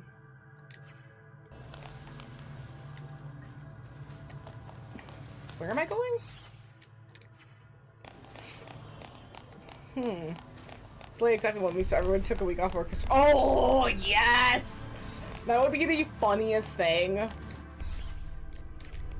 I would start a petition for that to happen just to fuck with these dudes. These people care way too much about a video game. And this is, again, from someone who loves video games a lot. If you're making your partner sign a contract and taking not a week, this contract says 10 days. You're not gonna play this game for 10 days. I'm sorry. If you're playing this game as much as the contract is assuming, there is no way it's gonna take you 10 days. Because there's no online. Are these dudes forgetting that there's no online? There's no online. They're not launching with the online at the same time. That was a whole thing. The online is launching separately. So if you played from the moment you woke up to about the moment you went to sleep, plus maybe like food and sleep and maybe every like couple days a shower. I don't know if these guys are showering. I think these guys are showering. It would narratively. Wait, we can test this out really quick. I go to how long to beat. To beat. Let's just get an idea, right? Get an idea. GTA 5. Okay, so the main story of GTA 5 takes about 32 hours. 51 with a bit extras. If these guys were playing as much as they are assuming they would for about, I mean, if they're like, you know, doing a 12-hour day, even with extras, we're looking at maybe 5 days. Probably not even that. Because again, there's no online, so what are they doing? Where am I going?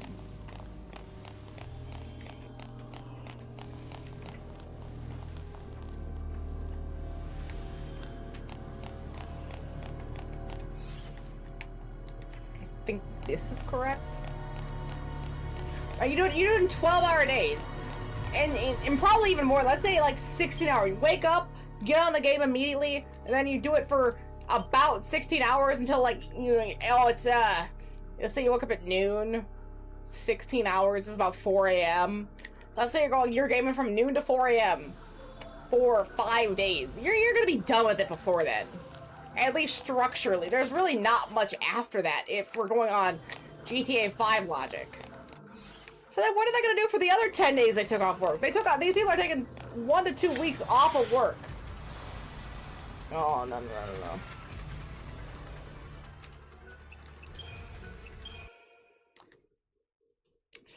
Don't want to fight the motorcycle if I can help it.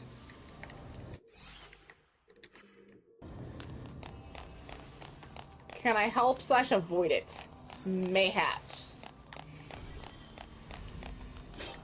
Holy shit, dude! Sanctum Templar. They're really fast.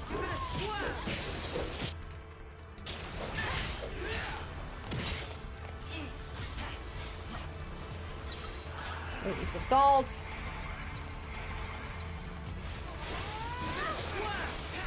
You know what'd be really, really great? Not that I wish upon anything evil when it comes to GTA 6. But I feel like these people have created such a hype around it. The $3 million that have already been pre-ordered for a digital game, the people that are taking time off work, these people have such high expectations about this game. I really want their expectations to not be met, because I think they need a lesson in understanding when and how to hype something up. Because this is not how you do it. They're feeding their own hype, and I think no matter how good the game is, it'll never exceed what these people are estimating. I think there's going to be a lot of disappointments. Because everyone loves GTA 5, and I know the narrative is pretty alright. but I truly think they like the GTA 5 because of the online. And without the online, it's just a single-player game. The people that are taking time off work are not big single-player game players. They're not someone like me who likes Death Stranding because of its open-world narrative and really interesting lore. These are dudes that want to, like, I don't know, do heists and game and, like, play online and shit. And that's, like, not what GTA is launching as. So I think there's a definite disconnect in terms of expectation. Blue Power update is dropping Thursday night here due to time zones. I have Thursday app. Nah! Ooh, okay, so is it already at the 1.0 release? So is this like a 1.1 release? Because isn't there like a narrative that's already been implemented and then there's obviously new stuff that's coming? Does it say what the release is gonna have? I think the new GTA truly does cost more than Burj Khalifa. Yeah? The biggest, most expensive building in the world. Right, and I really, truly, like, it's going to make money. Obviously, it's going to make money. I really wonder, with all the time and effort and expectation that's put in, if it's going to make the returns that Rockstar and PlayStation are assuming it's going to make. But then there's the thing, right? Once this game releases, it's like a balloon popping. It's like a bubble popping. The hype and expectation around any GTA narrative is going to immediately deflate like 2 months after. So then there's like a collective breath out in terms of gaming and consoling. I think PlayStation is thinking the GTA amounts are going to withhold them after all of their really unnecessary decisions they just made. And I don't think it's going to go the way they think. I think they're assuming a lot. I have not. I tried the Power Word that one day before the most recent update happened, and that was the last time I really interacted with it because of just time constraints. So I have not seen anything about their updates. The only update I knew anything about recently was that there was a 1.7 Stardew Valley update coming where you can romance Clint and Sandy. And I want to say, why do some of the bachelors always feel so much worse than some of the bachelorettes in these games? Like some of the bachelorettes always feel like banger, banger, banger, and then the bachelors are like, ooh. All the previous expansions were about 2 to 3 pages long in changes. Okay, so a good amount, fair amount. Basically a whole separate game is what you're saying. It's almost an entirely separate game in terms of updates that they're bringing to the table, which is incredible. Absolutely incredible. That is a lot. Do they have like the pages released, or are they waiting till the update to drop the pages?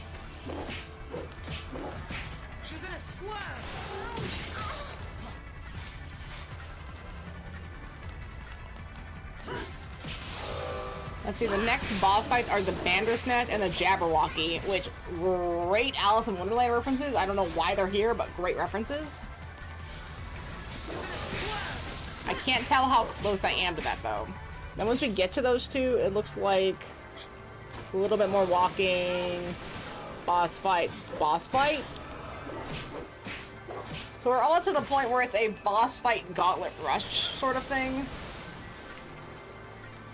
That I'm hoping will not be so hard I can't do it.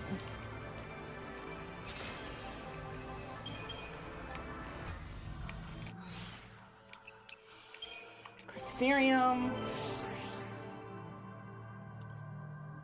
I wonder what happened to Saz. Right, they mentioned her a little bit once when he was talking to Dodge, but that was kind of it. And I don't think they've mentioned her since.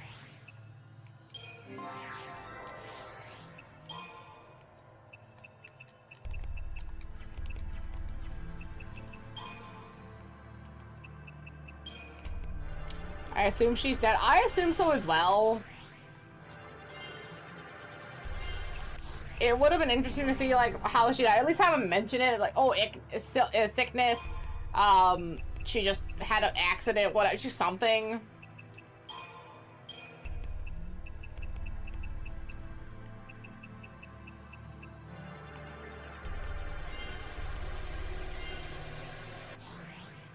That's what I'm trying to say. Like, it'd be interesting to see. Get some context on that.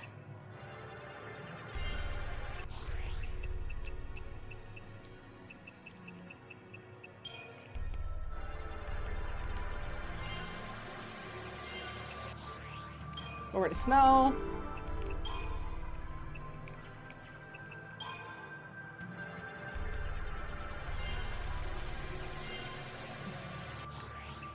Lightning.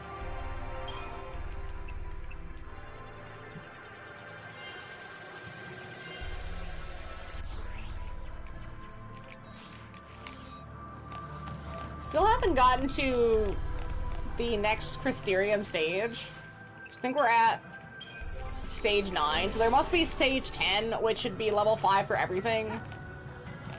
After we defeat Orphan, I believe. Okay, Roto something shite. You know, I just want to get to the end of this area, please.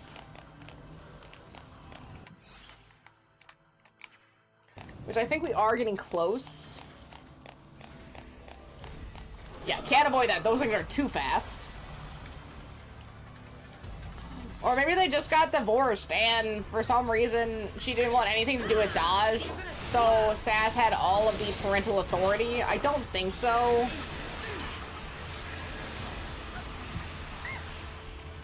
Ugh.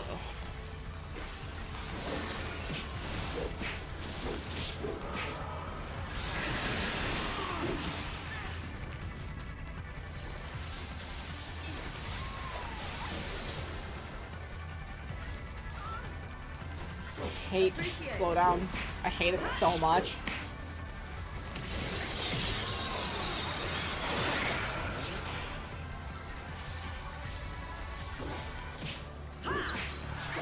Better protection. And let Hope work a little bit. Let him cook a bit. Especially with that haste. I guess fuck Hope then. She dead. Yeah, she dead.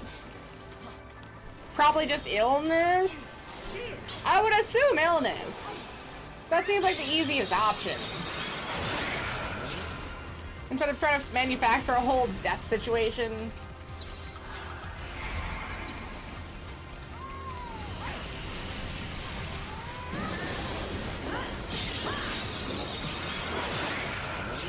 Holy shit, dude.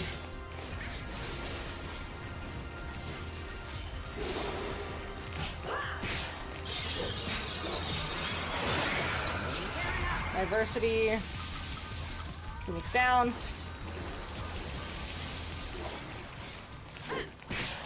There we go.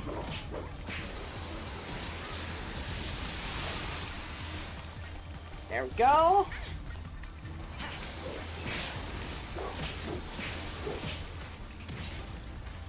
Okay, let's see if this will kill. I'd be incredibly curious to see if this might kill. Ooh, no, almost. She died when Dodge was 5, so that makes Dodge about 8 then.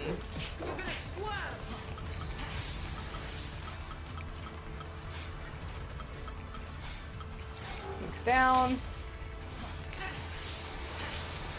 I might need to sell what I can and get just a bunch of potions and Phoenix down where possible. I wonder if it'd be in Dash's profile? Either Saz's profile or Dash's profile. It's gotta be one of them.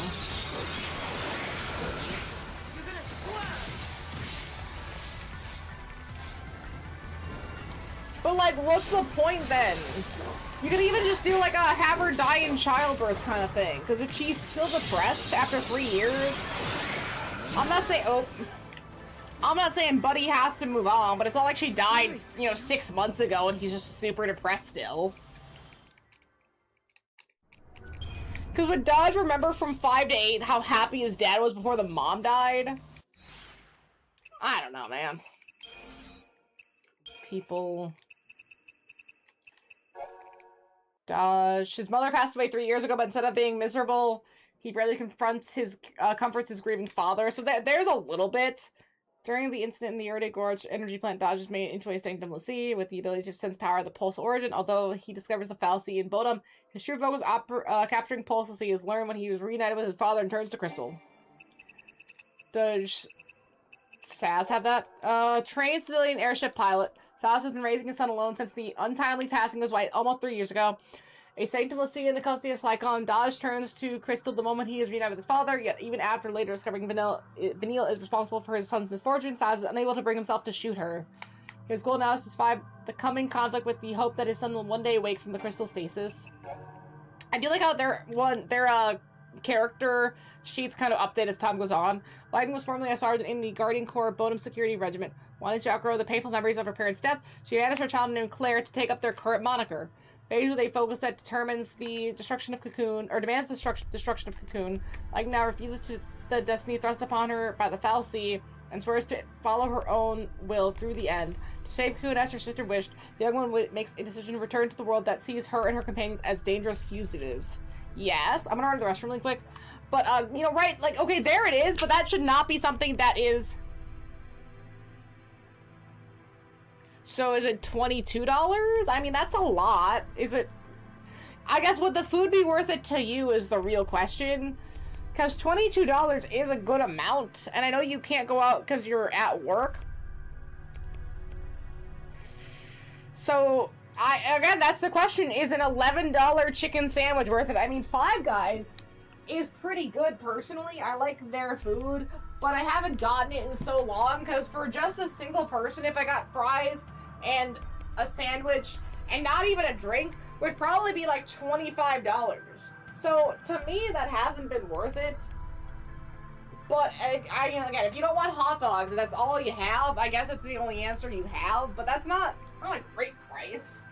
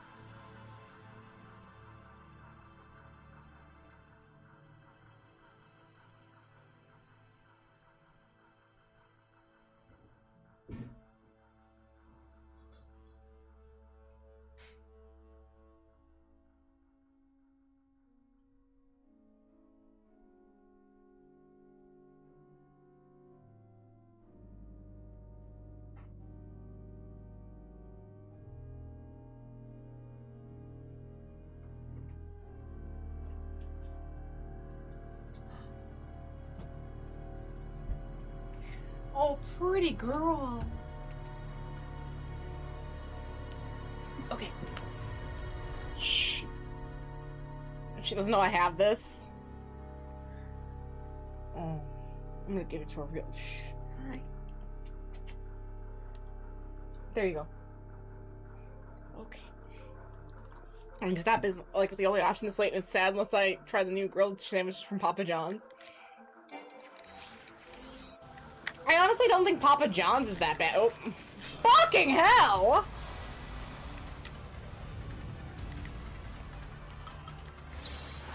You know what? Since I just need to get through this section, I don't want to deal with these fuckers. I got the means. I got the options.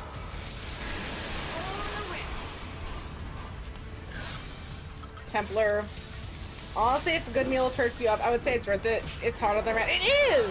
And sometimes you just want a hot meal that's not something you've had a billion times before, at home, or out and about. Or like, I really like pasta. I love pasta, man. I have pasta all the time. But you don't just always want spaghetti.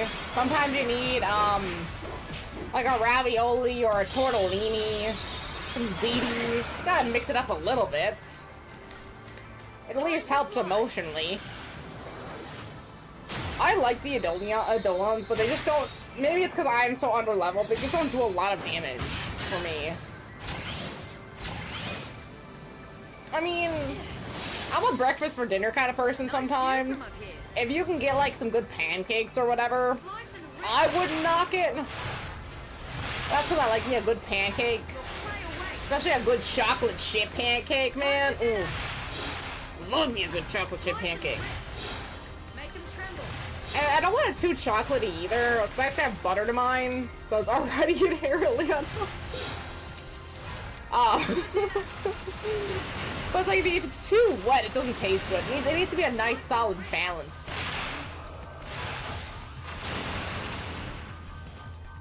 The laser was... Okay. That is good to know.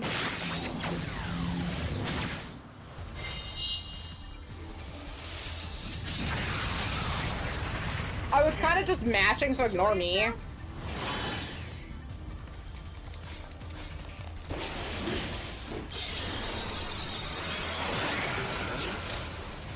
Ooh.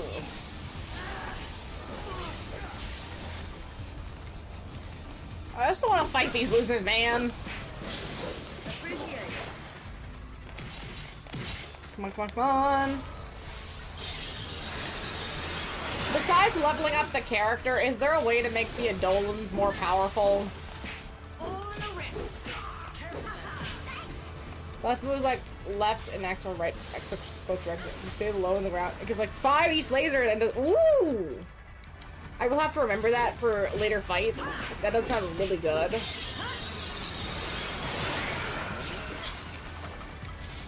Potion. Let's get that little bit of a boost.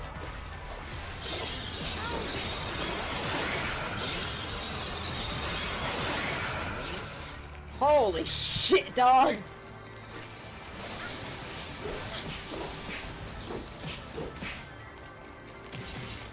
These things are way too annoying to fight. And I think that's just because of the level I'm at. If I was a little bit more... Okay, so everything I currently have, comes like their main move. Let's say that was maxed. Right? Let's say that was maxed. And then maybe they all have like a couple levels into some of the skills they don't have maxed, right? So they have like 1 or 2 skills per option, just to get the points, just to get the ability available kind of thing. Ooh. It would make such a massive difference in terms of my strength, health, magic, and just overall combat ability. And the only way to do that would be to go back to Grand Pulse and grind for at least another... Gosh, depending on location, items, and grind mentality. I honestly want to say somewhere in the 10 to 20 hour range to do all of that based on how much it would take to get. Because some of these abilities are like 18k, right? And the place that I was grinding in, 18k is 1 ability. So it would take quite a while of running through areas or running through specific locations to level these characters up to a state that would make this a joke, and I don't want to take that time to do it.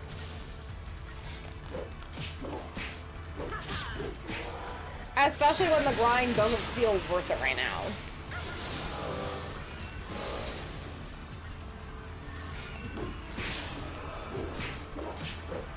But that means I now have to be smarter and plan better in some of these fights.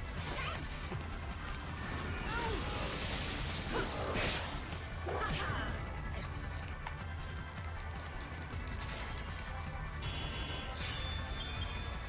See, that was only 6,400. That's nothing! That's so little, it's actually infuriating. Because that doesn't even give me 1 point in some of these higher level things. That's a whole dusting.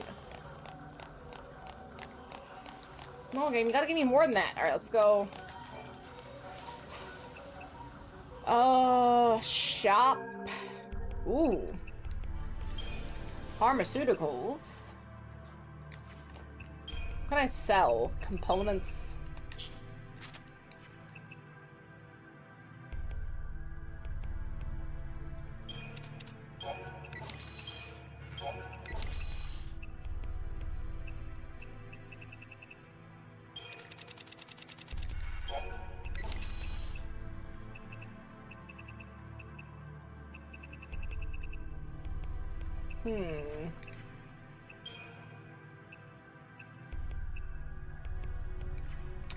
Okay, I have a lot of money now. I don't know what to do with it.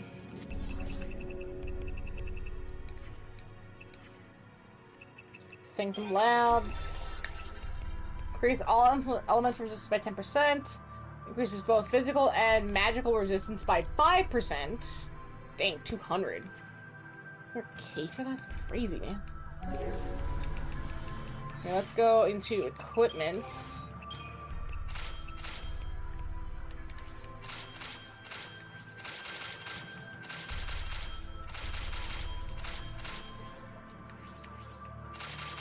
I'm probably not using the best weapons for everybody either.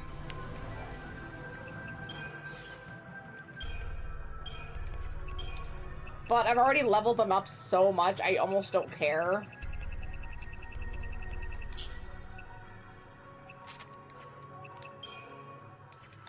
I wish I could categorize these by what I'm actually using. There needs to be a little bit more of a filtration system with that. I think that would help.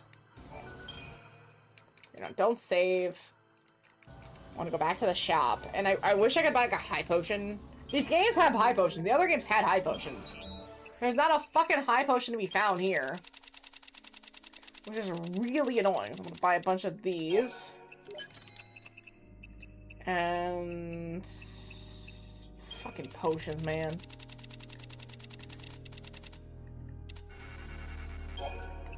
Might as well. Discord goofed? Discord goofed how? In what capacity?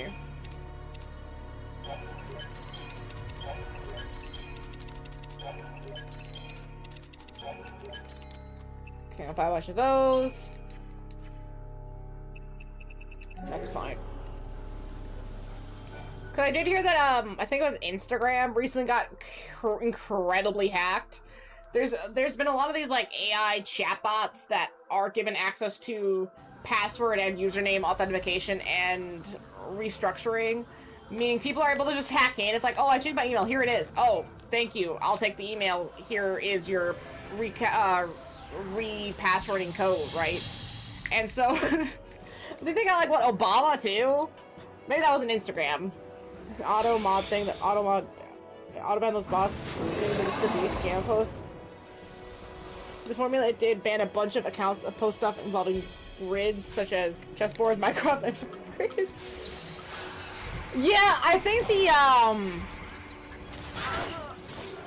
think these major companies need to realize that not everything can be solved with a sweeping gesture like an AI or a bot or an auto mod of some sort. Sometimes things need a little bit more of a nuanced touch, and I don't think there is enough backlash with some of these companies for the people to really show them how much they've caused issues with. Because they kind of deserve to get absolutely fucked over after the sheer nonsense that they have done. I am going to die here. Let's see what it would take to not die here. Fang Vanille Hope. I do have that. I don't know if I have all of this. So take out Jabberwocky. Yes, okay. I just need to figure out which one to attack first.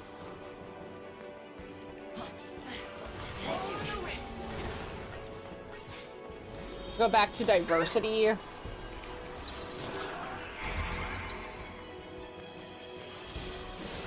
Auto battle Jabberwocky. There we go. Items. Oh, lever scope all enemies. Yes! I did not remember this fight until I see it. This fight fucking sucks. I hate that they brought it back. That's so not necessary and evil.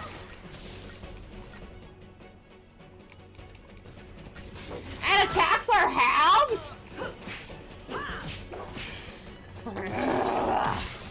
And they're even bigger and more of a pain in the ass. Isn't that so great? Isn't that so awesome? What is the back of this say? I've actually never read it. Cocoon, a human paradise floats above the world of falls, where an agent entity of false origin awakens at the outskirts of Cocoon City. Paradise is threatened within. Chosen by destiny, six must choose between saving mankind and saving themselves. Did they really choose that? I don't think they did, dude. I don't think they did, man. Let's see. Battles. See, I don't know a lot about this game. I gotta read. Sick-ass intro cover. Still waiting for that stagger aim. Oh, there's a prologue! Cocoon, a utopia in the sky. Its inhabitants believe their world is paradise until the Sanctum's under the Sanctum's rule, Cocoon has long known peace and prosperity. Mankind was blessed by its protectors, the benevolent Fal'Cie, and believed the tranquil days would continue forever. Was I supposed to read this shit too before playing this game? Who the hell is doing that? Who the actual hell? I mean, respect to ya, but who the hell is doing that they know all this shit? Their tranquility was shattered by the discovery of one hostile Fal'Cie. The moment the Fal'Cie from Pulse, the feared and detested lower world, awoke from its slumber, peace and cocoon came to an end. Fal'Cie cursed humans, turning them into magic-wielding servants. They become Lussie, chosen by the Fal'Cie. See, that's where the information is! What the fuck?! Those branded with the mark of the Lussie. I like how in some of these they choose to capitalize, interestingly. Carry the burden of either fulfilling their focus or facing a fate worse, fate harsher than death itself. Oh, is the other one dead? Sick. Those branded with mark of the Lussie carry the burden of either. Okay, a wish for redemption, a promise, a wish to. A prayer for redemption, a wish to protect the world, I promise to challenge destiny. After 13 days of fates intertwined, the battle begins! It probably will, let's be real. While I'm not paying attention to the little thing, characters, the epic tale of Final Fantasy 13 is woven around the intertwining lives, hopes, and ambitions of men and women named herein. Lightning. The solitary young woman speaks little of herself, even her true name is a mystery. Claire. Like my girl Claire Redfield, who was supposed to continue the Redfield line, but apparently doesn't want to do that, because apparently Leon's now married. Oh, she's known as the others simply as Lightning. You want quiet, you better take the next train. I know it's just like their little images here. And what the fuck is Hope and Vanille doing on the same page as Fang and Saz? Also, it was a big reveal. Vanille's last name. Like, before she just called herself Vanille, but now they give her Obera D. Vanille in the fucking book. So if you read the book, the reveal just means nothing to you anymore. If you touch this book at all, A, you would have gotten the context of what's happening in the prologue, but B, you would have gotten the reveal of who fucking Vanille and Fang were ahead of time. So what was the point of the reveal in the game then? Vanille is an endearing woman with a relentlessly sunny disposition. Her bright personality gives no hint to the dark resolve that lies within. The Pulse Fal'Cie, it's held our future. Okay, not really as much a reveal, but still, the different name from everybody else is still something. God damn it, man, this is so dumb.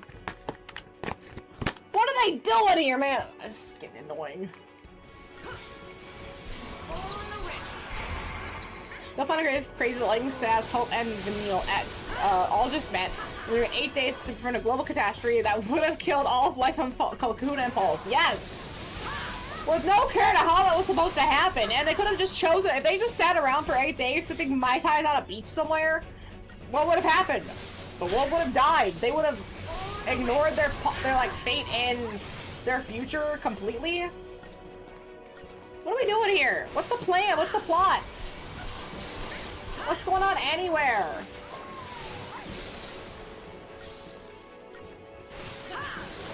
I hate these dudes, man. I hate these. Again, this plot could be really good. What happened? I walked in here and all of a sudden I'm getting into a fight. I don't know what's going on anywhere. Let's see. Watch the cutscene, save your game, make your next marker.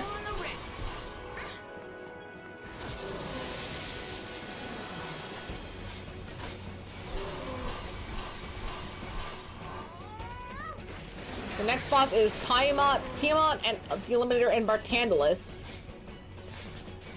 So technically there's two major boss fights for the end of the game, and one of them, I guess theoretically 3 boss fights. Tiamat, Bartandalus, and Orphan. And Orphan has 2 forms.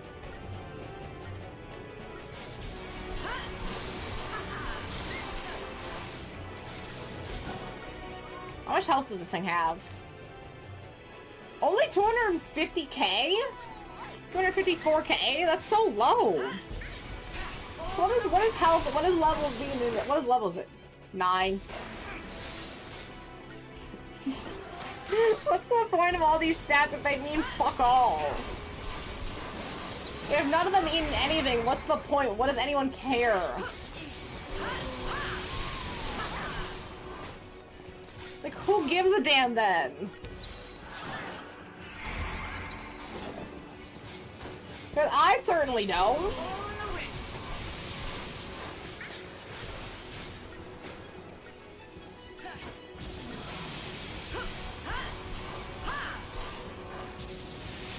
And now we're just waiting. Because that's all we can do, Medley May. I shouldn't mess with her. She wants to sleep so bad, and she chose to sleep near me. But she doesn't mind that much. You know, rubbing on her and petting on her and giving her little squishes. Petting her fur the nice way, where it's all going the same way. As I wait. Very patiently for this thing to die. Now a slow attrition of death where I get it down a little bit, then I heal up, and I get it down a little bit. The heal's fine, like that's not doing enough damage, that's gonna be a problem. As long as we take out the Jabberwocky first, the other thing just takes time. Because it must have such a fucking high defense that I can't see. Right, because there's no other stats, by the way, it's just its health and its level. It doesn't have anything but its fucking defense!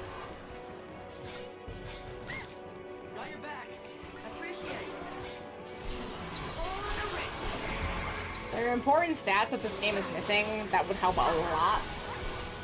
And it just doesn't have them. That is inherently annoying.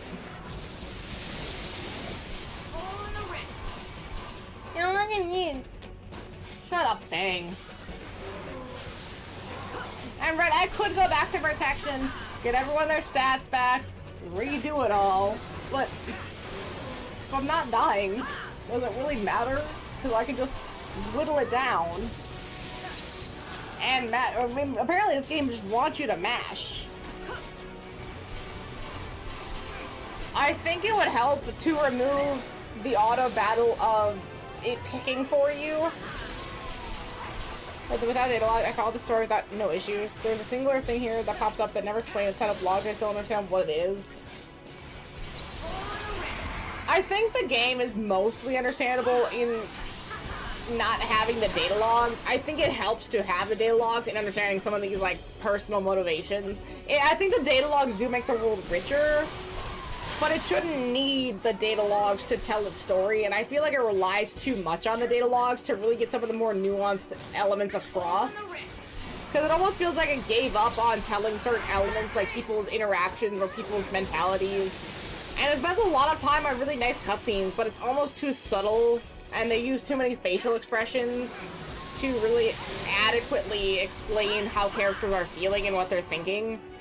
I think there's gotta be a better way to describe how characters are thinking and feeling without it being through data logs.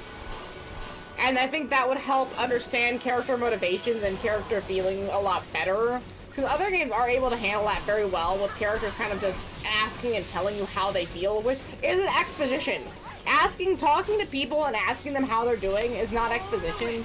Exposition is like explaining the world and explaining what's going on to you, but if it's a personal character thing, they should be talking about that a lot more than the data logs are indicating. But that's my thing. Okay, so something like Tales of Arise really goes into the characters incredibly well, and you really get a sense of who the characters are and what they're doing and how they're feeling almost at all times, almost excessively. And I really appreciate that, because that's kind of what I want, is the characters to tell me what they're thinking and how they're feeling. Because a book can do that, because you can kind of see inside the character's brain. But a show or a movie or a game needs to work a lot harder to indicate a character's feelings and intentions that's outside of text, so that we as the audience understand what they're going through. And this game could use a boost in that element. And I think if you boosted that element, it would make the narrative run smoother, because you would understand where people are coming from and why they're doing the things that they're doing.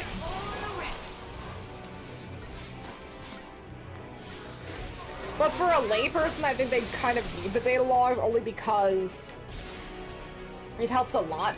Although, why the fuck am I here? Where did I go? What happened? Like, what's going on? I don't know why this is happening. Okay, it's the Orphan's Cradle, sure. But how does all of this work? Where are we going? Why did we just fight these dudes? Like, it would help to have more of an understanding of the world and what's going on. Like, what? Okay, why would this shit just get sent back here? What's going on? I can't even say it. Okay.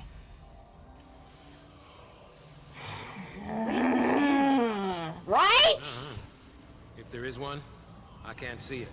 I can't do this. All these Seath were people once. Like us. I need to get some saboteur going. That's what Bartantalus is going for. Don't you see? Make us feel guilty. Lose faith. And the second we give up, it's focus time. Lose focus. Wait till we're broken and slip on the leash. Yeah, well, when you think about it, having all this empathy, it puts us humans at a big disadvantage. Maybe. But it's also what makes us dangerous. Bang? What's wrong? Oh, nothing. Just that time's running short. It's okay. My mind's made up this time. Well, we're here. We're moving as fast as we can. There's not much else we can do. Cocoon our home. Yeah. I guess we will. Like, dude, where are we? I know we're in the Orphan's Cradle. What does that mean in context of everything? And maybe I've just gotten too picky. But I wish there was a little bit more.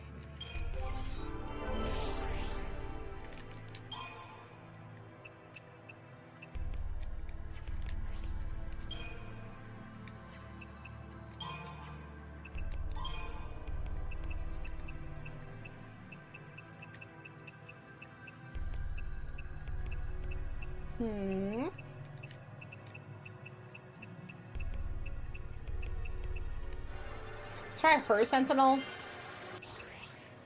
Does she get anything new? Daily fun fact. Ooh, daily fun fact. Lovely. I'm quite excited. Oh, that wasn't fun.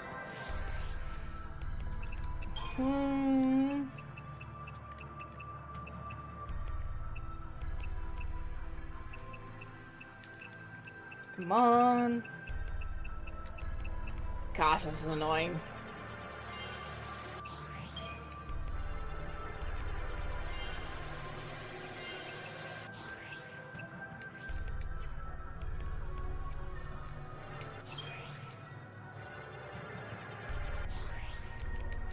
You're overtrained so much, so you might be fine, but you're not expected to be able to beat the final boss yet. You're expected to go back to Grand Pulse and train! Ooh. That is not a fun fact, but it is a fact.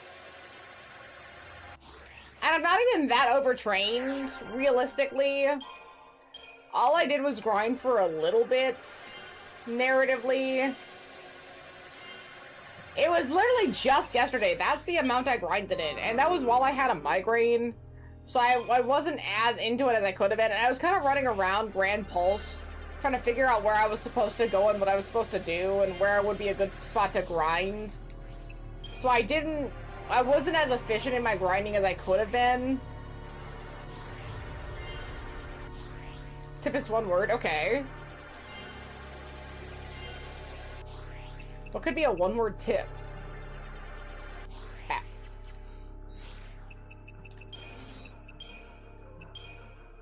The cradle will fall.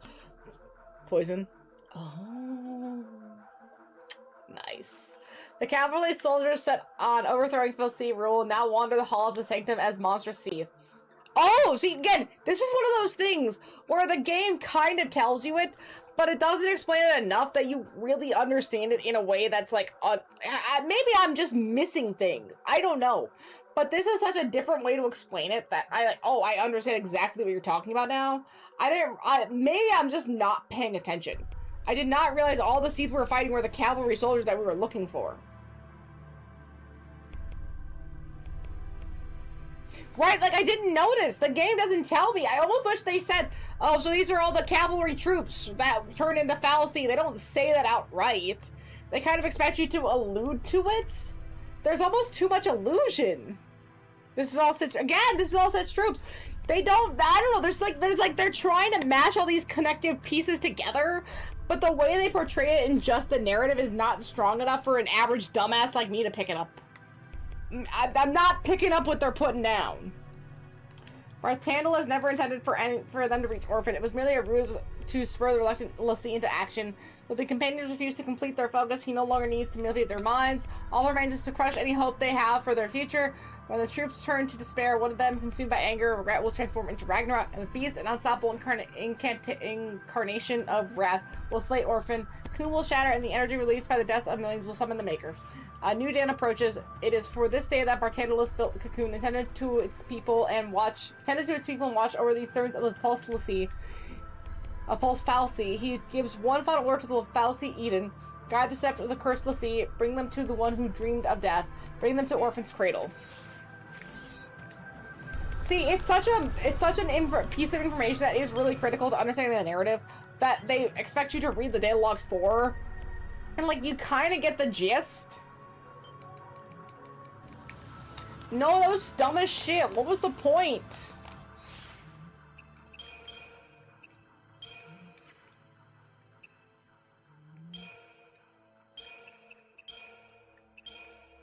For meditation.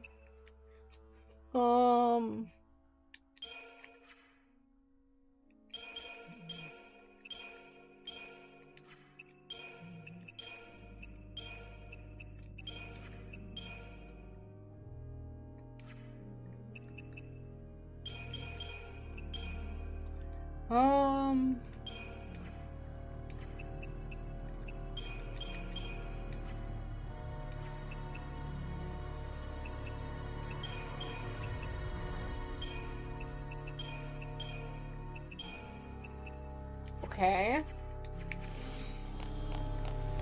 Poison.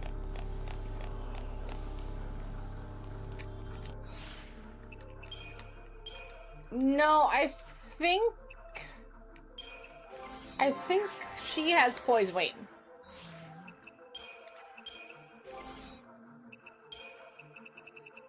No, yeah, she has poison. Vanille has poison. I don't think Fang has poison. I'm pretty sure she doesn't.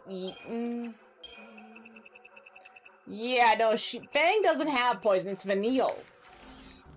Vanille's our most aggressive saboteur. Fang has some good stuff, but it's definitely Vanille that has our most saboteurish range, especially with Death that we just got. Yeah, Vanille is definitely the terrorist.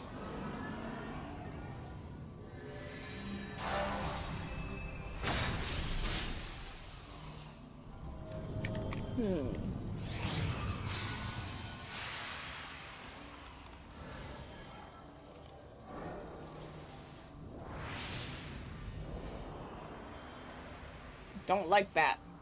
The Tiamat Eliminator fight has different people. It makes me replace Fang or Vanille with Lightning. So I'm gonna do that really quick because I trust the guide and I'm very scared. I'm very scared.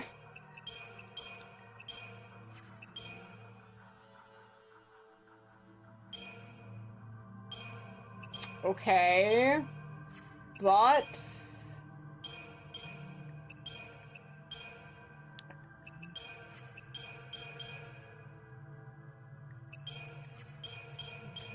Sentinel. Oh, okay, okay. So just raw suffering.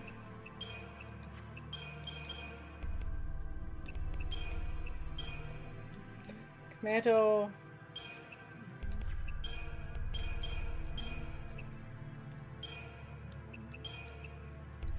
Diversity.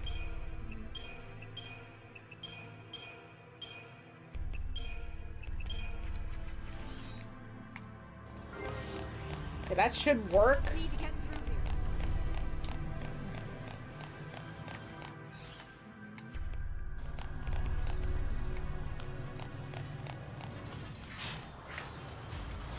It's such a bitch. It became one of the most. I became one of the optional supervisors in 13 too. The Tiamat Eliminator fight, lovely. Doesn't that sound so fun and awesome and great? And not at all annoying and bitchy. No, I'm not this dude. No, this is not the Tiamat Eliminator. But that's why I'm getting ready to fight Tiamat Eliminator, because I don't want to deal with it.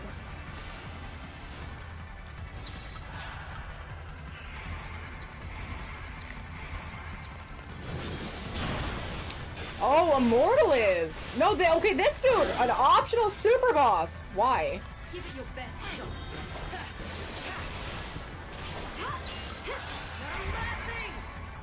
Appreciate it. That feels uncomfortable. So this is how it is.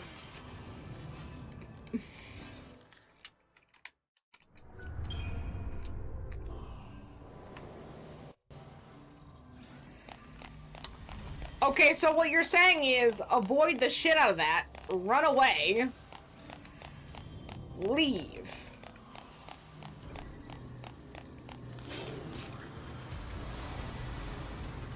No.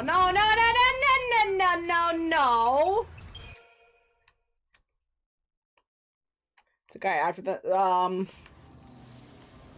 based on the guide, Bartandalus is a problem. Which, yeah, I figured Bartandalus sucks.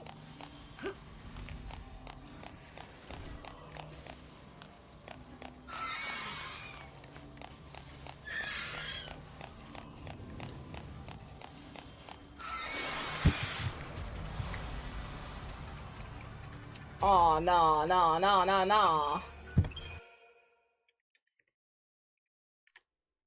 Because it looks like it's Tiamat, Bartandalus, and... Orphan? So technically, legally, there's only 3 boss fights left in the entire game that you need to do to beat the major plot.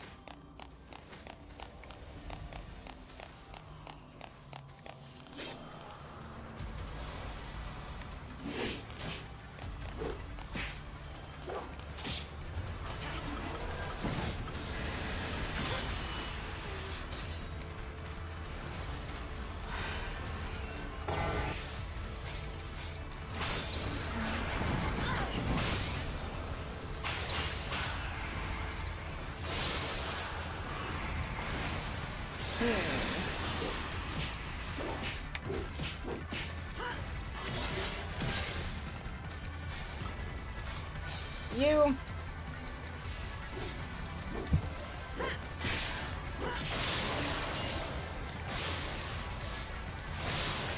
Ooh, better damage.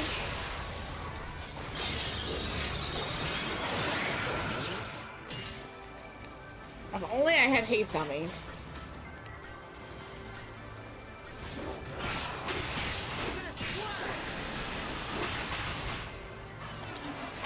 Time to fly.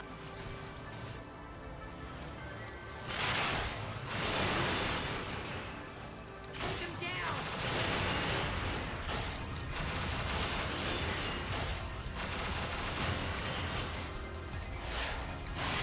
This. I think you're missing one. I might be. But it says Tiamat Eliminator, Bartandalus, and then Orphan second form. Veiled this, yes. I don't think you did.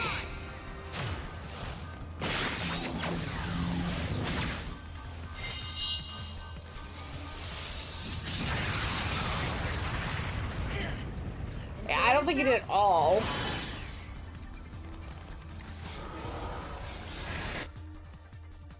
Holy shit.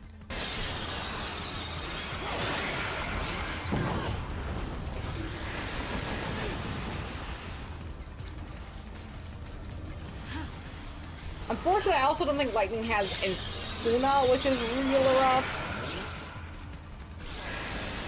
Even for Tiamat. Okay. Well, I'm just saying this guide is saying Tiamat's a major boss. Thanks. This is just what IGN is saying. Don't quote them. I'm just going off what they say currently. Oh, no, she got some Insuna. Nice.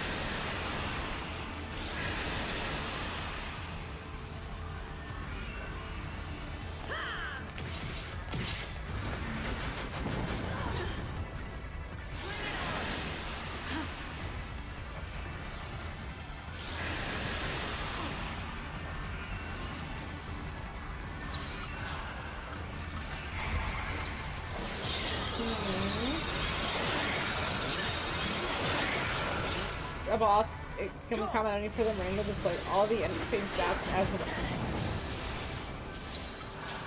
There was a boss with regular stats? Why? What's the point? And it's not this, it's the Megrim Thresher for some reason.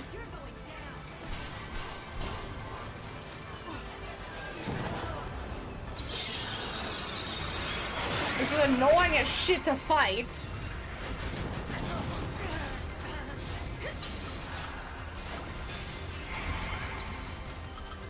Items, Phoenix down. Good thing I got 45 of these.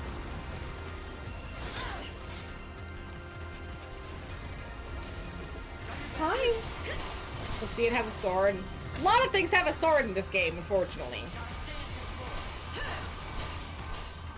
Well, they don't have a sword. Oh, that's got a very looking tongue. Yes, you do. Go back to sleep.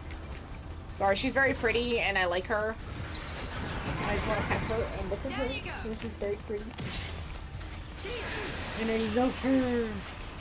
I love her. She's so pretty. Go back to sleep. There you go.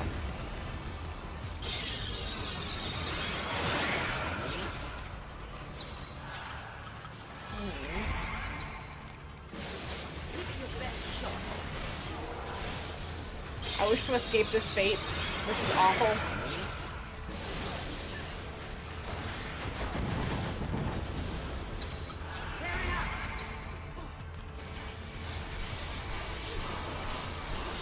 I'm not gonna get a lot of XP for this either, I know it. This just sucks. Finish the famous cutscene with and after the final boss. Yeah, I don't think it's possible. I was like hoping, I wanted to believe. Because I thought, okay, it's maybe, I think 2 chapters on Cocoon, who can say?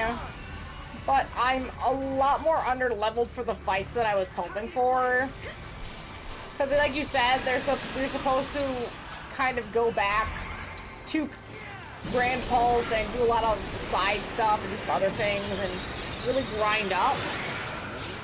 So I'm having less confidence about how I'm going to be able to do the final boss here.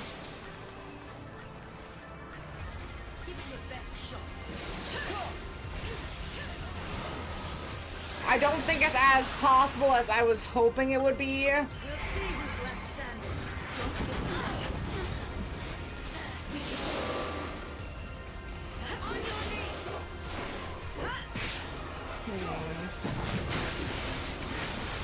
Because I was trying to see if I could start Red Dead Redemption 2 raw, but I don't remember how much is left in this game.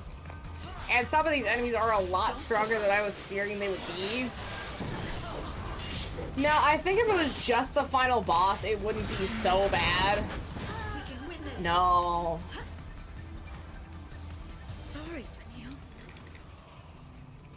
Damn it, that one took me a while, too. In disrespect to Vanille.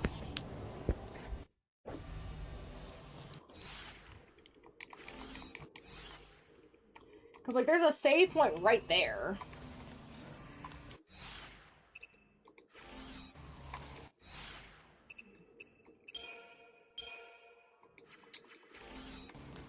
And I got so close, too. I was right there as well. It's just because there's 3 of these fuckers. They make it real difficult. Because then you also have to change all the fucking paradigms, too. It sucks.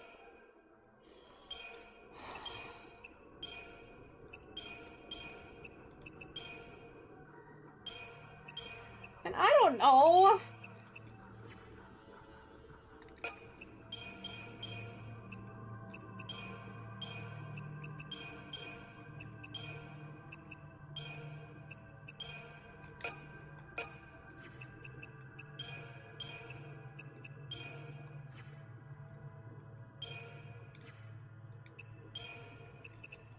Medic, synergist.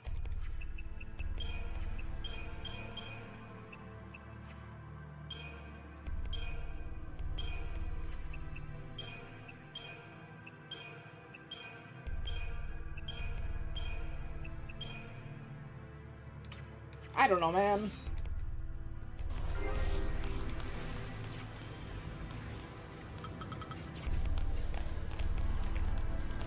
Because they do make you fight this one. There's no way around it. Even with the preemptive strike, you do have to fight.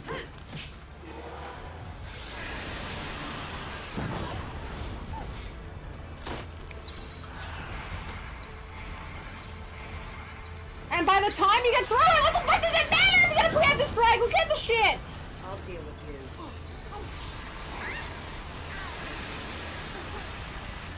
This'll be quick. See, because I'm like right on the verge of debating if I want to, like, you know, try to save where I'm at, reach the next save point, be done for today, and then I'm still debating if I want to grind sometime this week, but I got a lot of going on. I got work, I got stuff to do. Well, I don't have a lot of time to grind stuff, because this game takes a lot to grind. If I want to get back, there's no fast travel point back to Grand Pulse that I can see besides the ones that are all the way back. And maybe if I got to this next point in the game, you're like, oh, here's a way back.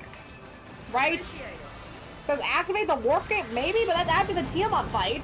So no matter what, I'd have to do the Tiamat fight and just get to the warp gate? I don't know. I guess I'm debating if I want to grind, right? And it becomes a question if I want to grind, it has to happen. There has to be a way back after I'm here. Because I'm not running all the way back to those platforms. They have to give me an option before this point. Because there is otherwise no way I'm doing that. It's just not possible.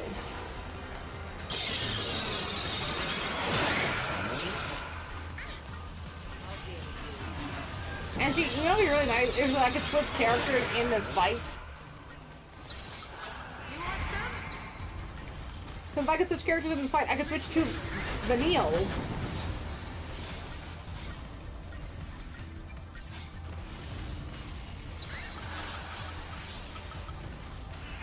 I could switch to Vanille and try using Death a couple times to see what would happen. But I don't think the auto bot is going to do that for me. That seems like something I have to do myself.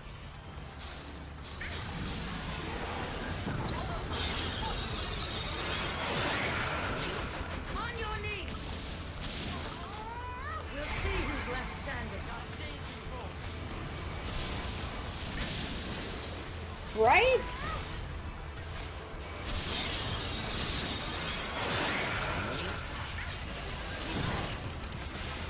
Hoping Vanille will be better. Because she just has better Saboteur stuff than Fang does, and she's a lot stronger magically than Lightning. There's one.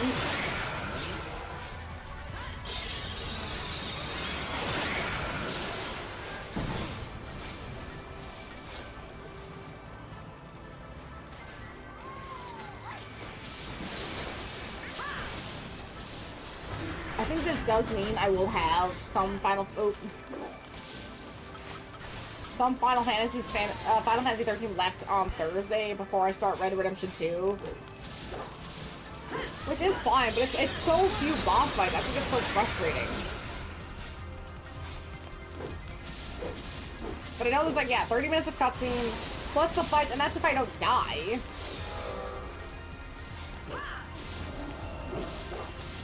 I mean, structurally, I think it's possible. I don't know about the lightning thing for this next fight. I guess it says lightning, so I'm going to assume lightning.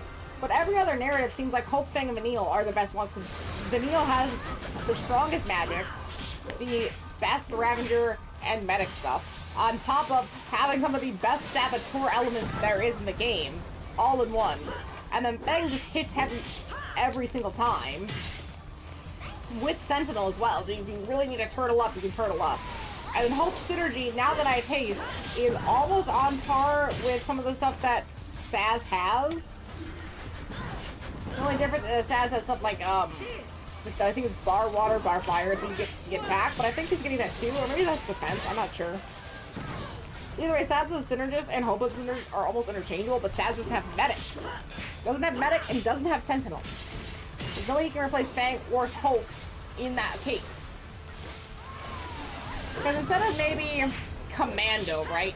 You give him Ravager, Sentinel, and Synergist? Fuck! Sorry, Vanille.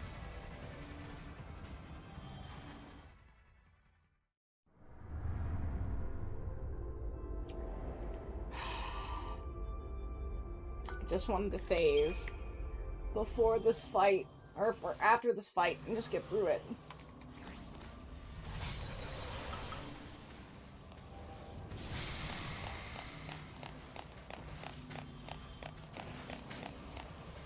Because there's literally...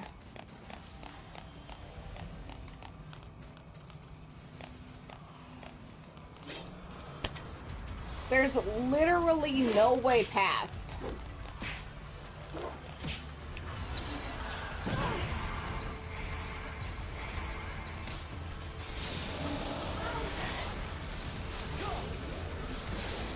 No!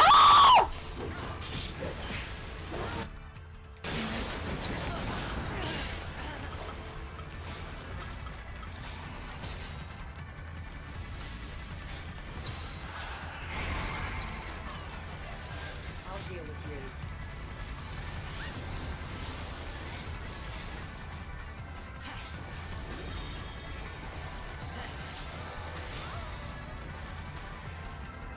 It's cut. Medley. Medley, please, come here. I need your help.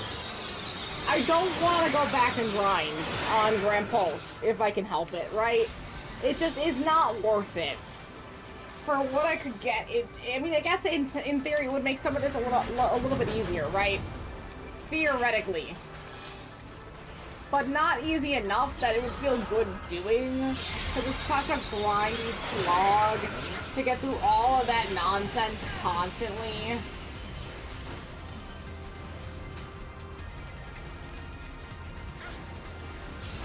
That it's not fun to do. Like, some games the grind's not even too bad, or it's at least interesting to do. This isn't that. I'm so pissed.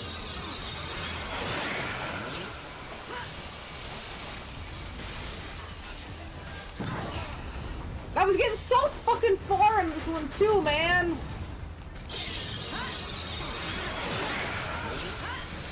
It just makes me so annoyed. I genuinely hate when games do this. Where you're doing pretty well, you're doing pretty solidly until you hit an apex, and then all of a sudden the difficulty spikes above the fucking ceiling, and you're like, well, dog, everything up to this point has been fine. I've been fighting all the enemies, I've been moving through the area, maybe I haven't done as much as you assumed I would have done, but I've been moving, I've been shaking, I've been doing work, and it just doesn't matter. Because they want you to do more. They want you to do so much nonsense that it's actually infuriating. Like, no, I don't want to do 64 boss fight, essentially. Sorry, not sorry. I just don't want to spend my time running through 64 boss fight combat quests.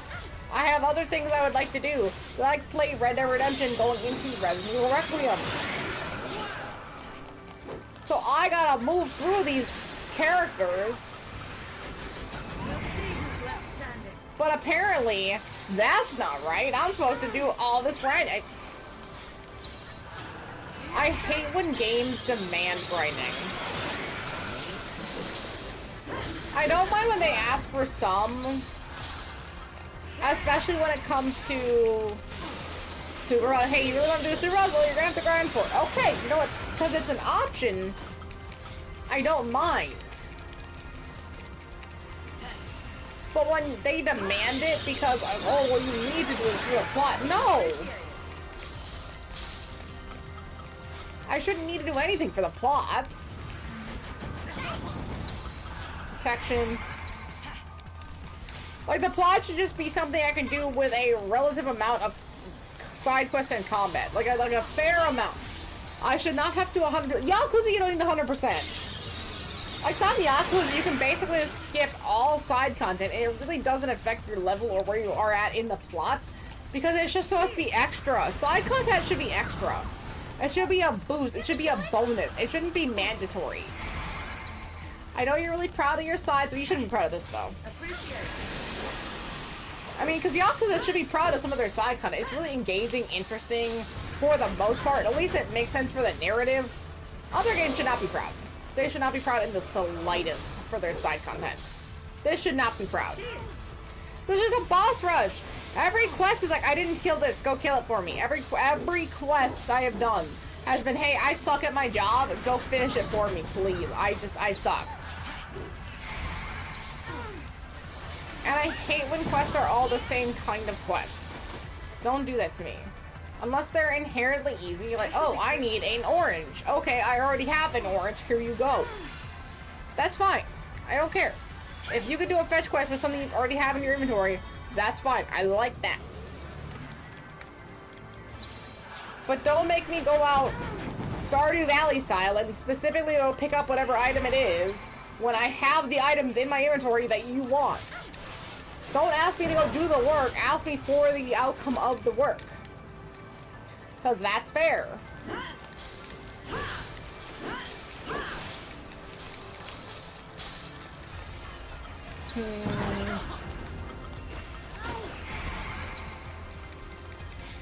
Let's see if Saboteur will work on this thing. Okay, and Peril's good. Peril's nice.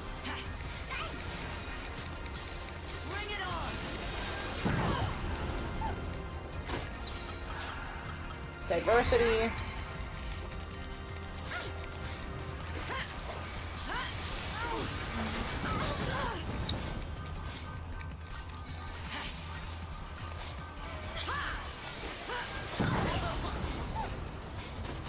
I hate this thing.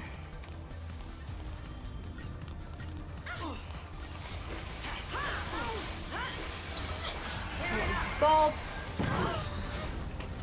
I don't like that it like floats them in the air and causes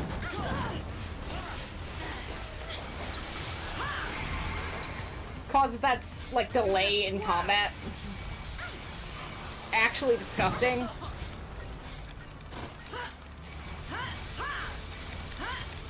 But hey, at least it's almost dead. Let's assault. Yeah, see, that's not fun.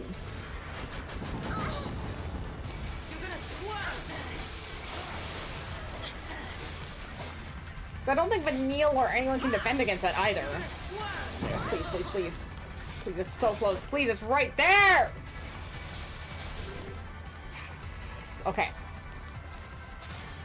See, with a bit of patience, it can happen. I'm just not patient.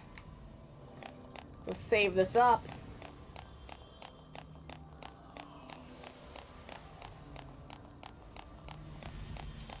Careful, okay?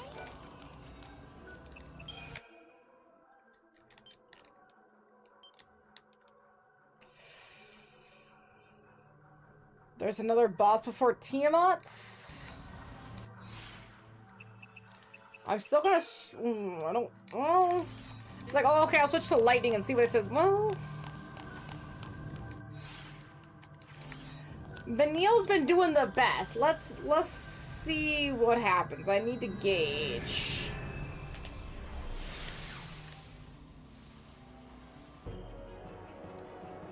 Oh, that was quick. Does it just go straight into Tiamat or this other guy? Nope, there it is, the guy with the sword.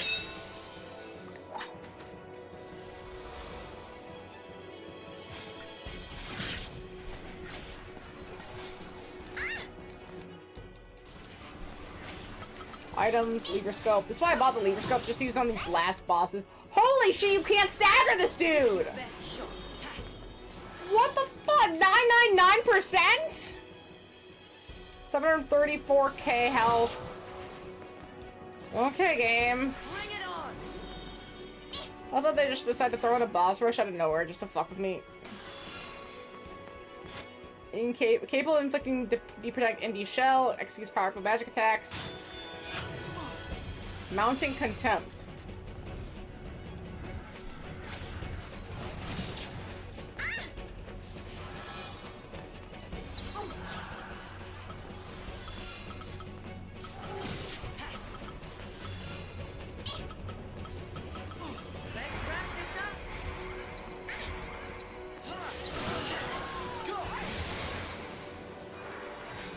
be quick. I think it is susceptible to some status effects.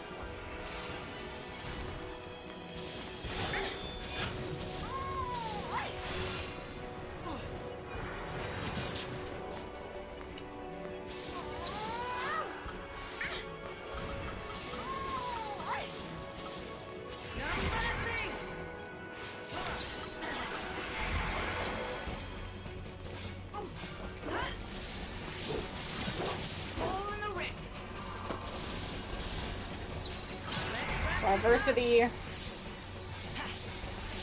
So definitely not going to status effect or stagger it at all.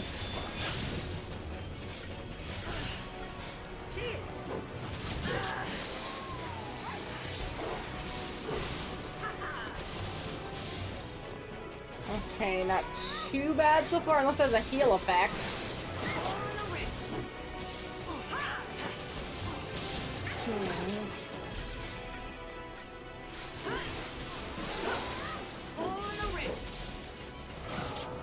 How would you even pronounce that name? Vladislaus? Vladislaus? You do German and the W is a V? Okay, this one's not too bad. And see why the guy doesn't consider it a boss. They're already 2K though, damn.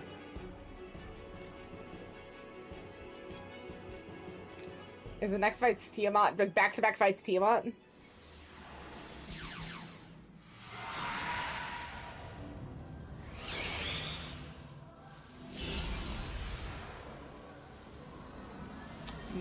No.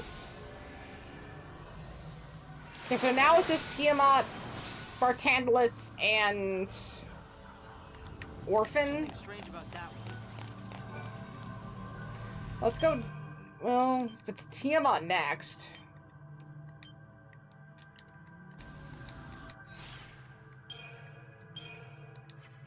Battle team. Let's give her a try. Sentinel.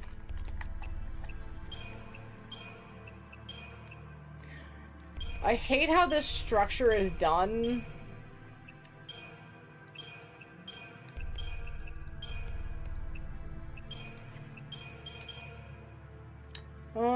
Sentinel. I just feel like it could have been done a little bit better in terms of how the structure is done. I think it's just like, it's an old game, it's a controller. It could be better.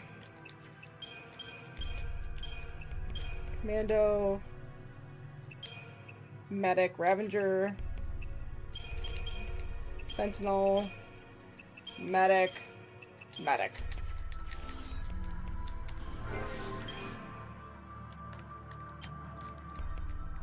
So I think if I wanted to, I can't go back, right? I have to go forward.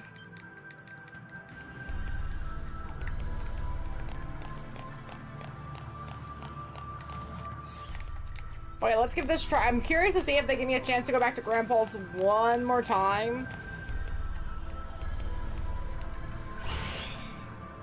If they do, that will adjust how much I want to try to grind. They must give me like one more chance to grind somewhere, right? That's not Tiamat. Wumst?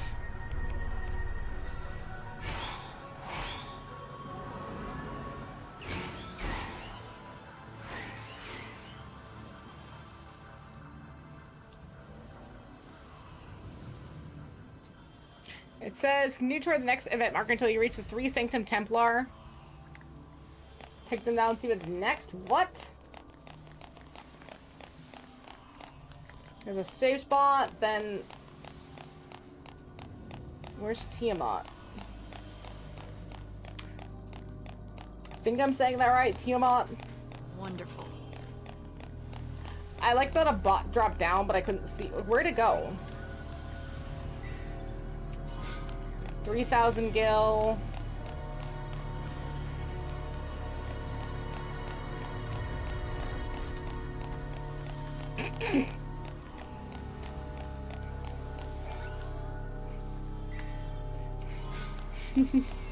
Not my problem. Bye, bitch.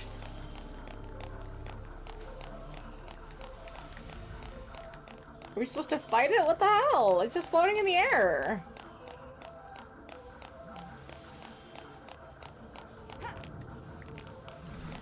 Whoa! Oh, absolutely not.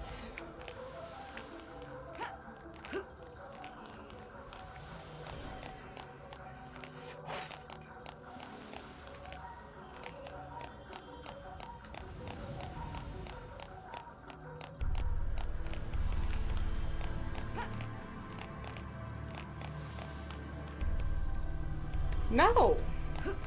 I do appreciate, I guess, that there's other XP elements here if I really needed it.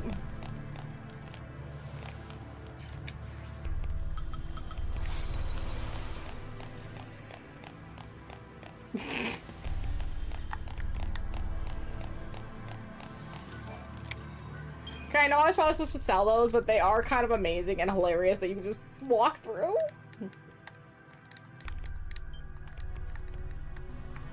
Okay, the guide saying fight them. I didn't fight them. It looks like Tiamat might be right there. I'm gonna run to the restroom. We're gonna try, excuse me, maybe try Tiamat, see what happens.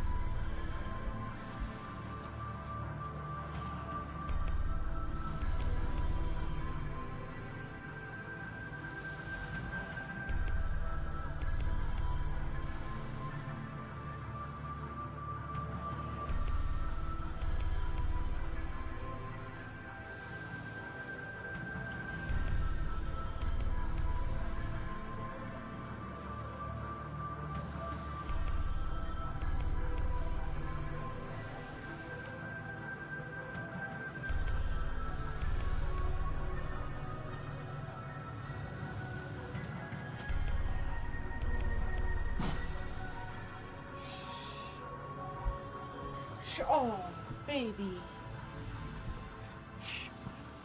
Oh. Oh. Oh. Okay. There you go. There you go. Your baby. And not, here's Piggy. Hope, you're gonna have to do this. We don't have a choice. Examine. So now it should just be the 3. Since I walked through everything else. If it says Tiamat, we're on the right track. Well, I just have another Proud Clad. Hey, we got it! Tiamat! Libra Scope. Can alter own form immune to all status ailments, delivers devastating physical attack, employs something like ice.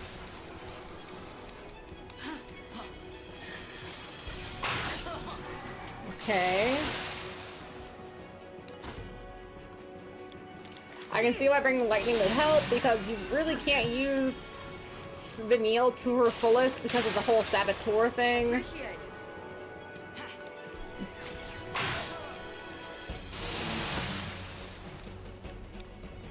How much health does this have?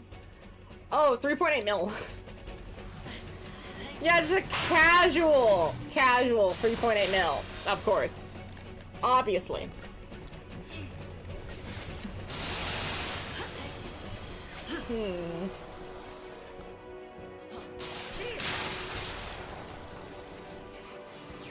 Spot switching between different forms. Use different attacks to teach. While he's in flight mode, you can't do much other than buff yourself to the maximum weight. Use configuration 1 for that. When you come down to the ground, flight, you'll be prepared to do some damage quickly. Okay. In Paradigm configurations 3, 5, and 4, or 3, 4, and 5, you start taking a lot of damage while in boss on the ground. Use configuration 2 in order to heal while maintaining the chain gate. If you find yourself in real trouble, switch to configuration 6. Sentinel Medic. Okay. So basically, wait until he comes to the ground and then attack.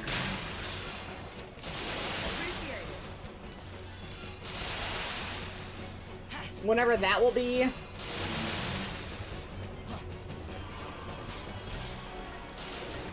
Descent!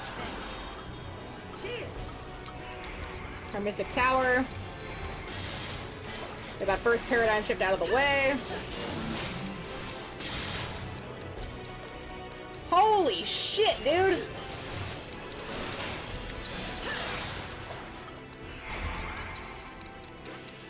He annihilated all of my buffs.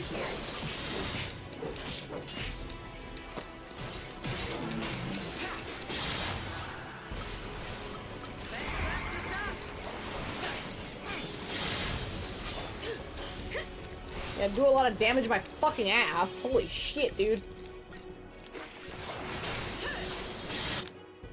And I'm done. No damage. Wow. Don't give up.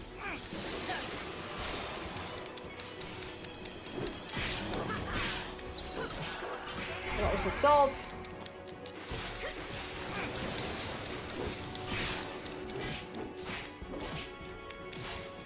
Okay, yeah, see, that's good damage.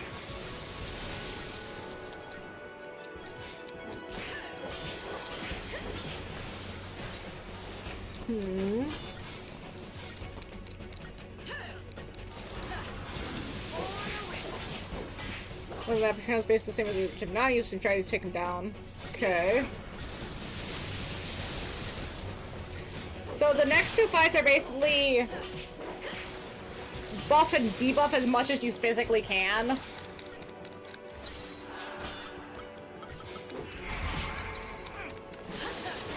Lift off, protection.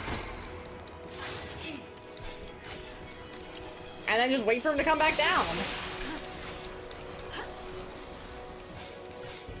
I think I might, okay, I might try to beat this. And then save. I do have work tomorrow. And I want to make sure I can get sleep for work. And then I made the egregious mistake of agreeing to go to work Friday next week. I think we will be able to do the last two fights, the last two major fights, if I can do this, Thursday, and then start Red Dead Redemption, like, let's maybe get through the first chapter. That's not preferable, but I forget how long these fights are, and if you die, well, that's just all that time wasted, because you died and didn't do the fight. And if I can do this fight, it does say there's a warp gate. I wonder if there's a warp gate back to Grand Pulse. If I do get that, it would help me debate if I want to grind between now and then. Because I guess we'll see how this fight does. Because Vanille's already got a lot of good Saboteurness to her. And this guy is obviously going off, well, what would these characters technically have if you didn't try to go through anything else? What are their base 3 skills each? And I really appreciate that. Because, like, what if you don't want to grind through everyone's skills to get a certain skill per person through stuff that they weren't working on in the first place? And this is really nice for that element. But that's what I'm saying before, is like, it's hard to gauge. What is this, level 50? Okay, so now we're at level 52s again. Those big, walking transport things, it look like they're the guys from Final Fantasy X that you got through the little, the Moonflow area. The little riding guys, that looks like those. Fucking somehow level 5 to 9. These guys 52. Like, what are we doing here, man? Diversity. Well, that makes no sense whatsoever.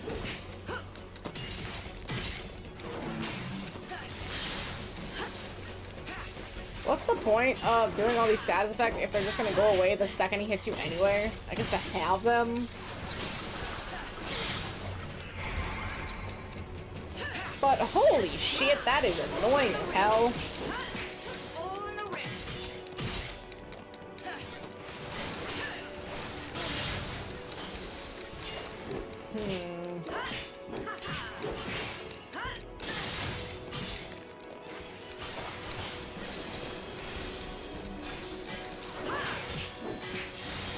Okay.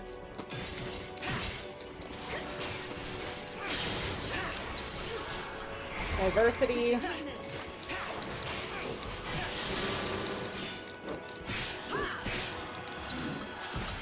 Relentless assault.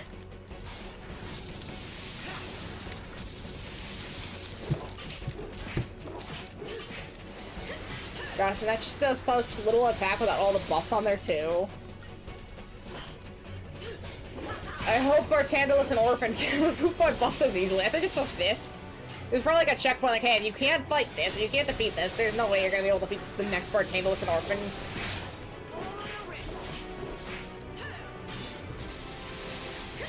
So they're probably gonna be such a massive pain in the ass.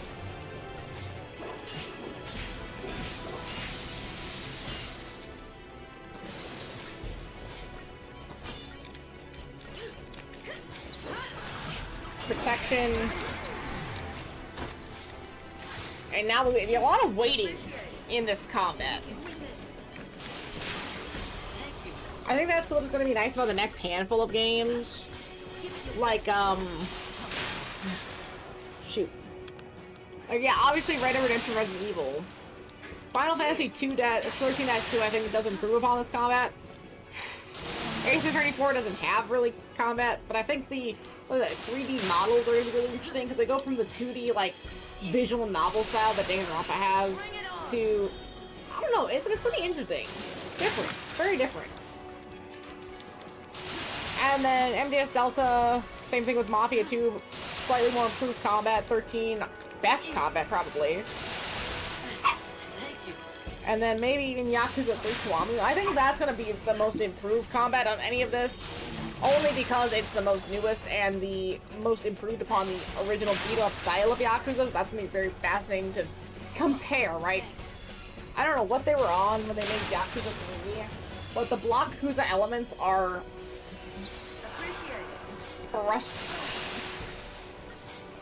Did it fucking heal?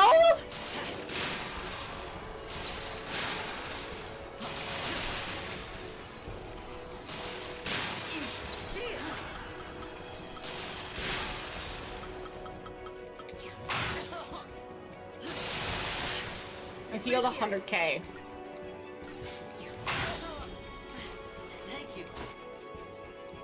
Phineas, fucking fight!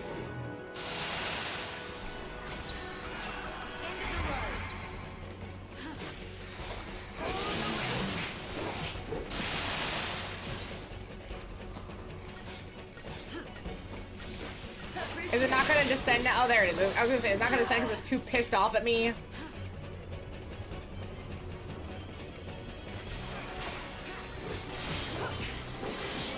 Oh, not the pinpoint beam, dude! That's everything!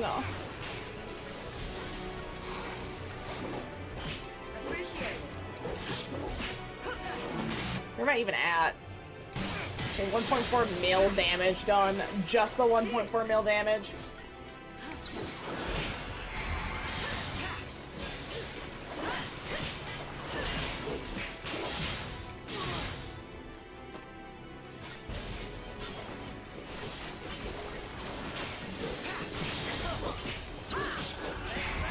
Ooh, boy. Phoenix down.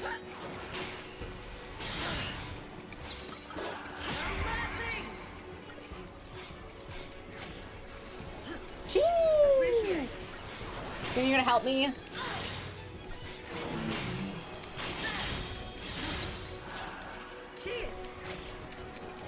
Genie me! Mystic Tower. That's fine, that's not too bad at all.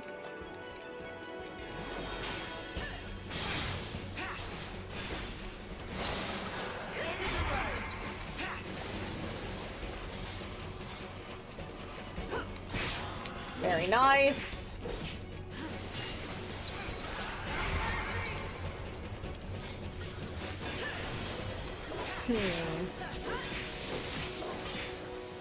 Okay, I think if we have to do this one more time, get the stagger. Probably one more, maybe two more times to get stagger. I think when it descends, I'm gonna do Mystic Tower instead. Only because that might pinpoint him toward me as Fang, meaning he might not do as much of that pinpoint beaming to everyone else to lose their effects as fast. Hopefully. Lift off. I'll deal with you. this. Sorry, I didn't mean to touch your piggy. Because that's what, like... We're at 1.7 mil right now. I use the ice grenades.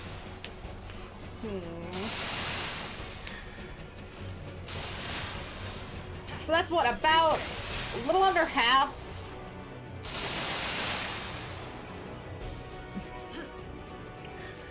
About a fourth of the health bar per stagger. So if I can just maintain, that should be about 2 more staggers.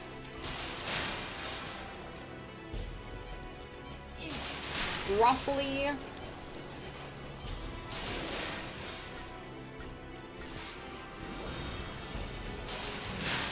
Good. Overdrive. I don't know what overdrive. Oh, that's the heal.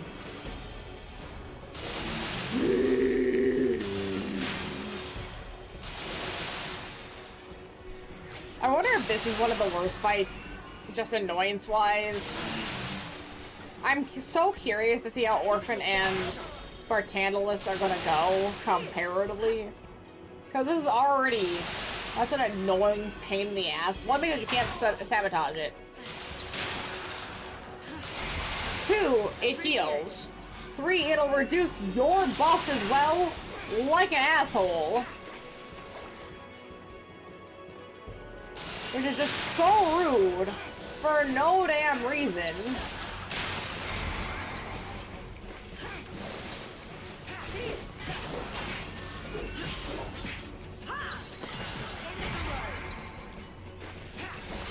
Do I have...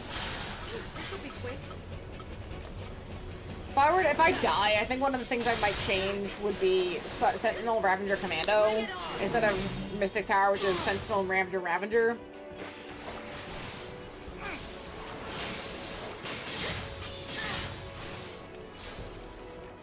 Only to make sure to maintain the stagger. Although I think it's looking pretty okay so far.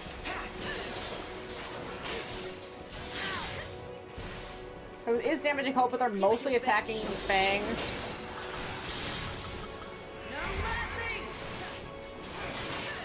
Nice!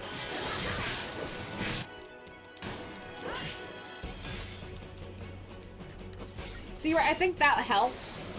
Keeping the stagger, or keeping the focus maintained onto Fang with the Sentinel.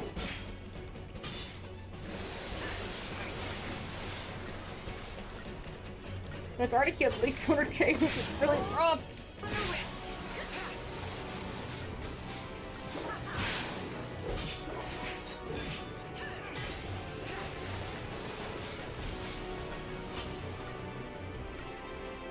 Where are we at?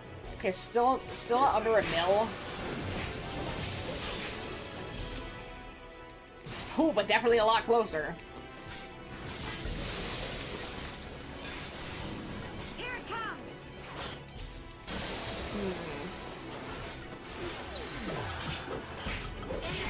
Mystic Tower.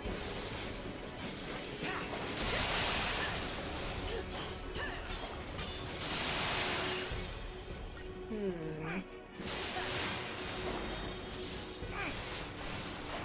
know what's crazy is the fact that they put slow on me is fucking hilarious, because that's fine. Like, oh no, you put slow in a Sentinel! What am I gonna do besides Sentinel? Crazy! Weird. Wild.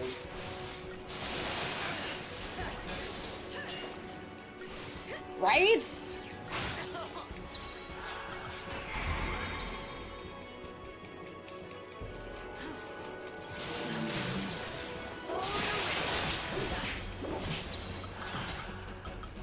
Mystic Tower.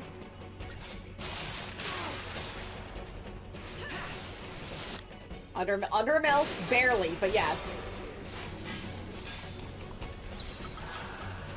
Here's Assault. Too bad I can't launch it. That'd be nice. I get what the guide is trying to say by doing the effects, but if they don't hang around, if it can just eliminate those, that's really annoying, and there's almost no points. Diversity.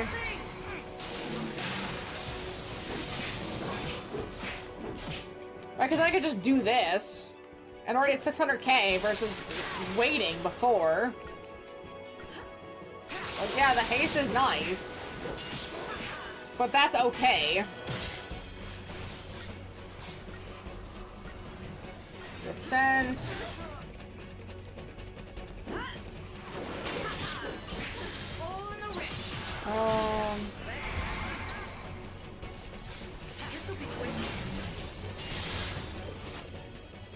Yep, 400k. As long as it doesn't heal, I should be alright.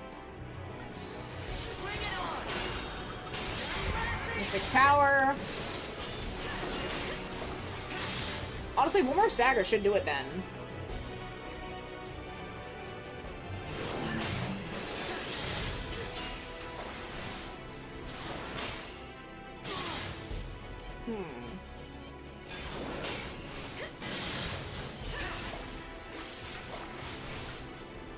I'm debating switching to Relentless as well. The Hope's looking a little low. Do Solidarity. Oh my gosh. If Fang died here, right now, I'd be done. I'd go to bed for the night, I'd be done. Because it's right there.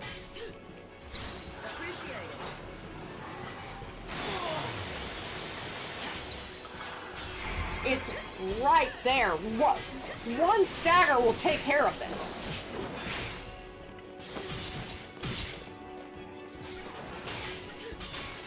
Even with a laser rain, it's not that bad. Yeah, there we go. And now I just let him cook. He's got 250k left, give or take. And yeah, having haste on this would be awesome.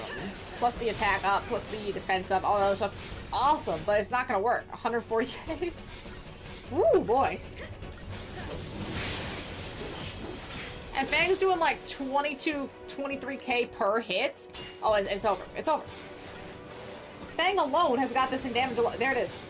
They beefy boys. They very beefy, yes.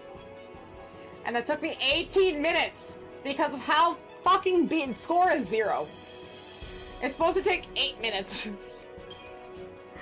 If I was like stronger leveled, if I was better, yeah, that would take 18 minutes. Maybe that shows that I'm a little under leveled for this area. But hey, as long as the paradigms work, right?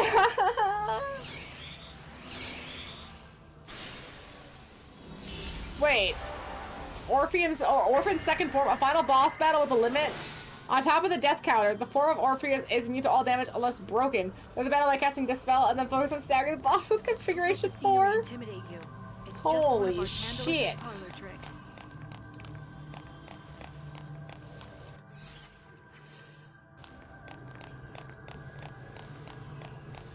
Wait, activate the warp gate, go to the event marker, activate, and then prepare. I'm gonna save really quick because I don't know what it's gonna mean by prepare. I want to see if that'll give me a warp gate back to Pulse, in case I do feel like grinding between now and Thursday. Because if the final boss battle has a time limit, that is a bit concerning. I mean, I'm not gonna upgrade every single character to their max. That's not possible.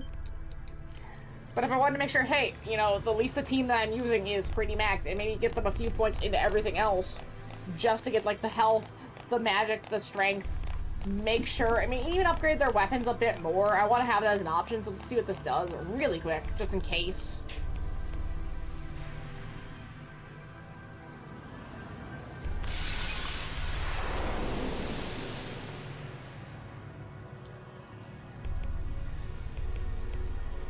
And it just says save and prepare for the final battle. Meaning I would assume, theoretically, if they want me to prepare,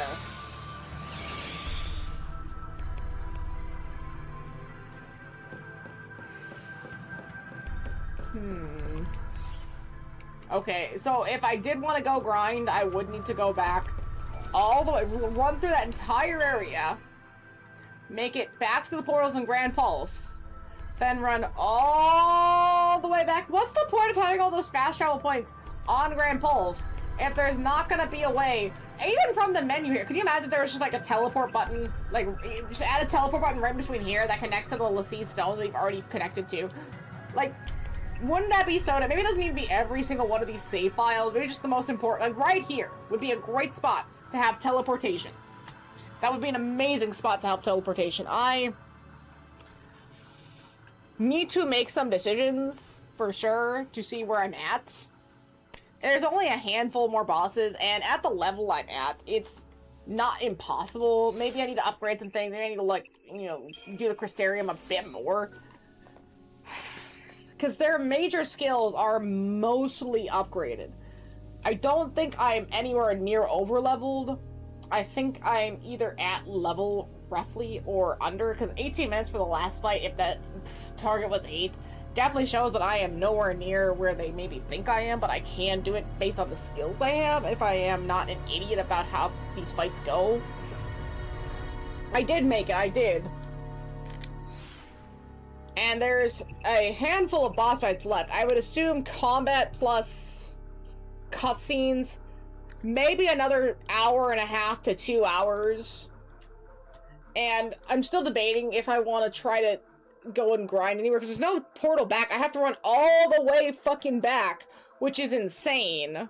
They should have put like a portal here, a Lassie Stone here, something here, to allow for quick transportation back to Grand Pulse if you need it. What is with these games making you grind, and then if like, oh, if you fuck up, you have to manually run all the way back? I'm sorry, I'm an idiot. I'm sorry I was excited about your narrative and wanted to experience it. Now I gotta run all the way back to try to make sure I can handle this, which is really annoying. Is the portal to Grand Pulse though? It's for— is it? Wait, where?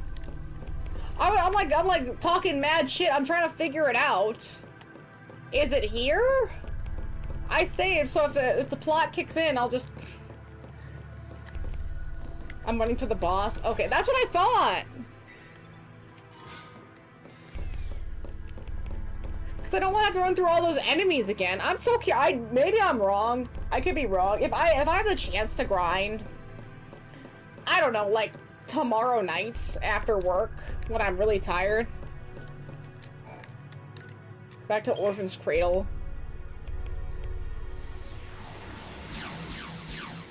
There's a portal right here? Is there? Because I'd at least like it as an option. Now that I defeated Tiamat, I didn't see any other portals, but— oh. Oh.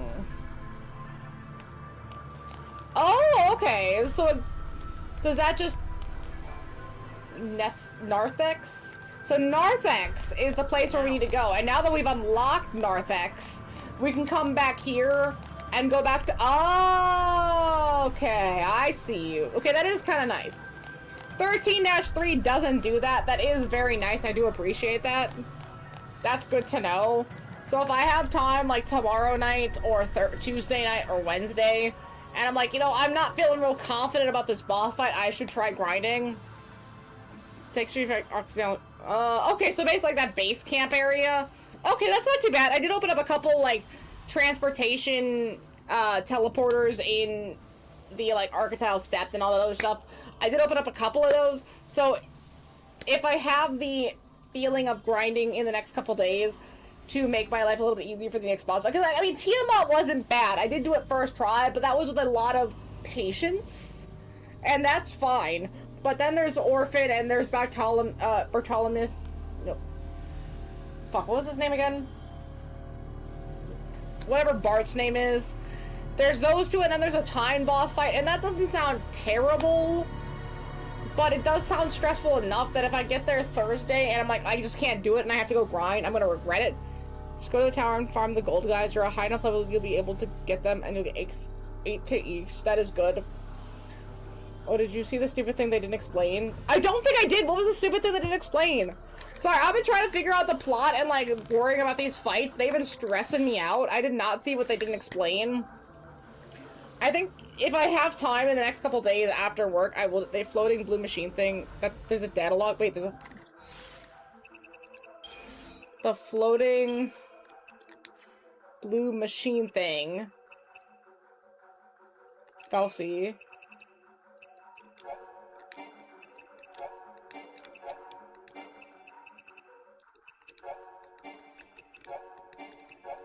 This thing? Kujata, the task of the Sanctum Fallacy to providing Cuckoo with the power to advanced urban population demand. Oh no, that's not it. I didn't fight it. Is the reason it doesn't have a thing for me is because I didn't fight it? Like, the guy just appeared, and then like, it just hung out there? The thing that the little statue waved into existence? The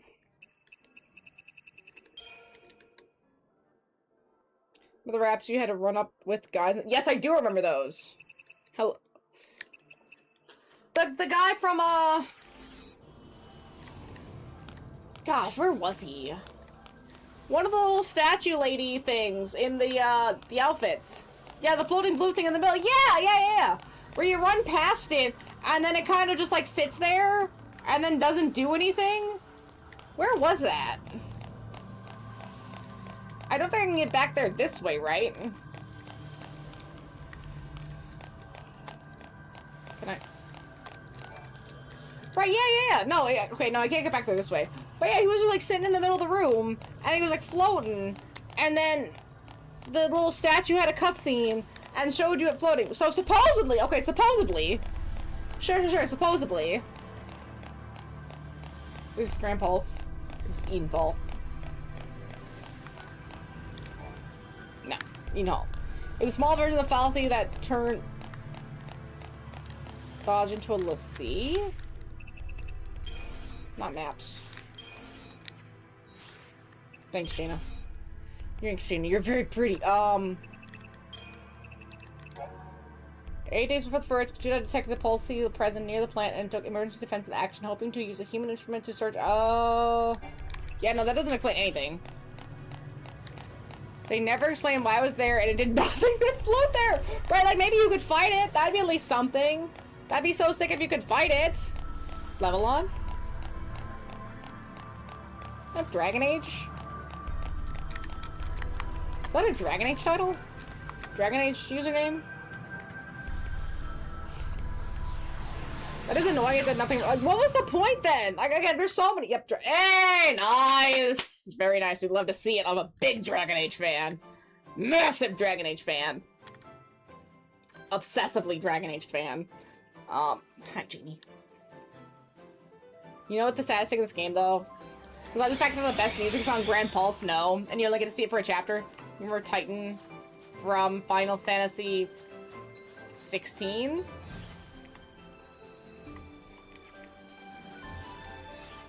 Mission list. Oh gosh, I did a lot more of these than I thought. Damn. Let's just stop it. Wait, I did not do all of these! 4, 5, 6, 7, 8. Holy shit.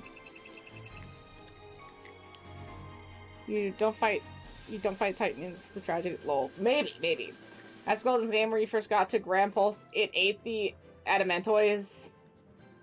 Wait, is that Titan? That from that big cutscene? The absolute major cutscene? So that was like super cool, and then that was like the last time you ever saw it. Isn't there a way to get a chocobo so you don't have to run? What's the way you get a chocobo? And the big guy casually walking around Architel Steppe? Yeah, okay. I remember the Titan from... I guess maybe not Titan, but whatever his name was from Final Fantasy 16. He was kind of like a Titan. Dude was massive. Go back to the open field so you can see my... Okay, let's go do that. Save that really quick. And you know, we can go to, Jaina! You'll finish certain missions 1-12, 14, 1-12.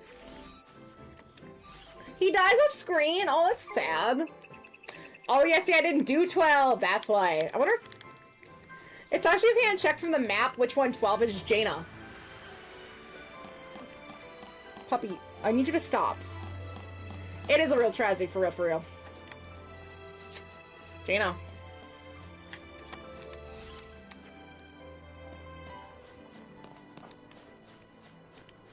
You don't listen to me.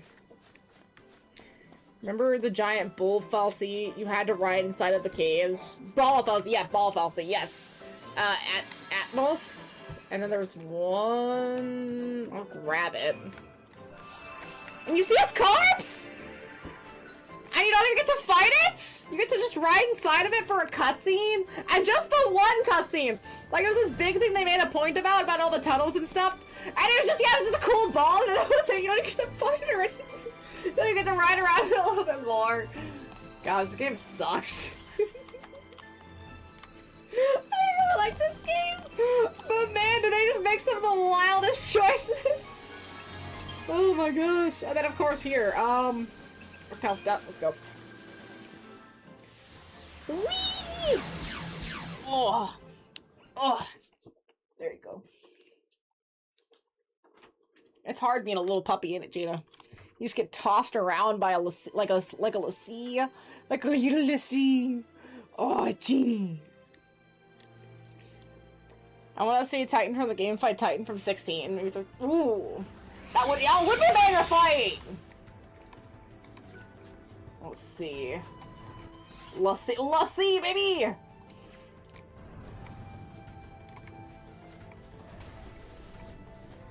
Oh, there he is! Now, the Titan from 16 does seem better, right? Way stronger, more insane, more earthy. Like, it's got the general lava look, which is fine. But not as impressive. Like, that could be way more impressive. I kind of wish there was more side quests that were actually from people in this section. I can see what people are saying about, like, it's not very strong in terms of side characters. I almost wish it was like, that we found a town. Like, make the Arctile Steppe a little bit more interesting with more people. I think that would help. Yeah, dude just wanted an animatoids. He just was hungry. Now dude's got to turtle up and he's totally just like, hey man, I just want to relax, just want to hang out. Can't really blame the guy for that, right? He just wants to chillax. It's not really his fault. Cause, oh right, by the way, see? This shit right here, this sucks. I need to find a chocobo so badly because this running is so slow. I can see why a lot of other games give you a chocobo. I hate that the chocobo is kind of locked behind narrative, locked behind plot. Because plot-wise, I haven't even had a chance to run into one. Besides the little one that's in Assassin's hair. That's just it. That's been the only guy that I've been able to run into. Chocobo-wise. Okay, technically on Cocoon, but realistically. I didn't see if you unlocked the game. I did not. Oh, I absolutely did not.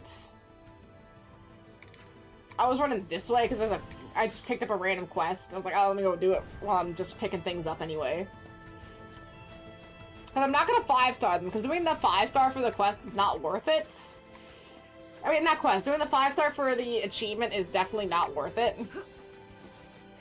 There's an orange barrier thing just above the image to Velas.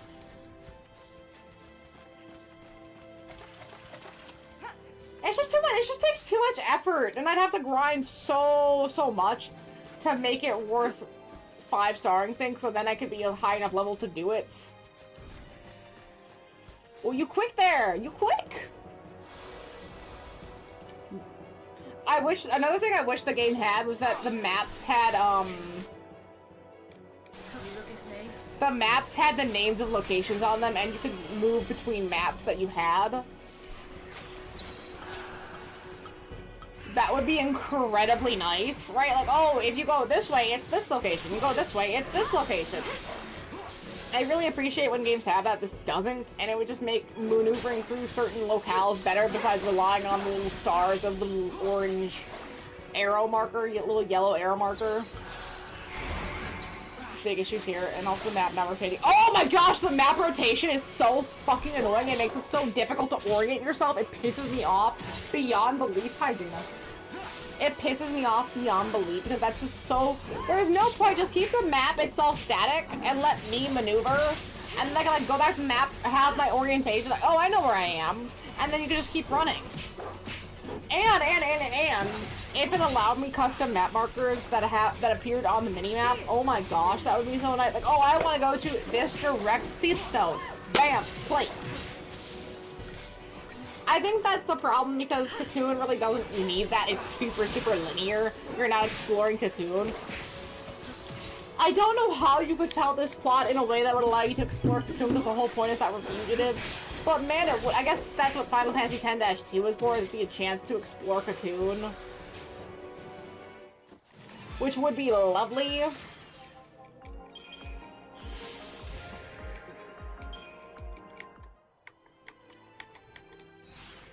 So yeah, that's the kind of thing I gotta be doing. Let's go find this. Shoot. Is it that one?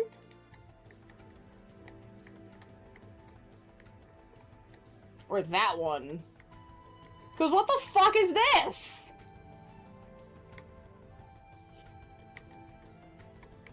Okay, so I'm here, and I can't place any sort of map markers. That's Cocoon. Oh. I kept seeing that thing on the map, and I'm like, what is that? I didn't understand. Oh, that's Cocoon. But yeah, let's go get a Chocobo. I think a Chocobo would help this area a lot, because it just takes so long to run from end to end. You know what's crazy? You know what's really crazy? It takes longer to run from one portion of the map here, end to end, than it takes the entirety of, what was it, Pokemon Legends ZA multiple times over.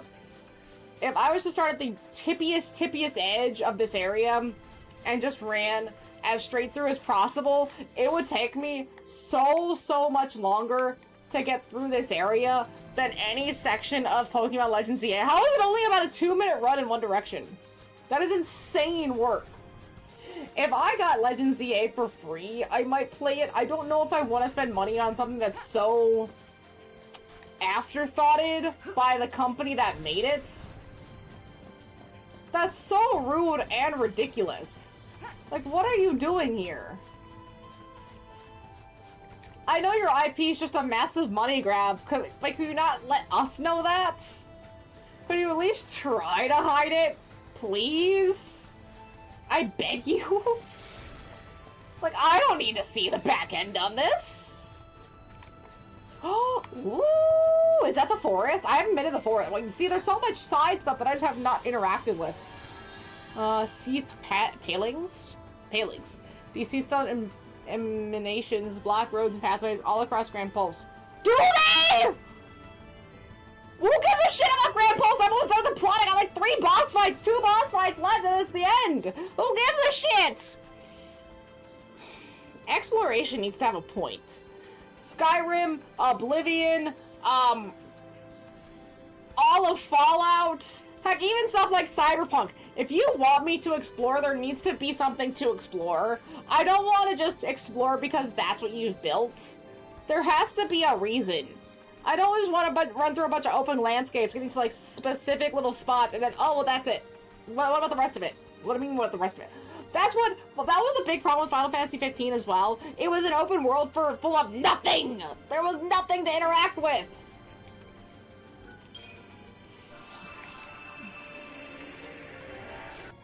And you could see the problems had started here. Oh, they started here. Because the Arctile Steppe full on sucks. It sucks in every sense of the word. I am grateful that they gave me a way back to Grand Pulse to grind if I just completely cannot do it. It is a driving sim! It's a driving sim with a little bit of a life sim in terms of the cooking and the character interactions, but that's it. The plot makes no sense. You need to like watch the anime or read some manga or something to understand it. On top of, what the hell was that time skip between like the second to last chapter and the last chapter? It made no sense, and I don't understand what it was for. And I don't think that was a me problem. I think that was a narrative choice that just didn't, like, why was Nox all of a sudden in prison for 10 years? Well, why did he get the Kiryu treatment? What was going on there? And the DLC just was nothing. It was just nothing. Like, what was the point of any of the DLC? Like, the one with the fucking, not Ignis, the other blonde, I don't remember his name, I don't care. But he was in that, like, snowy region on a snowmobile, and, like, yeah, that was kind of cool. It was kind of, who gives a shit, though? What's the point? Why are we here? You know, some DLC He was in the Metal Gear DLC for no reason! Did he even deserve Metal Gear DLC? I don't think so. And like, right, some side quests, some DLC might be kind of nonsense, but at least it's fun. The Witcher Blood and Wine DLC is a great example of fun DLC. The Songbird DLC from Cyberpunk, another great one. Shivering Isles from Oblivion. Gosh, at least the Amaranthian DLC from Dragon Age Origins was something. Right, there's something fun about it. Or some of the DLC from Dragon Age 2 even was fun. But what are we doing here? Cup noodle spot. Honestly, Final Fantasy has never shined its side quests. They're a means to an end. And in this case, they're a XP means to a combative end. Because there is no other necessity to doing any of these things. Besides the XP you get, and any items you may be able to obtain. But that's it! There is nothing else that matters in any of these. Except for this one specifically, where you get a chocobo, potentially. Because that's actually something worth doing. I wish these side quests actually did more. Maybe you helped people. Maybe you interacted with other characters. Like the Seesaw, like, oh, well, there are people who failed their focus. I don't give a shit. I didn't fail mine. Why do I care about them? Why am I just doing boss fights for people who failed? It's not my problem. That's a them problem. And don't even get me started on these side quests, side demands of Final Fantasy X-2. That is my most recently beat Final Fantasy. And I wanted to cry near the end of it because it just kept fucking me over. On top of the entire ending crashing! It crashed! I beat the game! The cutscenes completely crashed. I don't think I got the ending I wanted. We had to watch that on YouTube together as a family. Because the game didn't want to give it to me. Again, that was the second time that happened. That in both games that I remember. I think it happened more than that. But for some reason, amazing ending Final Fantasy cutscenes just don't want to play for me. They just want to black out so I can only hear the audio.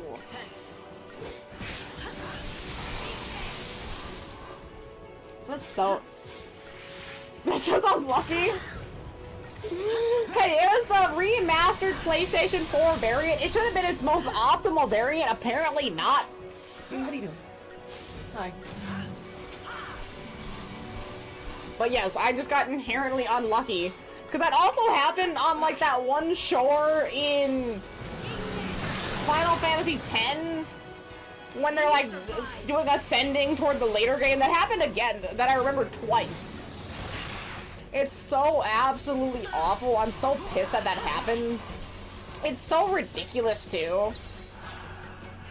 Like, how do you not have this shit together? Maybe if I redid it, you know, rebeat it, it'd be fine. But I'm already at a percentage that wouldn't get me at least the tightest ending that I don't even care anymore. And I tried, dude. I tried so hard. I had so many guides up. I was working my damn ass off to try to get this ending. Not even the perfection ending. Like, I tried to get the perfection ending at first. And then I was like, you know, that's not even realistic. Let me just at least get the tightest ending. I don't even think I got that. Because Final Fantasy just loves to absolutely fuck me. For some reason. And I'm just tired, man. I've played a lot of Final Fantasy in my time, and none of it's ever done me right. None of it's ever done me right. For whatever reason. It just wants to hurt me. Bye, bitch.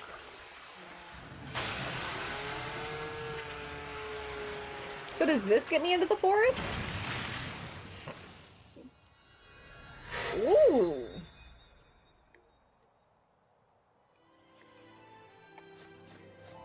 Okay, so now I have to run back and check that opening. Love of grinding BS and a lot of farming. It's a lot. It's a whole lot. It's a whole lot of nonsense for damn sure. And so much of it could be so positive and so awesome if they just didn't hate their players. Nice. At least I unlocked the Chocobo place, but it just almost doesn't feel worth it, right? You unlock it so late. Like, you basically go from chapter 1 to chapter 10 completely and absolutely locked, stocked in plot. Completely. Then you get to Grand Pulse. For what? Right? Like, the game's building up to how awful and horrible Grand Pulse is. And yes, there are a lot of combats, there are a lot of boss fights, a lot going on. It's great for grinding. But why? What's the point? Right? What's the narrative point of going to Grand Pulse besides going to Vanille and Fang's home and then going back to Cocoon? Right, that's all Grand Pulse is to farm! There's no narrative. You could almost cut out Grand Pulse narratively and there'd be no point. There's no point in coming to Grand Pulse for the narrative. Doesn't progress the plot at all except to get us back to Cocoon. There's nothing here. Holy sh- I don't know how they would even begin to fix that in terms of making it more viable. I think it almost needs more of a dungeon that's not just raw grinding. And I think I would almost appreciate if they were gonna do this as a remake, right? They were gonna do this as a remake. They take the plot and they almost remake it. I mean, if they could like get some writers on board that actually cared about the plot, like they took all the nice pieces and they just like replaced them into a slightly better image. I don't know what that would be, but I think it would help because something about this just doesn't work right now. There's so many superfluous elements. Like, maybe you didn't even need this place. If you need to make an entire open world element to grind because your grinding necessities are too crazy, you did something wrong. They did something, because there's no point. Again, we're already at the end. We're at the fucking end. I just have Bartlandius and Orphan, or whatever his name is. That's all I got. But then we move on to Red Dead Redemption 2. We're right there. And the Grey Bolts to get good. Vanilla Fang wants to go home. Dane wants to find their actual purpose. Hope crashes out. Dane tries to figure out their focus scan. Does it? I'd like your purpose to be short. He says, well, no thanks. That's all it is! There's gotta be a better reason to be. I mean, you know what? Final Fantasy 13 alternate ending. Do a Danganronpa 2x2 and create an alternate ending. I mean, not that this ending is bad, but give me something more. Do an alt ending that actually makes Grand Pulse worth it. Right? At least an alternate ending for this. Maybe a more conclusive ending for some of the— Look, there's a cutscene I didn't see!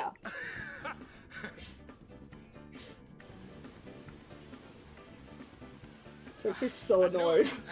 She's so annoyed. Hey, you! Are you kidding me? Hey! They're so cute with the long little, like, hair pieces. You little rock-solid optional cutscene. Hey. Especially with the cute little babies. How do they not step on their babies? Why don't you go say hi? I knew I missed a forest.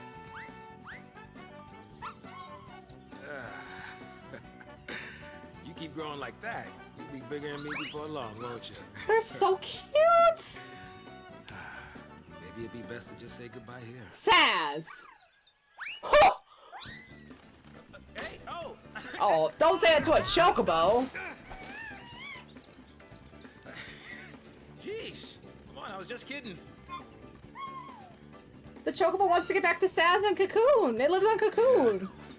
You're sticking with me till Dodge wakes up. Right, do alt ending of this. Make 13 and 13-3 have maybe the characters a little bit more, at least to complete their narratives a bit stronger. You know, fulfill some character arcs here. Hey, wouldn't that be amazing? See more Fang. Say something. Something. Right, I love these characters. I love the world. I want more of it better. I didn't quite know where to begin. Right, look at Fang. She looks great. Anyway. What happened to Dodge? Wasn't your fault. But Saz. Wait, do I have news with you about their history? It isn't good. Oh. It was my fault that you. What kind of news? Because I haven't played 13-3 until like since like 2014. So it's been like 12 years since I played 13-3. And you're just gonna deal with that on your own. Is that it? That doesn't sound good. I don't have to. I got this guy. And you? You got Vanille. You weren't alone. And I guess Hope has lightning. And I have nothing. Listen to me. Trying to act all Thank married. you. Well, don't give up. World. You're getting the hang of it. Basically, it's a world reset ATP. It's been such a long time since I played it. Again, maybe that's why 13 could work, right? Right, you do 1 and 2 as all these characters and this this like narrative conclusion. Then you get 13 and maybe Sarah's still crystallized, right? Or maybe like I don't know, whatever happens in 13, and then you reset the world. And then you reset the world. There's so many options. What is that?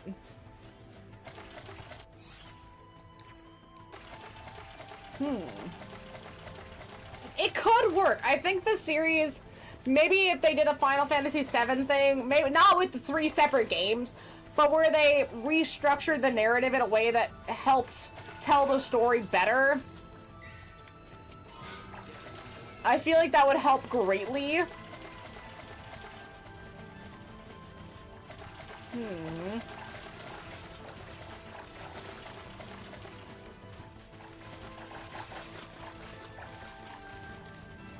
This one has a feather and I can't figure out what it wants me to do.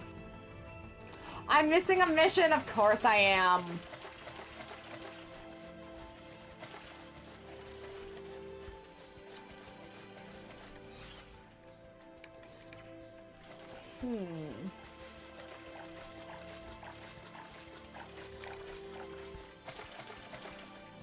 Interesting.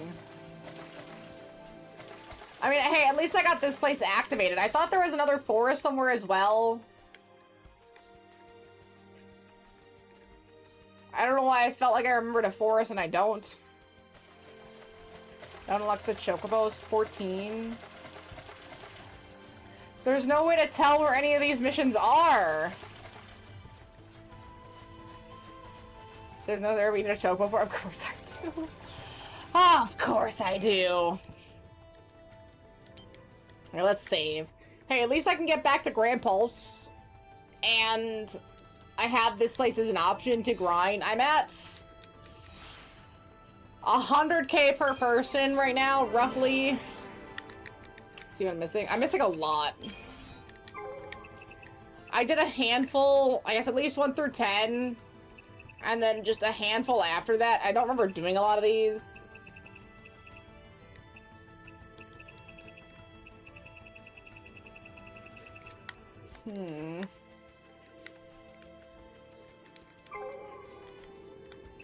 Alright, there's a lot here, and I know I'm missing some. Because I think there's like 62 of these. Let's see. I might just have to look these up and just do what I can.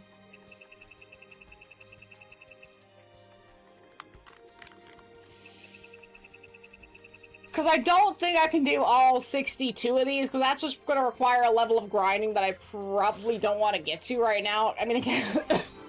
Excuse me. My Crystarium, I've only been going into basically their specific skills. So I haven't been worried about anything past that. I mean, if I was able to upgrade everything I had currently, and then anything after that was just extra, then yeah, that'd be fine. But I'm nowhere near that. But I think that's what I at least need to do, is get everything that they currently have upgraded. Potentially.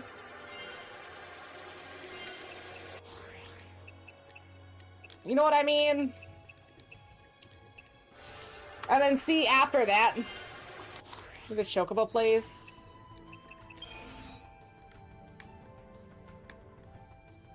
It's gotta be that one, maybe.